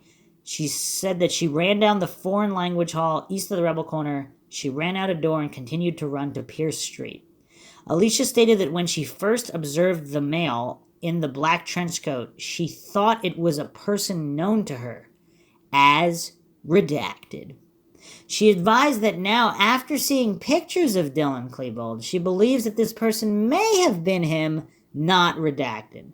She stated that she has never spoken to Eric or Dylan or redacted. She advised that her friend Crystal Archuleta had told her of seeing a tan pickup truck circling the parking lot prior to the initial explosion. I don't think we went over that before.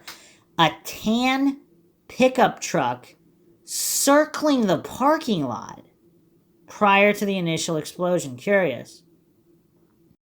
So she's not sure. The only reason she thinks it might have been Dylan is because she was shown pictures after that. Because she stated that as she first observed the male, she said it was redacted who she did know, and she did not know Dylan. So not 100% in either direction. Obviously, the coincidence theorists claim that the mistake in witness reliability only works in one direction if it supports the official narrative. Now, what's curious is that the following report, and we don't have her own words here. We have these investigators typing up reports for, to meet their own agendas here, but this was May 19th. Mays had a follow-up interview, said there was a commotion outside. Now, here's what's curious.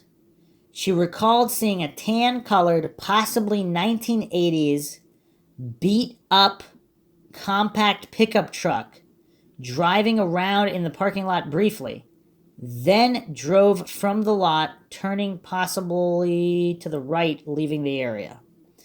Did they ever track that truck down? Okay.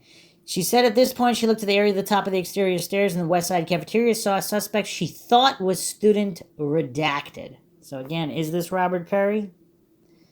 She clarified that this could have been Dylan Klebold, as she did not know either one of them prior to the shooting. However, if you recall, in the previous report we just read, she thought it was a person known to her as redacted. So is this the second investigator trying to make it look like she can't identify either way?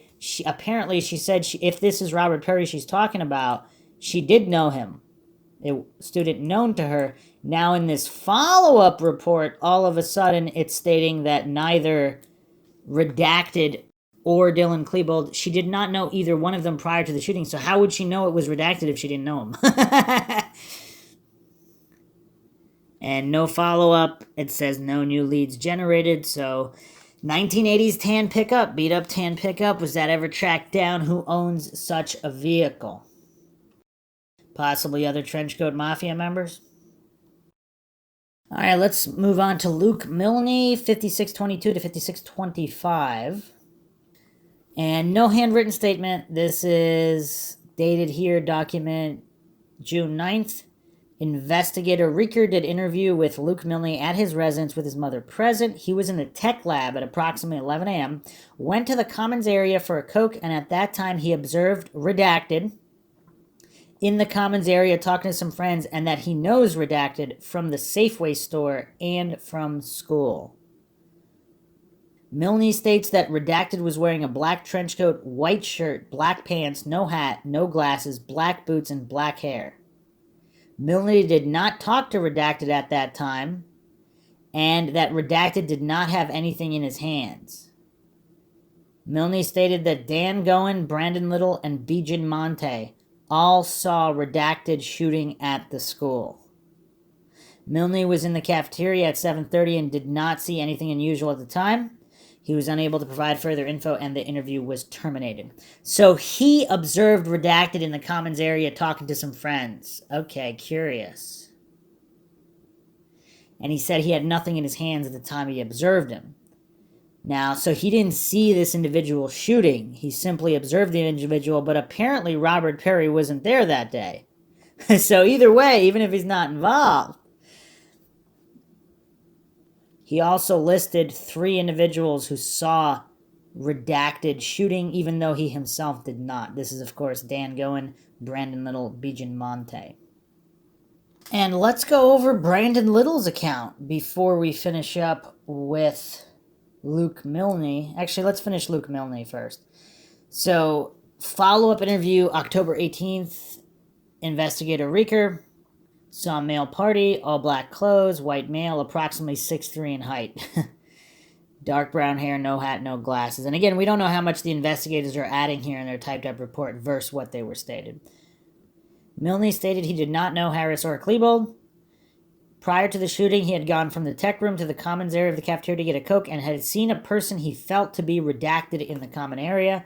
And then Milne went back to tech class and the shooting started moments later. Milne was advised by Investigator Reeker that redacted was at his home during the shooting. And Milne was shown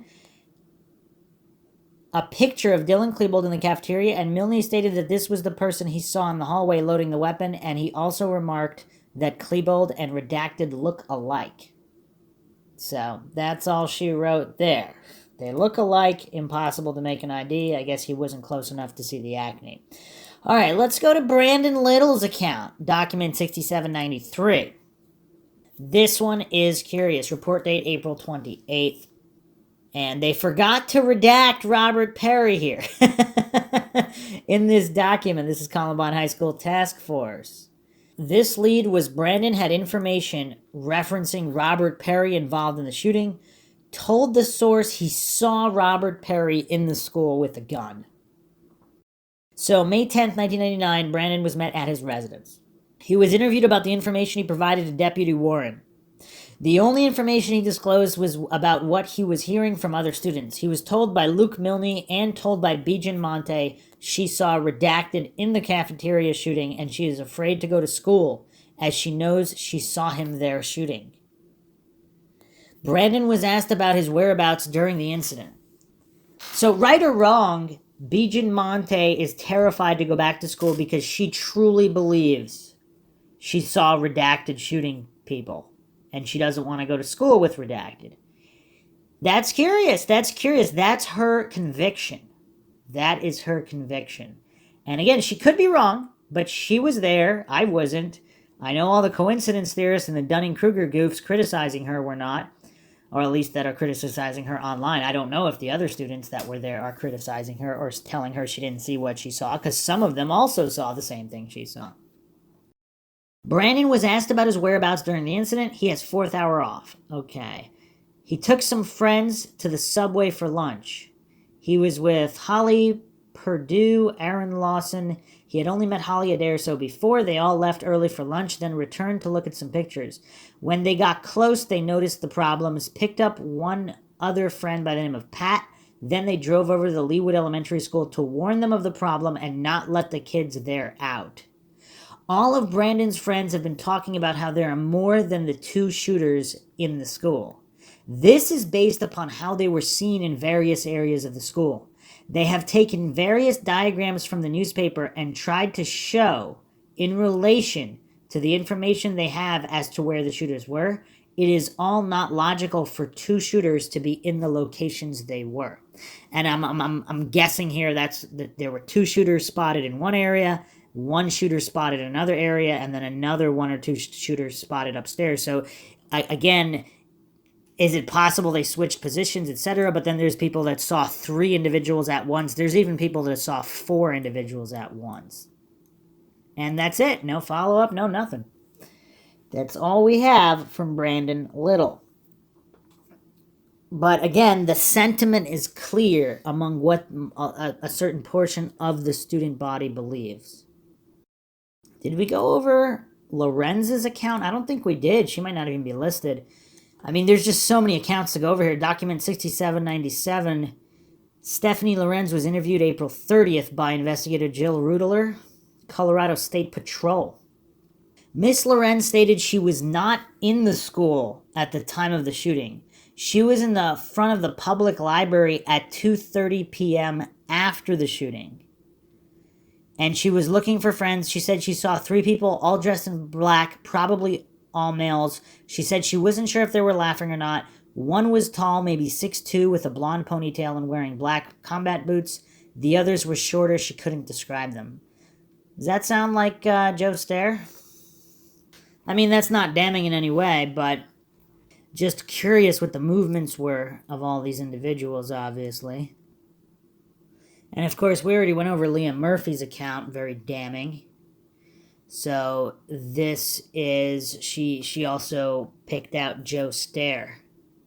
Let's go to Mark Opfer. We have his handwritten statement, Denver Police Department, April 20th, 2:30. Was going outside to write a report at 11:30 a.m., saw a male, black trench coat, 5'7", black, what is that, boots, shoes? I can't tell what that is. Unknown shoes. Or is that black hair? Unknown shoes.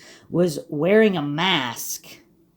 That's suspect number 1. Suspect number 2, white male, black trench coat, black hat, red bill with a large B on the front, wearing black pants, 6'3" to 6'4". Mark saw the shooter of the two shooting, the shorter of the two shooting. Mark saw the shooter and shot the one victim who heard explosions, like shotguns, maybe grenades. Heard 8 to 10 explosions. Okay, this is actually, this is a summary of the statement, so this is actually Dan Wyckoff, I guess. He's writing this from what Mark told him. So the FBI report here, April 28th, 99. Opfer is a freshman. He went to lunch, cafeteria 11:15, April 20th, 99. After eating, went outside the cafeteria by himself. At around 11:30, began walking up toward the library, the outside of the staircase located on the northwest side of the cafeteria. He was walking next to Daniel Robauer and saw 2 white males at the top of the stairs, one of whom was holding what he thought was a water squirt gun. Opfer did not recognize either of these individuals, both wearing all black trench coats. One was about 6'4" and was wearing a backwards black hat with a B emblem on it. He had no weapon visible. The other person was about 5'8", had a large pistol in his hands. Opfer identified it as the Tech 9 assault pistol he has seen a picture of in the newspaper reporting. The shorter person began firing the pistol down the stairs. So that's curious, because officially Dylan is the one with the Tech 9, unless they switched guns randomly. But he said the shorter person was firing a Tech 9 down the stairs. Opfer turned to speak to Raubauer, who then looked at him strangely and fell down screaming. Opfer realized Raubauer had been shot, and so he ran down the stairs and into the southwest entrance of the cafeteria. Inside, he told the janitor and other students to get out because someone was shooting at other students. He then ran east through the hallway on the south side of the auditorium and then south down the foreign language area hallway, warning other students and faculty about the shooter. I mean, this kid's a freshman and he's running around warning people instead of just leaving himself. Opfer and several teachers and students hid in a classroom for about 3 hours, left the school about an hour after they heard the last gunshots and explosions. Opfer has heard about the Trenchcoat Mafia, but only knows 2 members of the group, Joe Stair, Columbine student who graduated last year, and Chris Morris. At the time, Opfer believed the taller person in the trenchcoat who was with the shooter was redacted, since redacted is about the same height and build and always wears a black trench coat and a black beret. So is he saying he saw Chris Morris? Huh. So he doesn't really mention the hair much? And no further follow-ups. So make of that what you will. Next up, we have Laura Hornbaker's account, document 1939. And she said she heard from friends that Josh Ortwine witnessed the shooting and he was telling everyone he saw Redacted shooting a gun. And curiously, Josh Ortwine's account seems to be missing from all of the documentation. Let's go to Brie Pasquale. This is a very, very damning account here. Document 18018. Actually starts a little earlier. Document 18017. Rita Lensex. Information received date April 23rd. Rita Lensex states her sister, Marge Hendry, told her the girl that was on CNN that said that a shooter named Redacted pointed his gun at her, but recognized her and didn't shoot. Redacted lives down the street from her. So a student who she knows, who lives right down the street, that's who she identified. But apparently the coincidence theorists say she's mistaken. Marge said that she saw Brie Pasquale on CNN and that the shooter was named Redacted. So Brie Pasquale's account is very long, actually, very tragic. I mean, she saw people get killed in the library. Eric Harris talked to her, pointed the gun at her, asked her if she wanted to die. I mean, it's all just absolutely just incredibly horrific just to read the account. What's curious, though, is that she didn't know either one of them, and the investigator actually had to correct her because she was saying it was Klebold, and the investigator wanted her to clarify that she didn't actually know Klebold, and she said no. So it was after seeing the media on him, and also there's a long redacted line regarding what Dylan Klebold said after the police arrived. Is it possible he's referencing other shooters by name or whatever? Who knows? It's just a long redacted line of what she heard Dylan Klebold say. And again, it's unclear what she really believes. Was it really just an error in communication regarding the lead sheet? Possibly. Who knows? Or did someone mistake her? But apparently, yeah, there's something off about this lead sheet because it's someone who lives down the street from her. So it may be this individual, she said the girl that was on TV, if that wasn't Brie Pasquale, that's someone else who says the gunman lived down the street for her.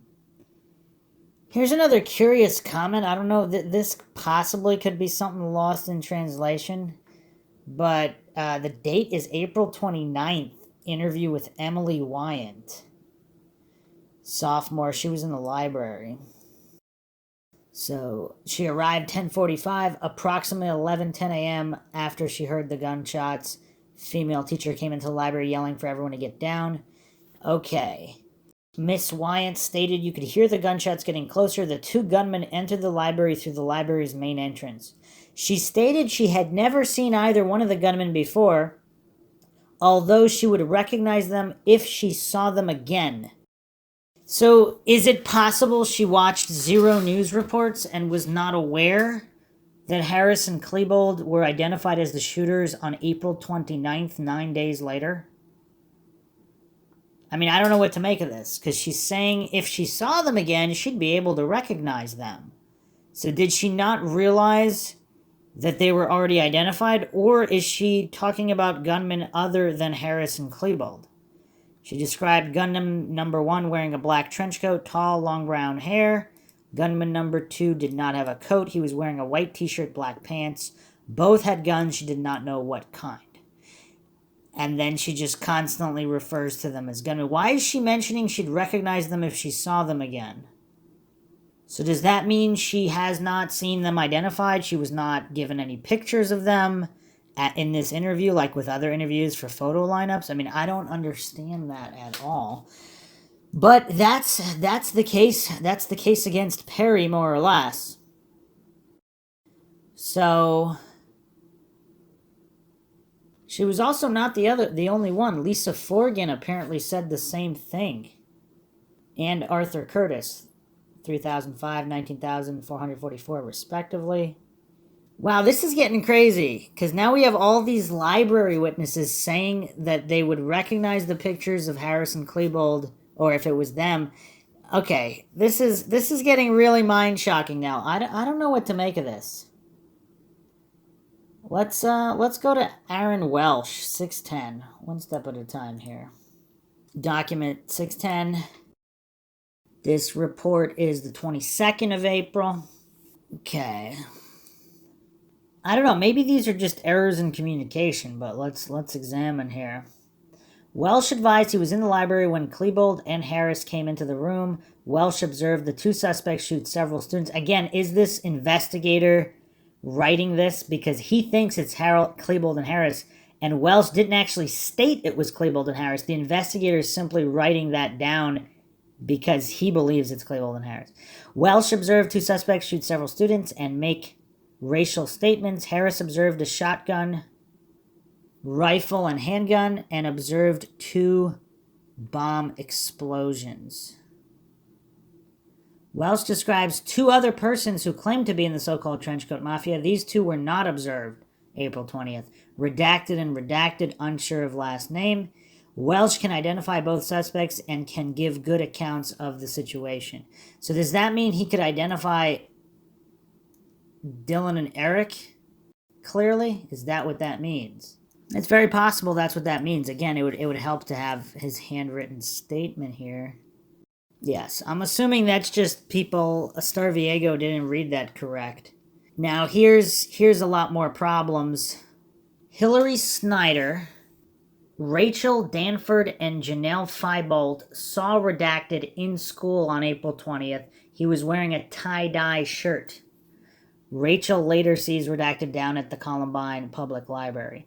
So they saw him in the school, then at the library. According to Perry, if this is Perry, he was home. He didn't go. He's no longer a student at the school. So why would he be at the school? So I don't believe anybody's contesting he was at the library. Is that where he said he went to pick up his sister? But let's look at Terry Lawson, 10,020. Actually, 10,022. Witness statement. Terry Lawson reports he was in the cafeteria, saw a senior he believed to be redacted with a backpack and a black trench coat holding a handgun. Is this Robert Perry? No follow-up there, so that's all we have there. His account is on 3530 and onward. So the investigator is stating in this report that he saw Dylan Klebold. So is that what he said, though? Or is this the investigator just referencing Klebold? Yeah, that's weird. Lawson described Klebold as 6'5" to 6'7". So again, this looks like the investigator put down Klebold instead of suspect because the investigator thought it was Klebold. Klebold's obviously not between 6'5" and 6'7". Obviously, that's closer to Robert Perry, Chris Morris height. Skinny, blonde hair, collar length, although I don't know, maybe that is closer to Dylan Klebold. Wearing an ankle-length trench coat buttoned up. Wearing a baseball-style cap backwards, red emblem in the front worn correctly, so bill forward. Black backpack worn on Klebold's back, nothing covering his face. Huh. Weird. Very, very weird. Let's go to Monica Schuster, 19,470. Very curious. So dated here, April 29th, 99, time 11:30 a.m. Schuster was with Robin Anderson on April 20th. They left school at 11:10 a.m., convenient time, with Tammy Golden to go to Dairy Queen. Returned to school at 11:25 a.m. Anderson pulled into senior parking lot and heard gunfire. They stayed in parking lot until 3 p.m. Schuster saw the gunman but did not believe it was Harris or Klebold. Schuster believes Anderson knew about the shooting because she bought them the guns. Per Schuster, Anderson was not acting herself prior to leaving the school to go to Dairy Queen because urgent to leave the school and wanted to stay at Dairy Queen. And we'll get into that later. But wow, okay, so Schuster saw the gunman, did not believe it was Harris or Klebold. Again, this is not definitive by any stretch of the imagination. If this is all we had, then there'd be nothing to discuss. But we have absolute positive IDs, which is what's making this so curious and problematic. Lisa Forgan, 3004 and onward. So again, this is curious. So this report is dated April 22nd regarding the April 22nd telephone conversation. So, telephone witness Sandra Inman, due to the fact she had called Sheriff's Office stating she had info concerning Columbine High School shootings.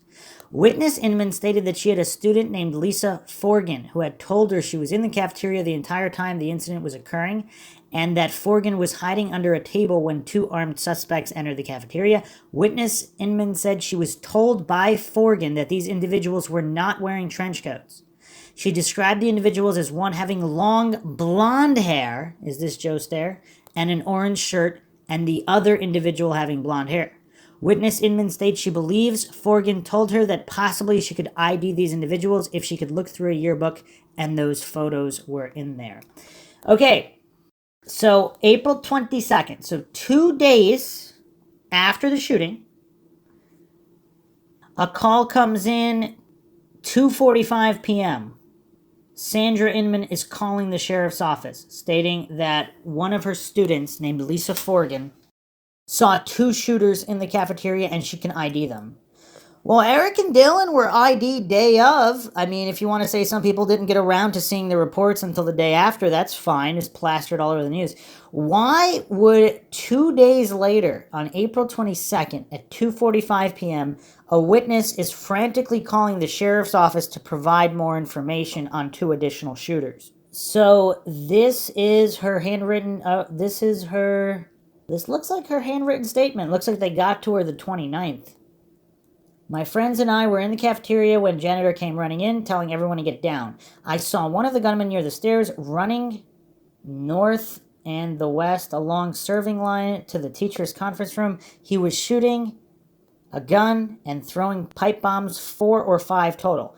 I saw the second gunman appear near the bottom of the stairs, and he was firing in the air towards others in the cafeteria. First gunman kept running back and forth in front of service line.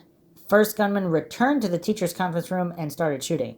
I heard a small explosion and something, gas, and some more gunfire, and an explosion and a ball of fire near the service area. The three of us got up and ran out the south door to the parking lot, took cover behind a brown car. We were in the parking lot for an hour or two before an officer escorted us out. We were in the cafeteria for about does that say an hour? I can't see what that says. Okay, first gunman, white male, 5'5", slim, blue baseball cap, orange t-shirt, orange t-shirt. So, and I also believe she's not the only one that said there was an orange t-shirt. Shaggy blonde hair sticking out of cap. So again, she's stating he was 5'5" here. 5'5", shaggy hair sticking out of the cap. Would Dylan Klebold be mistaken for somebody who's 5'5"? I mean, this guy's 6'3". Okay, narrow face, spoke German.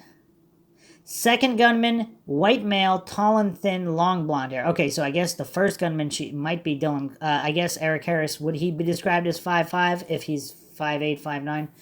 But he wasn't wearing an orange shirt, though, and he didn't have shaggy blonde hair sticking out of his cap. The second gunman, white male, tall and thin, long blonde hair. Not shaggy, curly hair. Okay. May be able to identify the first gunman, but not the second. Curious. This is dated April 29th.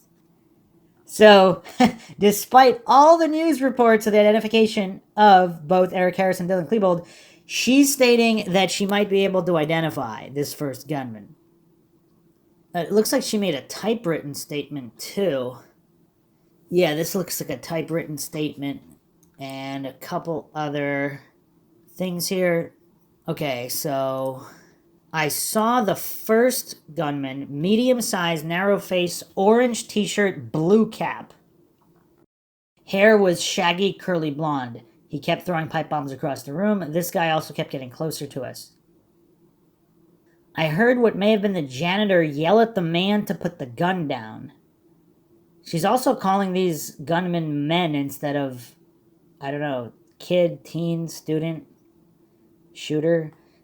The gunman yelled something back in German. I heard gunshots and the cooks scream.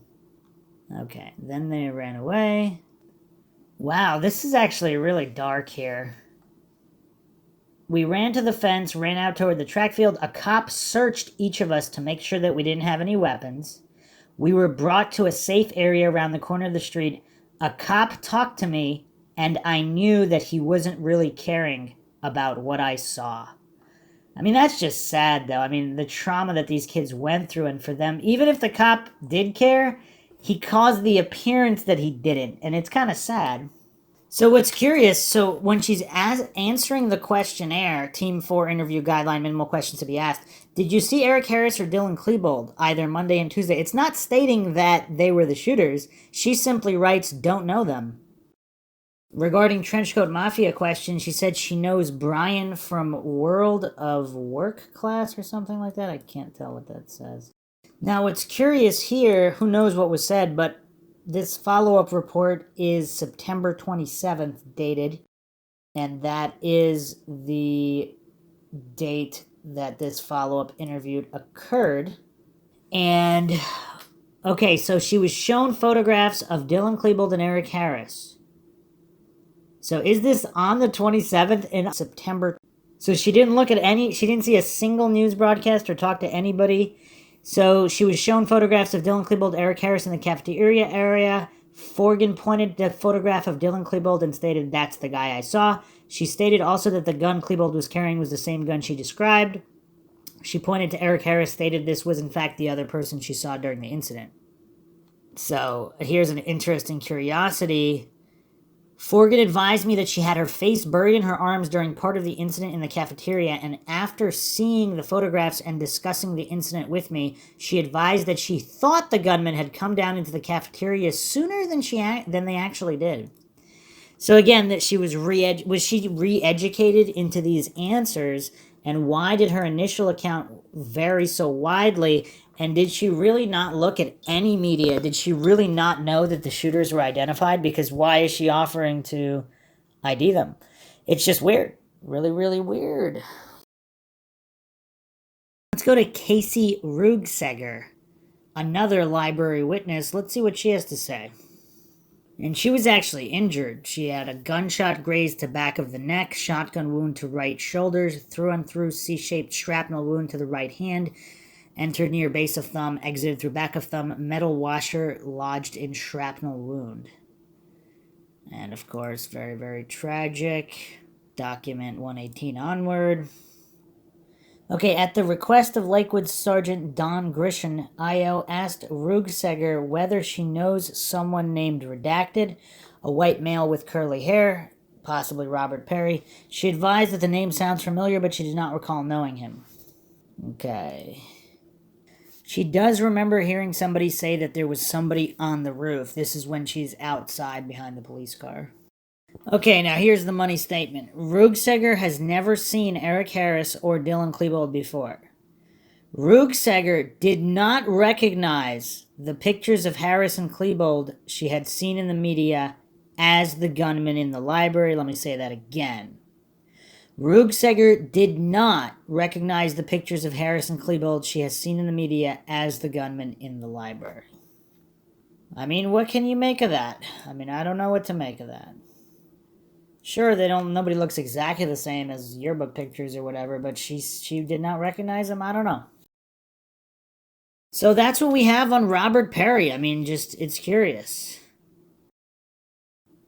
There's another reference to a guy in a tie-dye shirt, which is Patrick Curso, 8793, which is curious. Patrick Michael Curso. Patrick advised investigators he saw the gunman. Patrick also related that Chris Markham's sister dates of the people in the gang. His sister is identified as Nicole Markham. Patrick stated he was in the commons area. It started outside. He saw a kid in a trench coat. He had a plastic bag with him. The person then threw something in the parking lot. Patrick related he saw the gunman shoot one of the kids in the knee. The gunman was 5 to 6 feet away from the victim. The person who was shot was Austin Eubanks. The trash bag the shooter had was black in color. Patrick related when the shooter went inside, he saw his face. He described the shooter as 165 pounds, 6'3", senior at the school, no glasses, dark brown hair, black trench coat, pink tie-dye type shirt, possibly yellow. Now, even if you have a fog of war situation, would you mistake a black shirt for a yellow or pink tie-dye shirt? I mean, maybe you might mistake it for dark blue, dark gray. Would you mistake it for a pink tie-dye shirt, possibly yellow and pink mix, tie-dye? Patrick related there were 5 to 10 kids in the group. Patrick related they previously said they were going to take over the school. Huh. Curious. Very, very curious. From the Denver Dispatch tapes transcript, we've got a possible suspect. Somebody once just left the library. A white male in a tie-dye t-shirt. Unknown what he's wanted for, but I got that from 5A Dispatch. Man in a multicolor shirt, possible suspect. Information from 490, any other description, 1309. Brianne Cook, document 6276, saw Perry in Clement Park Library on April 20th with several individuals, including Pauline Colby. He was wearing a tie-dye shirt and a black baseball cap. So how popular are tie-dye shirts? I mean, I don't know. And Perry was supposedly never at the school, let alone with a gun. So I don't know. Andrea Cook, 5189, talked to Robert Perry at Clement Park Library afternoon, April 20th. He was wearing a tie-dye shirt and no trench coat. Sunny Hop, 1936, saw Robert Perry walking from the direction of Columbine to the Clement Park Library on April 20th after the shooting. He wore a tie-dye shirt and a black baseball cap backwards.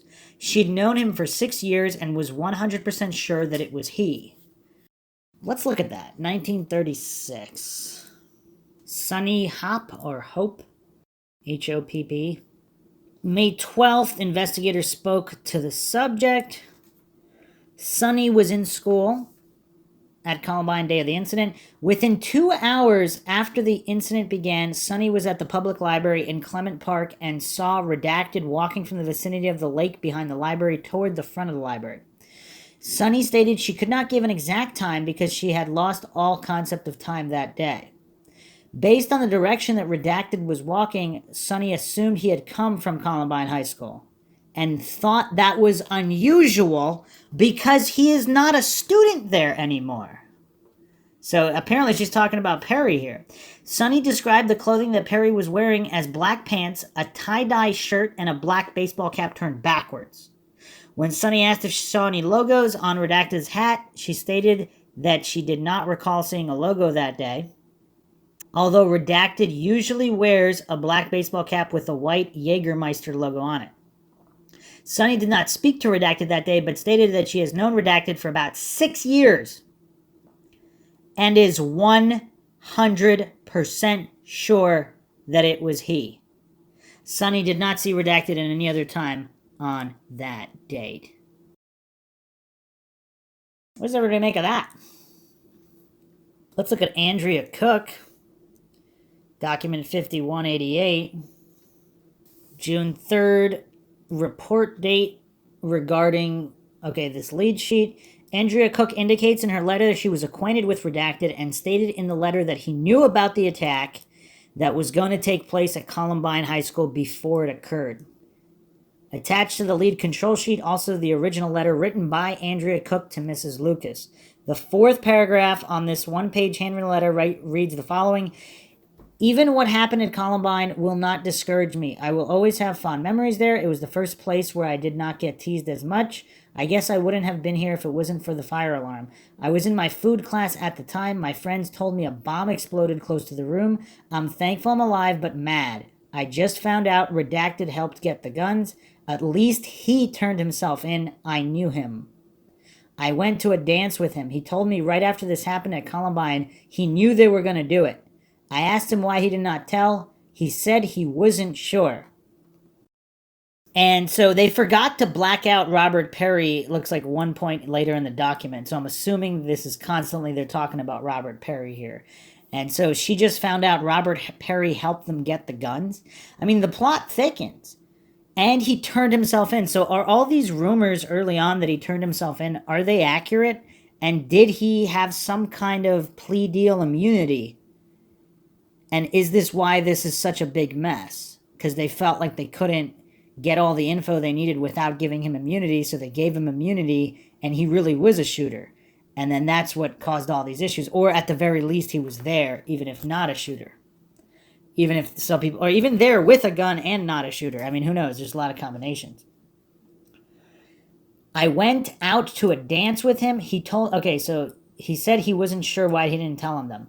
On May 19th, investigative officer met with Andrea Christine Cook at her residence.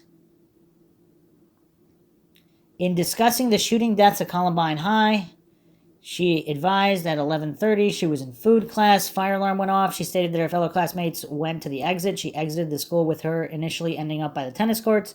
She stated that during this time she did not know what was taking place until she had heard an explosion and 2 gunshots. So IO then showed Andrea Cook the handwritten letter addressed to Mrs. Lucas, signed by her, with her confirming that she did write the letter on May 12th, 1999. She further advised IO that she knew Redacted and that she had only one date with him. She stated that the 2 of them attended a dance at Columbine High December 98, with this dance being a formal occasion.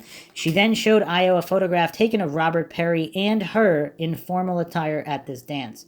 After this date, she stated that Redacted asked her if they could be more serious, with her stating she did not want to become more serious and just wanted to remain friends. She told him that she only went to this dance with him as a friend and nothing more, and apparently this did not greatly upset him, since they still talked in a friendly manner after this dance date. IO then analyzed the 4th paragraph in this handwritten letter by Andrea Cook, asked her at the time to explain the sentence, "I just found out Redacted helped get the guns." Andrea Cook advised IO that she heard that Redacted had obtained the guns for Eric Harris and Dylan Klebold from several female students in her accounting class while they were attending Chatfield High School. She stated that she could not recall the names of these students who mentioned this bits of information in front of her. She also stated that these 2 girls then talked about the fact that Redacted had turned himself in, but added that the girls did not state to what authorities did he turn himself into. Andrea Cook advised IO that the last time she talked to Redacted was on April 20th, 1999, and that this short conversation between the 2 of them took place at Clement Library while the shooting and bombing incidents were taking place at Columbine High. Andrea Cook stated that she saw Redacted outside the Clement Library shortly before noon on that date. She stated that he came up to her and said, "This has got to be Eric Harris's doings." Redacted further told her that Eric Harris had told him that he was planning on doing something like this. Andrea Cook stated that Redacted at this time was quite angry when he was telling her this information. She further stated that he told her that he wished he had killed Eric before he did something like this. Andrea Cook advised IO that she asked him at that time why he did not tell the police the same information on this day, April 20th, with him replying he wasn't sure that it was Eric Harris who was doing this at Columbine High. She stated that Redacted then went into the library to get his sister, which is the last time she either talked to him or saw him. She further added that Redacted was steamed when he was talking to her and that he was very angry at whoever was responsible for what was taking place at Columbine High School. She stated that on April 20th, when she was talking with Redacted at Clement Library, he was wearing a tie-dye shirt with the primary colors being hot pink and yellow. Again, curiously matching the description of one of the shooters by several students. She further stated that he did not have a trench coat on at that time or in his possession. Andrea Cook further advised IO that she had not even heard of the Trenchcoat Mafia prior to this incident taking place at Columbine High. She further stated that Redacted and Eric Harris were friends, and that was the extent of her acquaintanceship with Eric Harris. She further stated that she did not know Dylan Klebold on a personal basis, and in fact did not even like him based upon the little bit that she did know of him. Wow. Okay. Wow. What a statement. No follow-up, no nothing. So we have Robert Perry in a yellow-pink tie-dye shirt. Several individuals have reported seeing him in this attire, including in the cafeteria with a gun. Make of that what you will.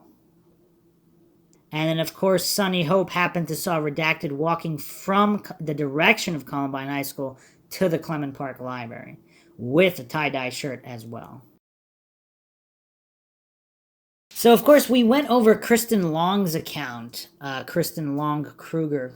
She actually wrote a book, and it's on Amazon, Healing the Invisible Wounds of Trauma. And, of course, she's one of the few witnesses who did not backtrack on her ID and the third gunman. So here's an excerpt from this book. The truth is, I looked back and saw a third shooter who I and many others identified to law enforcement. No matter how many times I and countless others detailed the name and descriptions of that third shooter, who wasn't even supposed to be at school that day, no one believed us. One of the most traumatic aftershocks of that day was the knowledge that law enforcement ignored the warnings, ignored the signs hanging in the windows, and that countless other students who survived know that at least one other person was out for our blood that day. And it's also, the language she uses is curious, at least one other person. So she's clearly aware that there were even others, even more spotted. He still roams free because the easy answer is that Eric Harris and Dylan Klebold were the only shooters. After all, they were dead and the weapons used were found by their bodies. Only those of us that were there that day, and those who knew what was happening and who participated in the shootings or helped to orchestrate the massacre, know and speak about this truth. The shooters were my friends. We were all the outcasts in that school, bullied because we didn't fit into the mold. I knew Eric and Dylan. I also knew the third shooter, which explains why I was able to clearly identify him to law enforcement. When it was all over, I realized that the person who I saw point a gun at us was not one of the two identified shooters. He wasn't even a student at Columbine anymore. He dropped out. He isn't even supposed to be here. Yet here he was, trying to kill us all. And this is Kristen Long Kruger's book, Healing the Wounds of Trauma. She refuses to backtrack, and she's clearly stating what she believes she saw. What's also curious is a lot of people reviewing this book don't even mention the third shooter. I mean, one or two do, and then they just regurgitate the coincidence theorist narrative that there's no evidence of a third shooter. Eyewitness testimony is evidence, especially eyewitness testimony from someone who knew all the individuals in question. So let's go back to Jennifer Small, Jen Small, whose account we went over.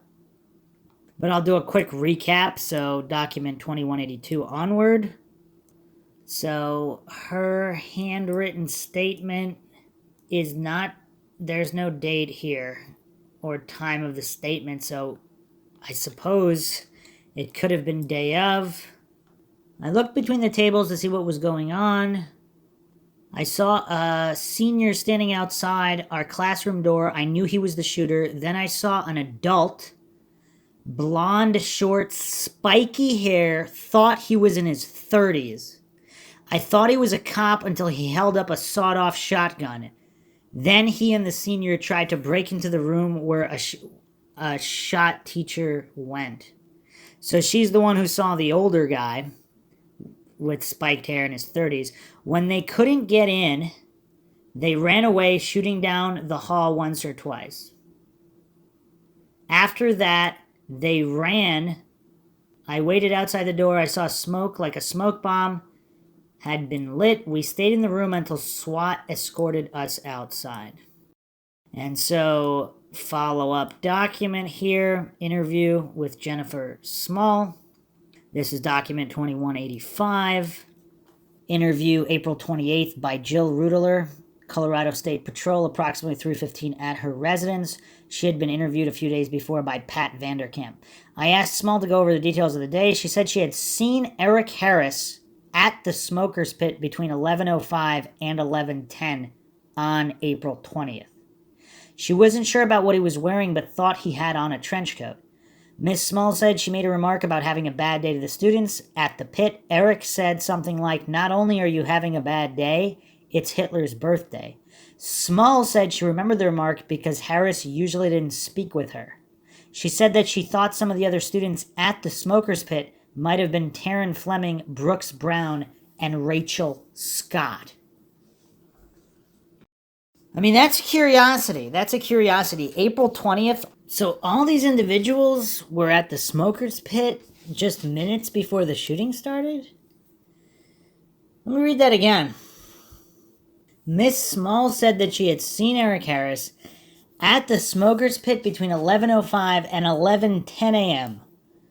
on April 20th. She wasn't sure about what he was wearing, but thought he had on a trench coat.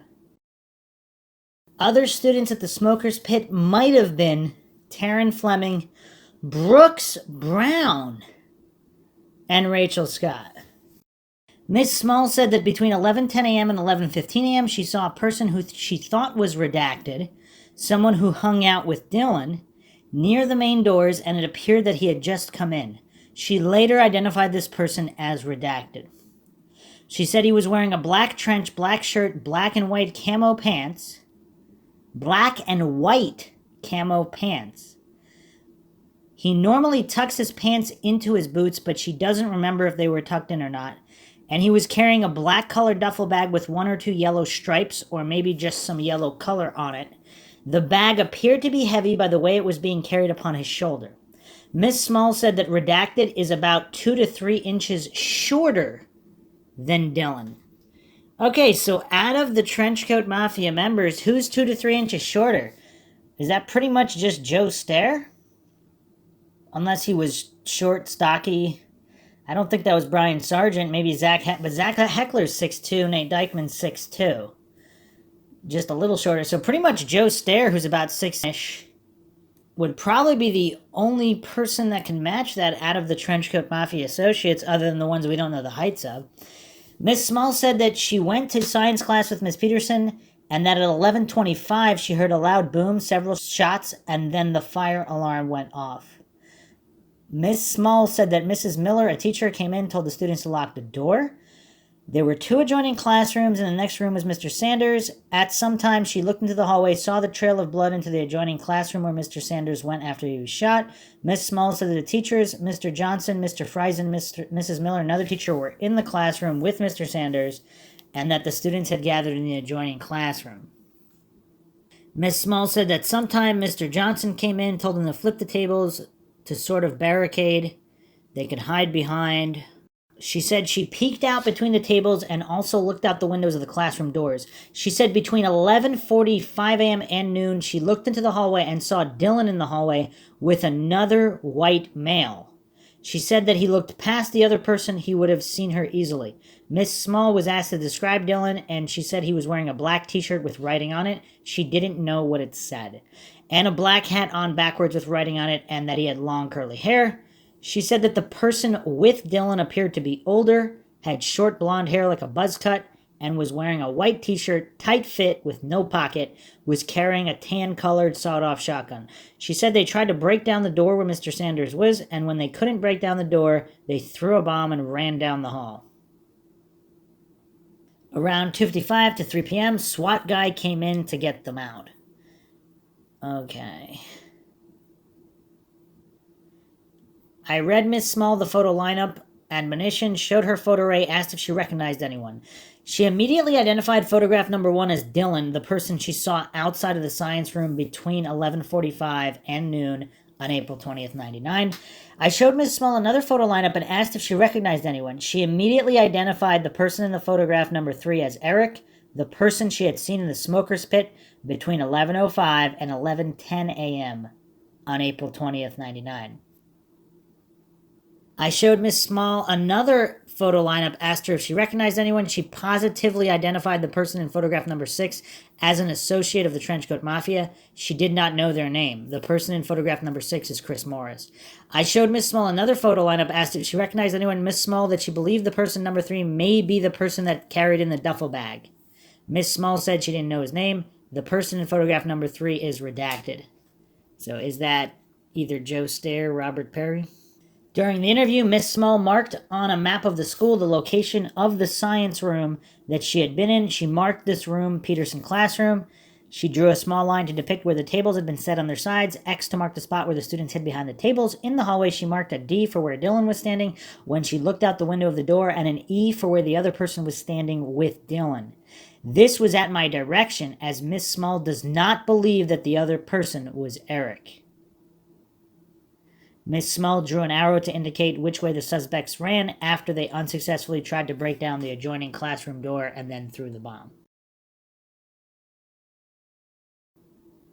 So, curious follow-up here on October 13th, 99, regarding the follow-up interview that occurred on October 12th. Okay, so Jennifer, her mother, met at the Jefferson County Sheriff's Office, South Substation, conducted the interview. Okay. My initial question was pertaining to Jennifer's observations, where she stated she saw redacted at the high school between 11:10 and 11:15 on 4/20, and that redacted was near the main doors and appeared to be carrying a large duffel bag. Jennifer initially identifies this person as redacted, then recants and identifies redacted. So these are two different individuals. Both redacted, neither Eric or Dylan. Jennifer explained that she does not know redacted and told me that the individual she saw that day looked similar to redacted, but she could not positively tell me who the subject was. I asked Jennifer if she was implicating redacted as being involved in this incident. She told me she has no knowledge of him being involved in this incident and did not see him doing anything which would lead her believe that he was involved in the incident. And again, how much of this is coached, how much of this was based on them not wanting her to make trouble, etc., etc. We don't know any of this information. I asked Jennifer about the statement that she made between 11:45 a.m. and noon. She observed two armed gunmen in the hallway just outside her science class. Jennifer identifies Dylan Klebold as being one of the armed gunmen, describes him as wearing a black t-shirt with writing on it, had a black hat on turned backwards with writing on it, and she saw his long curly hair extended below the baseball cap. Jennifer stated she was positive this individual was Dylan Klebold. In her statement, she then describes a second armed gunman who is unknown to her. She described the second gunman as being older, had short blonde hair like a buzz cut, was wearing a white t-shirt, tight fit, no pockets, carrying a tan-colored sawed-off shotgun.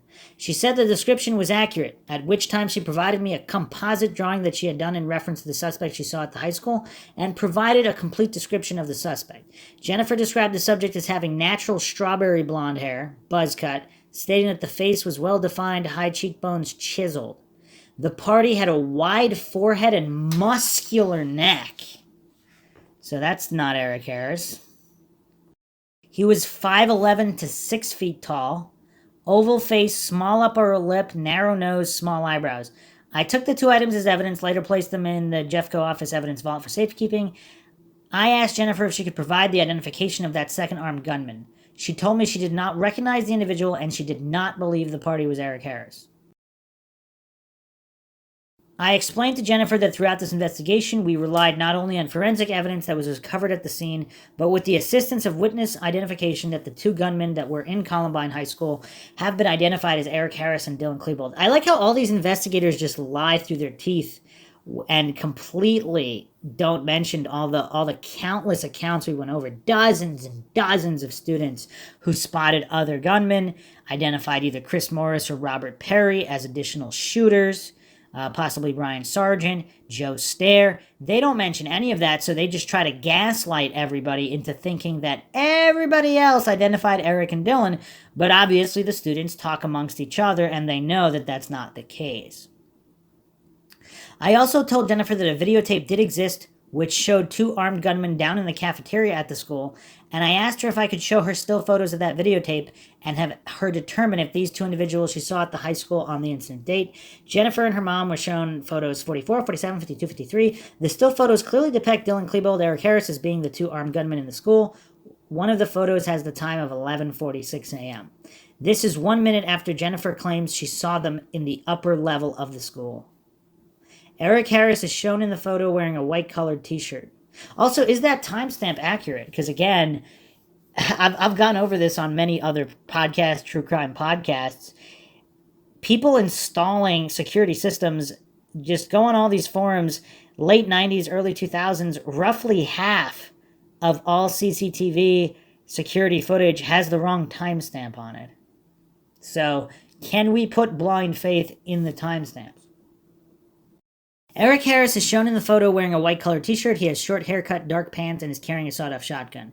Jennifer looked at the photos again, and I asked her, are these the two individuals that she saw at the high school? Jennifer positively identified Dylan Klebold, but stated the other subject she saw was not Eric Harris. She told me the party she saw was 25 to 30 years old and had a thick, muscular neck and muscular build, and that Eric Harris was too scrawny to be the same party she observed. I again reiterated with Jennifer that the still photos are of Eric Harris, and it is the same description that she is giving us. How is it the same description? That's not even close to the same description. What the heck? They're trying to gaslight her hard. Man, let's see if she bends. Jennifer again told me she could not positively identify the second gunman as being Eric Harris, and believed that the second gunman she saw was somebody other than Eric Harris. Nancy asked me how the news media had gotten copies of the cafeteria video, which was released on national news on October 12th, 1999. I told Nancy I did not know how or why the video was released. Nancy said, "You have custody of the tapes and you don't know how they were released." I told her I did not have that information and I wasn't privy to it. Nancy told me that it was hard for her to sit here and believe what I was telling her about the case when she has concerns if the sheriff's office is giving her truthful information. It was apparent to this investigator that Nancy and Jennifer were questioning the credibility of the Jefferson County Sheriff's Office. And good on them. Credibility should be questioned. Nothing should be taken on blind faith. At the completion of this interview, Nancy and Jennifer then expressed their concerns, telling me that they believe their home telephone has been tapped and someone is monitoring their calls. I asked Nancy why she believes this. She told me there's a constant beeping when you're on the telephone talking, and she was told several years ago that the beeping is indicative that someone has tapped your phone line. I asked Nancy who she believes tapped her phone line. She told me her scenario is that associates who are sympathetic to Eric Harris and Dylan Klebold might be responsible because these parties know that their daughter has information on the identity of the two gunmen. Jennifer also explained that since the incident date, they have received several hang-up calls at their residence telling me that the caller ID identify the calls as being out of the area. I asked Nancy and Jennifer if any of the calls were threatening in nature or if they were coming at inconvenient hours of the day. They told me that they were nothing more than hang-up calls and they have received anywhere from as many as 3 per day. They were instructed that if they have a legitimate concern about the phone calls and somebody making harassing phone calls, they should contact the sheriff's office and speak with a uniformed deputy who could ultimately initiate some type of harassment report. I also explained to them that the phone service has means of trapping those annoying phone calls and that information can be provided to law enforcement if a criminal report has been generated. Okay. So, I mean, there's clearly some witness intimidation going on here. We'll be examining more of that later, but it's curious. She did not back down, and her mother basically supported her as well. And they have included a sketch of the second gunman. I mean, I gotta say, it kind of sort of looks like Eric Harris, but again, it's impossible to gauge the age of this individual. But if he's super muscular, this is only his facial features. I mean, I guess it could pass for Eric Harris, but if he's a lot older, I mean, it's kind of hard to mistake a 30-year-old for a 17 or 18-year-old. But on the forum, people are actually sharing screenshots from Facebook, Jennifer Small's Facebook. This is from 2019, but I don't know how much earlier these Facebook shots are. And they were asking about who she saw. She says, "I don't know. I thought he was an officer when I first saw him trying to calm Dylan down. I drew a picture, gave it to the police. They hide it or say it was Eric because of the haircut. The third gunman was a muscular adult, not a scrawny kid." And again, the coincidence theorists all pretend that these were simple misidentifications and everything was cleared up after the investigation. Clearly, that's not true. Clearly. Someone asked her, did they ever find evidence? She says, there is evidence to support up to 20 people helping them that day. My old friends Brooks was friends with Eric and told to ditch that day, so Brooks did a lot of research on it all. He was a bit obsessed about proving his own innocence because of how many people blamed him. I remember going out with him and his car got egged while we were inside a gas station. Wow, that sucks. And Brooks Brown, I gotta say, out of all these parties, Brooks Brown and Eric Veek really seem to be the most emotional and possibly are the most likely to not be connected with any of this or having any kind of prior knowledge or definitive prior knowledge. Whereas all these other individuals are just appeared to be incredibly shady. Again, doesn't mean they were involved, but yeah. Someone said, what a conversation. We who aren't in Denver never heard anything else about a third person. You're in my thoughts and prayers. Jen Small said, it was covered up. That's why I was told never to write a book. They want it to stay that way. Jennifer Small stated, thank you for kind words and prayers. In May of 1999, I wrote down every little thing I remembered from that day, minute by minute almost. There is a chance I will still write my own book. If I tell enough people about the threats I got, maybe they won't come true when I do decide to write a book. I don't want to be a martyr, but I want to find the truth by sharing what I know. A few more posts by her. The police were very mean about telling me that I didn't see what I saw. And yet they told me flat out that I was one of their most credible witnesses that day. Is that because she identified Dylan Klebold like they wanted her to? They had so much evidence to back up what I say happened to us, and their evidence said my time frames were very close, maybe a minute or two off, but I didn't see a third gunman. When you're in a traumatizing situation later, it's hard to admit when you're wrong. A Jeffco officer tried to convince me that there was no third gunman. Yeah, right. I won't be bullied to hide what I know. Someone asked her, was it staged? Jen Small responded, I don't know the whole story. All I know is that the fear, pain, and deaths were all very real for those of us who lived through it. She has another interesting comment here. Someone responding, they really hid that well in the media because the only people I ever knew of were Dylan and Eric. You're amazingly strong, Jen Small, for sharing your painful experience. She responded, the media is often controlled and inaccurate about the actual facts. I mean, more apparent now in 2021 than ever before, of course. I can't tell you how many times I watched the news or read a paper that I ended up yelling at it because I knew firsthand it didn't happen like they said that it did. They also say Dylan and Eric died almost right away, around 12:15. I think the police try to say that. If that's so, who blew up the fire alarm system at 1:35 p.m.? And she actually apparently commented on YouTube as well as Jennifer Thompson. She's got some interesting comments here. This was 2 years ago. This video was Raw Cut, the Mysterious Third Shooter by the Keith Carnes YouTube channel. Posted September 27, 2018, but this comment by Jennifer Thompson 2 years ago. A few comments here. Thank you for sharing some of my accounts from that day. This will forever bother me. In the years since I have spoken to a few men who claim to be former officers of Jeffco, they all said they quit because of the cover-up. They warned me not to write a book about my experience at Columbine that day. They said if I wrote a book about it, I could easily meet an unfortunate accident. That should tell you something is amiss right there. And of course, if you've listened to MINDSHOCK Columbine episode 1, the amount of people who had mysterious deaths after Columbine is just astronomical. Jennifer Thompson also made this comment just 5 months ago. Another survivor that saw him too wrote a book. Her name is Kristen Kruger. You could look up her book and read it. There are some random videos on YouTube and mentions of it in documentaries about why such things happen. My old friend Brooks Brown also wrote a book called No Easy Answers. I would just Google it, see what comes up. There were about 100 witnesses of the same guy, but the police talked most of them out of believing what they saw. They tried to do that with me.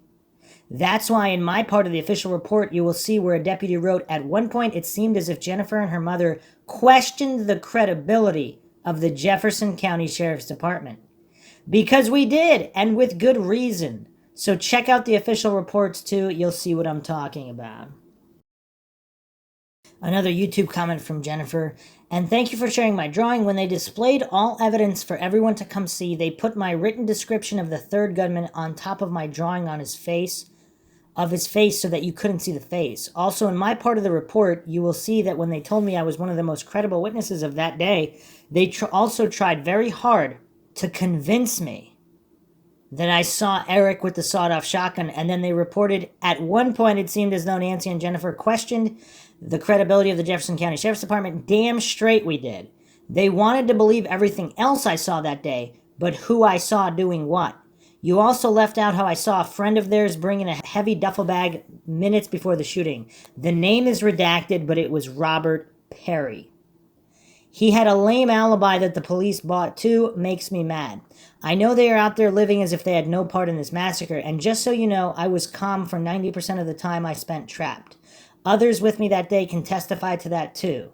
I was not scared and upset. I was excited, thinking we were being saved. And then I saw the gun in his hand and said, uh-oh, I guess we aren't being saved after all. The guy was trying to calm D down and held up his hands to say, I don't know. And then I saw the sawed-off shotgun in his left hand. I was one of about 100 people who saw him too. They tried their damnedest to convince all of us that we didn't see the third guy. So regarding Courtney Halman, she said there were 3 guys. The guy I remember most was the main guy. He was over 6 feet tall, had long, curly, dark-colored hair. He was wearing a trench coat. His name is Robert Perry. Halman identified the second gunman as having a 50% chance of being Klebold. She described him as being 16 or 17 and shorter than Robert Perry, which of course is accurate, with a medium build. He was wearing a dark shirt, black trench coat. And this is document 841. The description fits Klebold very well. If Halman actually saw Perry and Klebold simultaneously, it would make her a critical witness. Police discounted Halman's report because she wasn't wearing her glasses. You'd still be able to tell whether how many guys there are and what heights there are, even if you can't make out exact facial features. And we did go over her account. Halman stated while standing outside the southwest corner of the cafeteria, peeking around the corner, she observed gunman number 1 and 2 standing in close proximity of each other, and that the third gunman was standing above them on the stairs.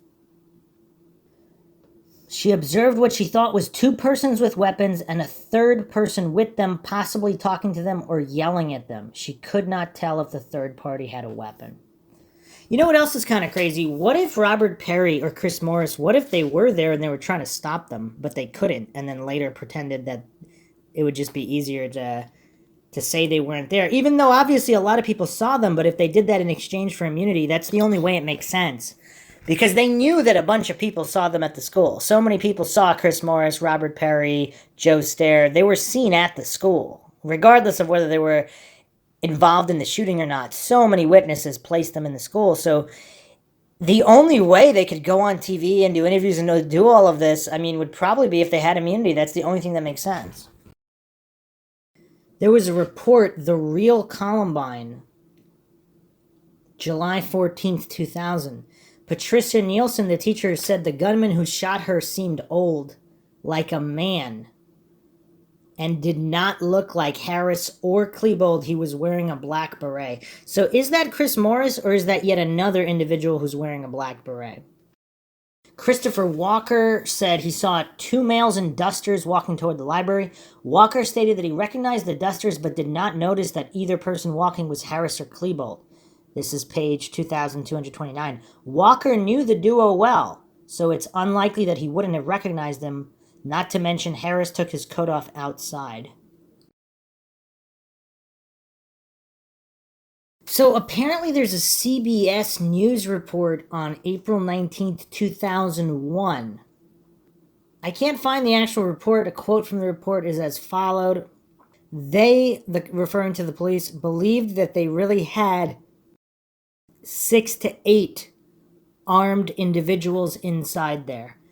It would be nice to narrow that report down. All I have here is it's a CBSNews.com report, April 19th, 2001. Also at 11:35 a.m., Jeffco Lieutenant Manwaring advised Vincent DiMano, Jeffco Sheriff's Office, advised him there were as many as 7 gunmen inside the cafeteria and the Commons area. See, what happened here? Were there more gunmen initially, and then the other Trenchcoat Mafia members basically abandoned the plan? They just left? Was there a suicide pact and they just didn't want to go through with it? They were present at the beginning of the thing. Maybe they thought it was all a big prank and that Eric and Dylan weren't really going to do it. Or Eric and Dylan were set up and there was something else afoot where they thought they were going to be part of a bigger plan. And maybe they still wanted to go through with it regardless. And when the others abandoned, they didn't care because they were already either in too deep, already shooting, or they just didn't care. They wanted to carry it out. But did they believe they would have more help at the beginning? And did they, at least in the first minutes? And then the others ran away. Adam Campbell, document 732, says fellow student Jessica Cave says she saw 10 shooters at the school. And there's apparently no interview for Jessica Cave. It's also curious how so many of these, some of the most damning reports or interviews, they're missing from all of the released documents. Why would that be? I wonder. Sarah Huey, sophomore, document 380, heard bombs in the cafeteria while the shooters were in the library. Josh Lapp, document 480, heard gunfire in other parts of the school while the shooters were inside the library. Brandy Wiseman, sophomore, document 4751, she was in one of the rooms near the kitchen, heard gunshots, bombs, and screaming from both the cafeteria and the library.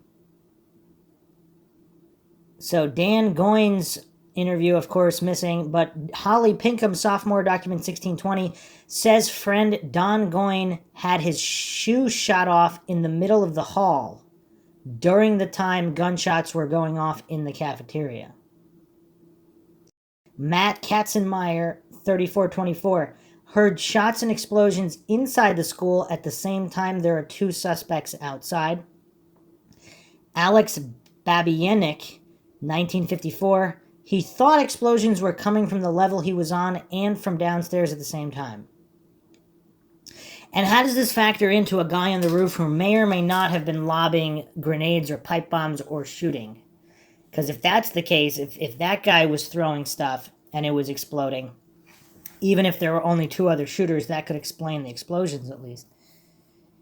Josh Brinkley, 2528, heard shots downstairs and then other shots upstairs. 2 guns coming from upstairs, 1 gun shooting downstairs. This is document 2528. So here's his summation of the shots. He stated he jumped the balcony and the stairs, ran up the left side. People were falling as they tried to get up the stairs. Josh stated that he was at the top of the stairs. He ran left to the science hall, then out the door by the math hall. He stated that he could hear more shots coming from behind him while he was going up the stairs. Josh stated that when he got to the top of the stairs, the shots seemed closer. He stated that the shots at the top of the stairs were more of a rapid fire. He stated that he could tell by the sound that there were 2 different guns. Again, Josh thought that there may be a shooter at the top of the stairs because the shots seemed louder and different when he got to the top. He stated that he did not feel that the noises he was hearing were explosions. He stated he did not see any shooter at the top or in the hallway while exiting.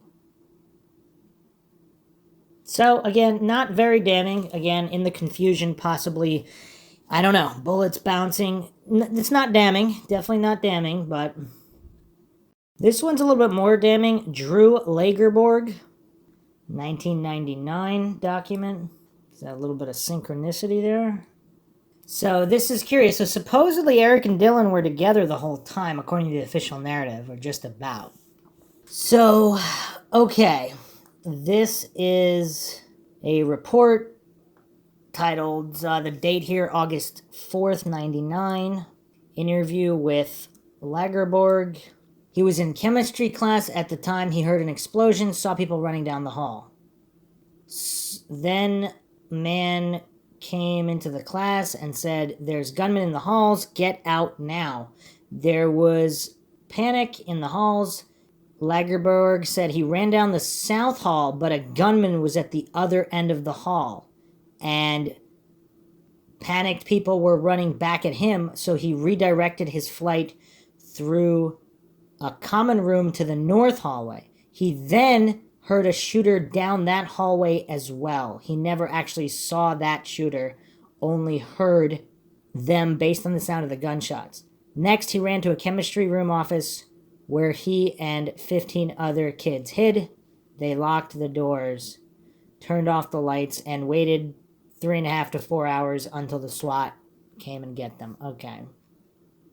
While waiting in the office, someone tried the doorknobs at one point, then walked away. He has no idea who it was. And that must have been terrifying, too. I mean, that's just creepy. So, multiple shooters, opposite sides of the school, at basically simultaneously. Curious, definitely curious.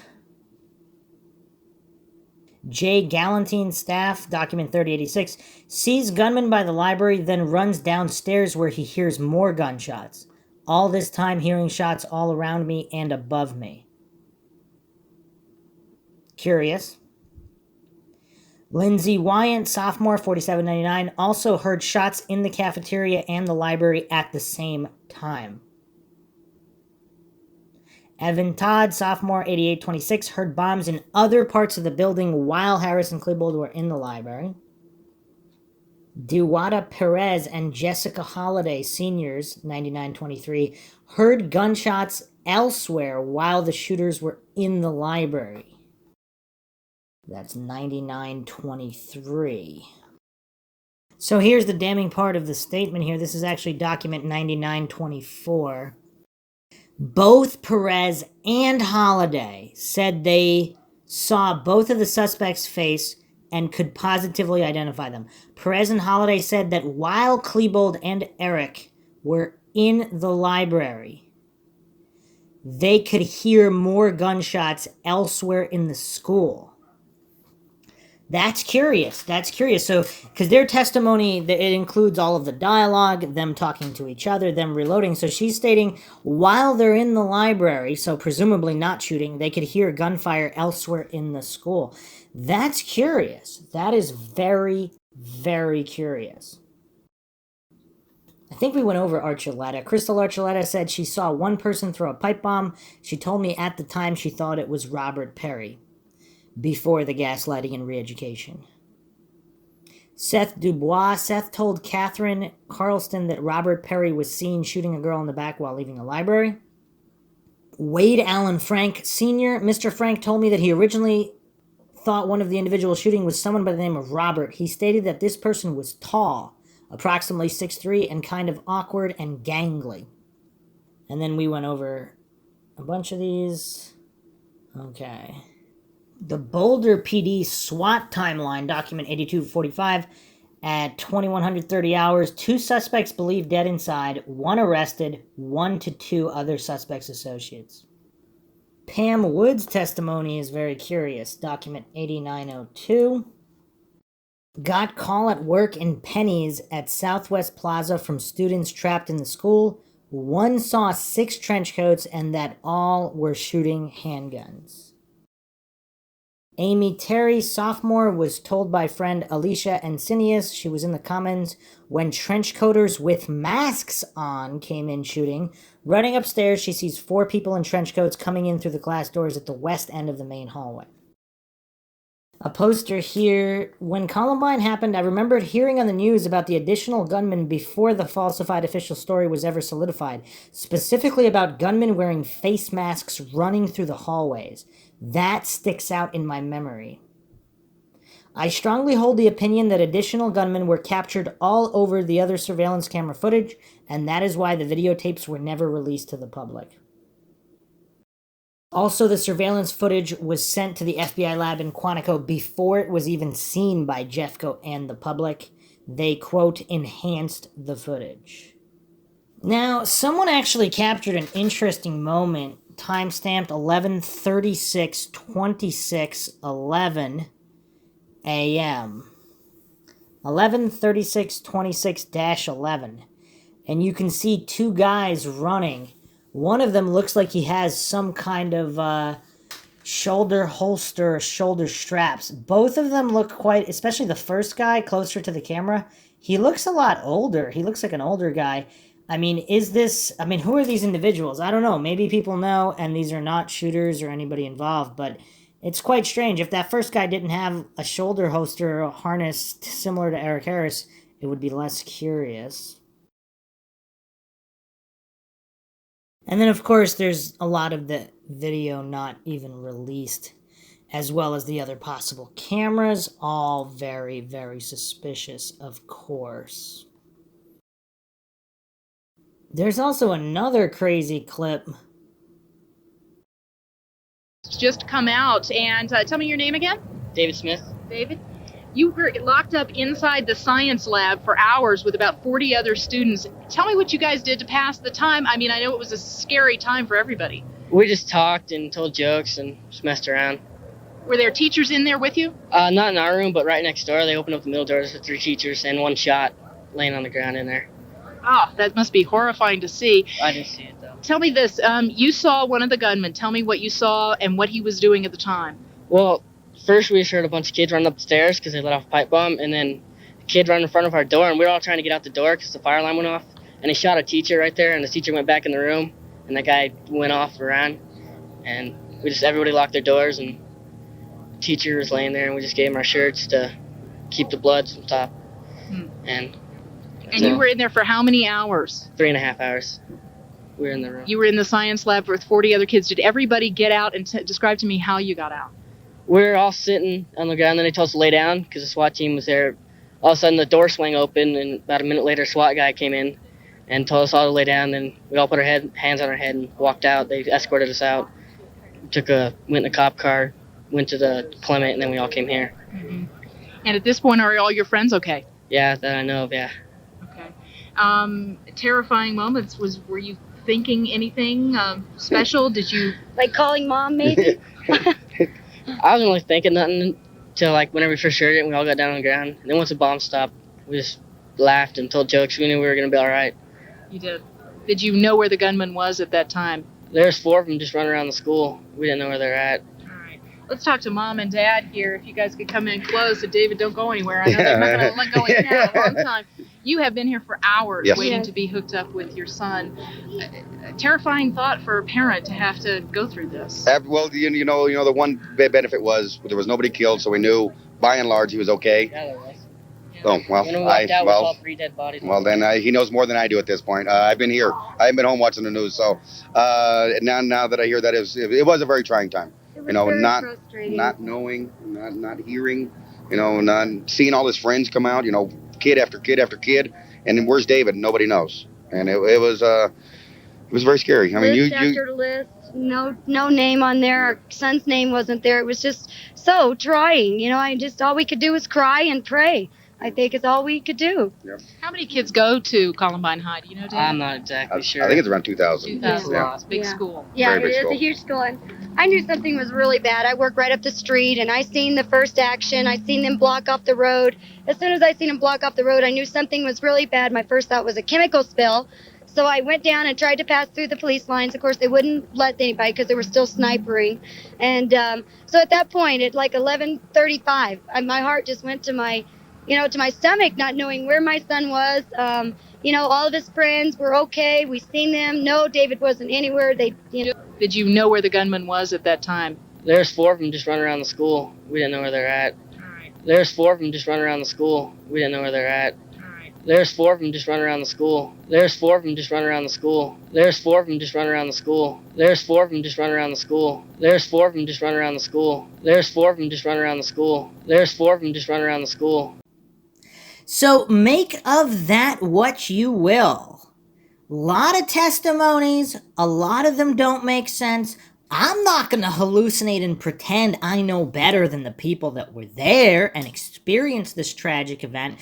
I'm not going to pretend and hallucinate like a lot of these coincidence theorists do, that I knew all of these individuals in question, like Robert Perry, Dylan Klebold, all these other individuals, that I'm not going to pretend I knew and spoke to them almost on a daily basis and could easily identify them. I'm not going to do that. I don't pretend and hallucinate here. We don't fall for logical fallacies here on MindShock. But hope you guys found another edition of the MindShock podcast interesting and informative, as well as, of course, mind-shocking. If you enjoyed the podcast, you can donate to our PayPal. Just check the link in the description. Make sure you subscribe to the channel. Hit that bell for notifications. Make sure you allow your device to have those notifications come through. Like and share the podcast, Twitter, Facebook, Reddit, Patreon. Patrons do get priority for case topic logical analysis, co-podcaster requests. You could also be a guest in the podcast depending on your tier. Questions, comments, theories, thoughts, suggestions, rebuttals, debunkings of any kind, leave them in the comment section. This is Bruce McGuire, signing off. Catch you guys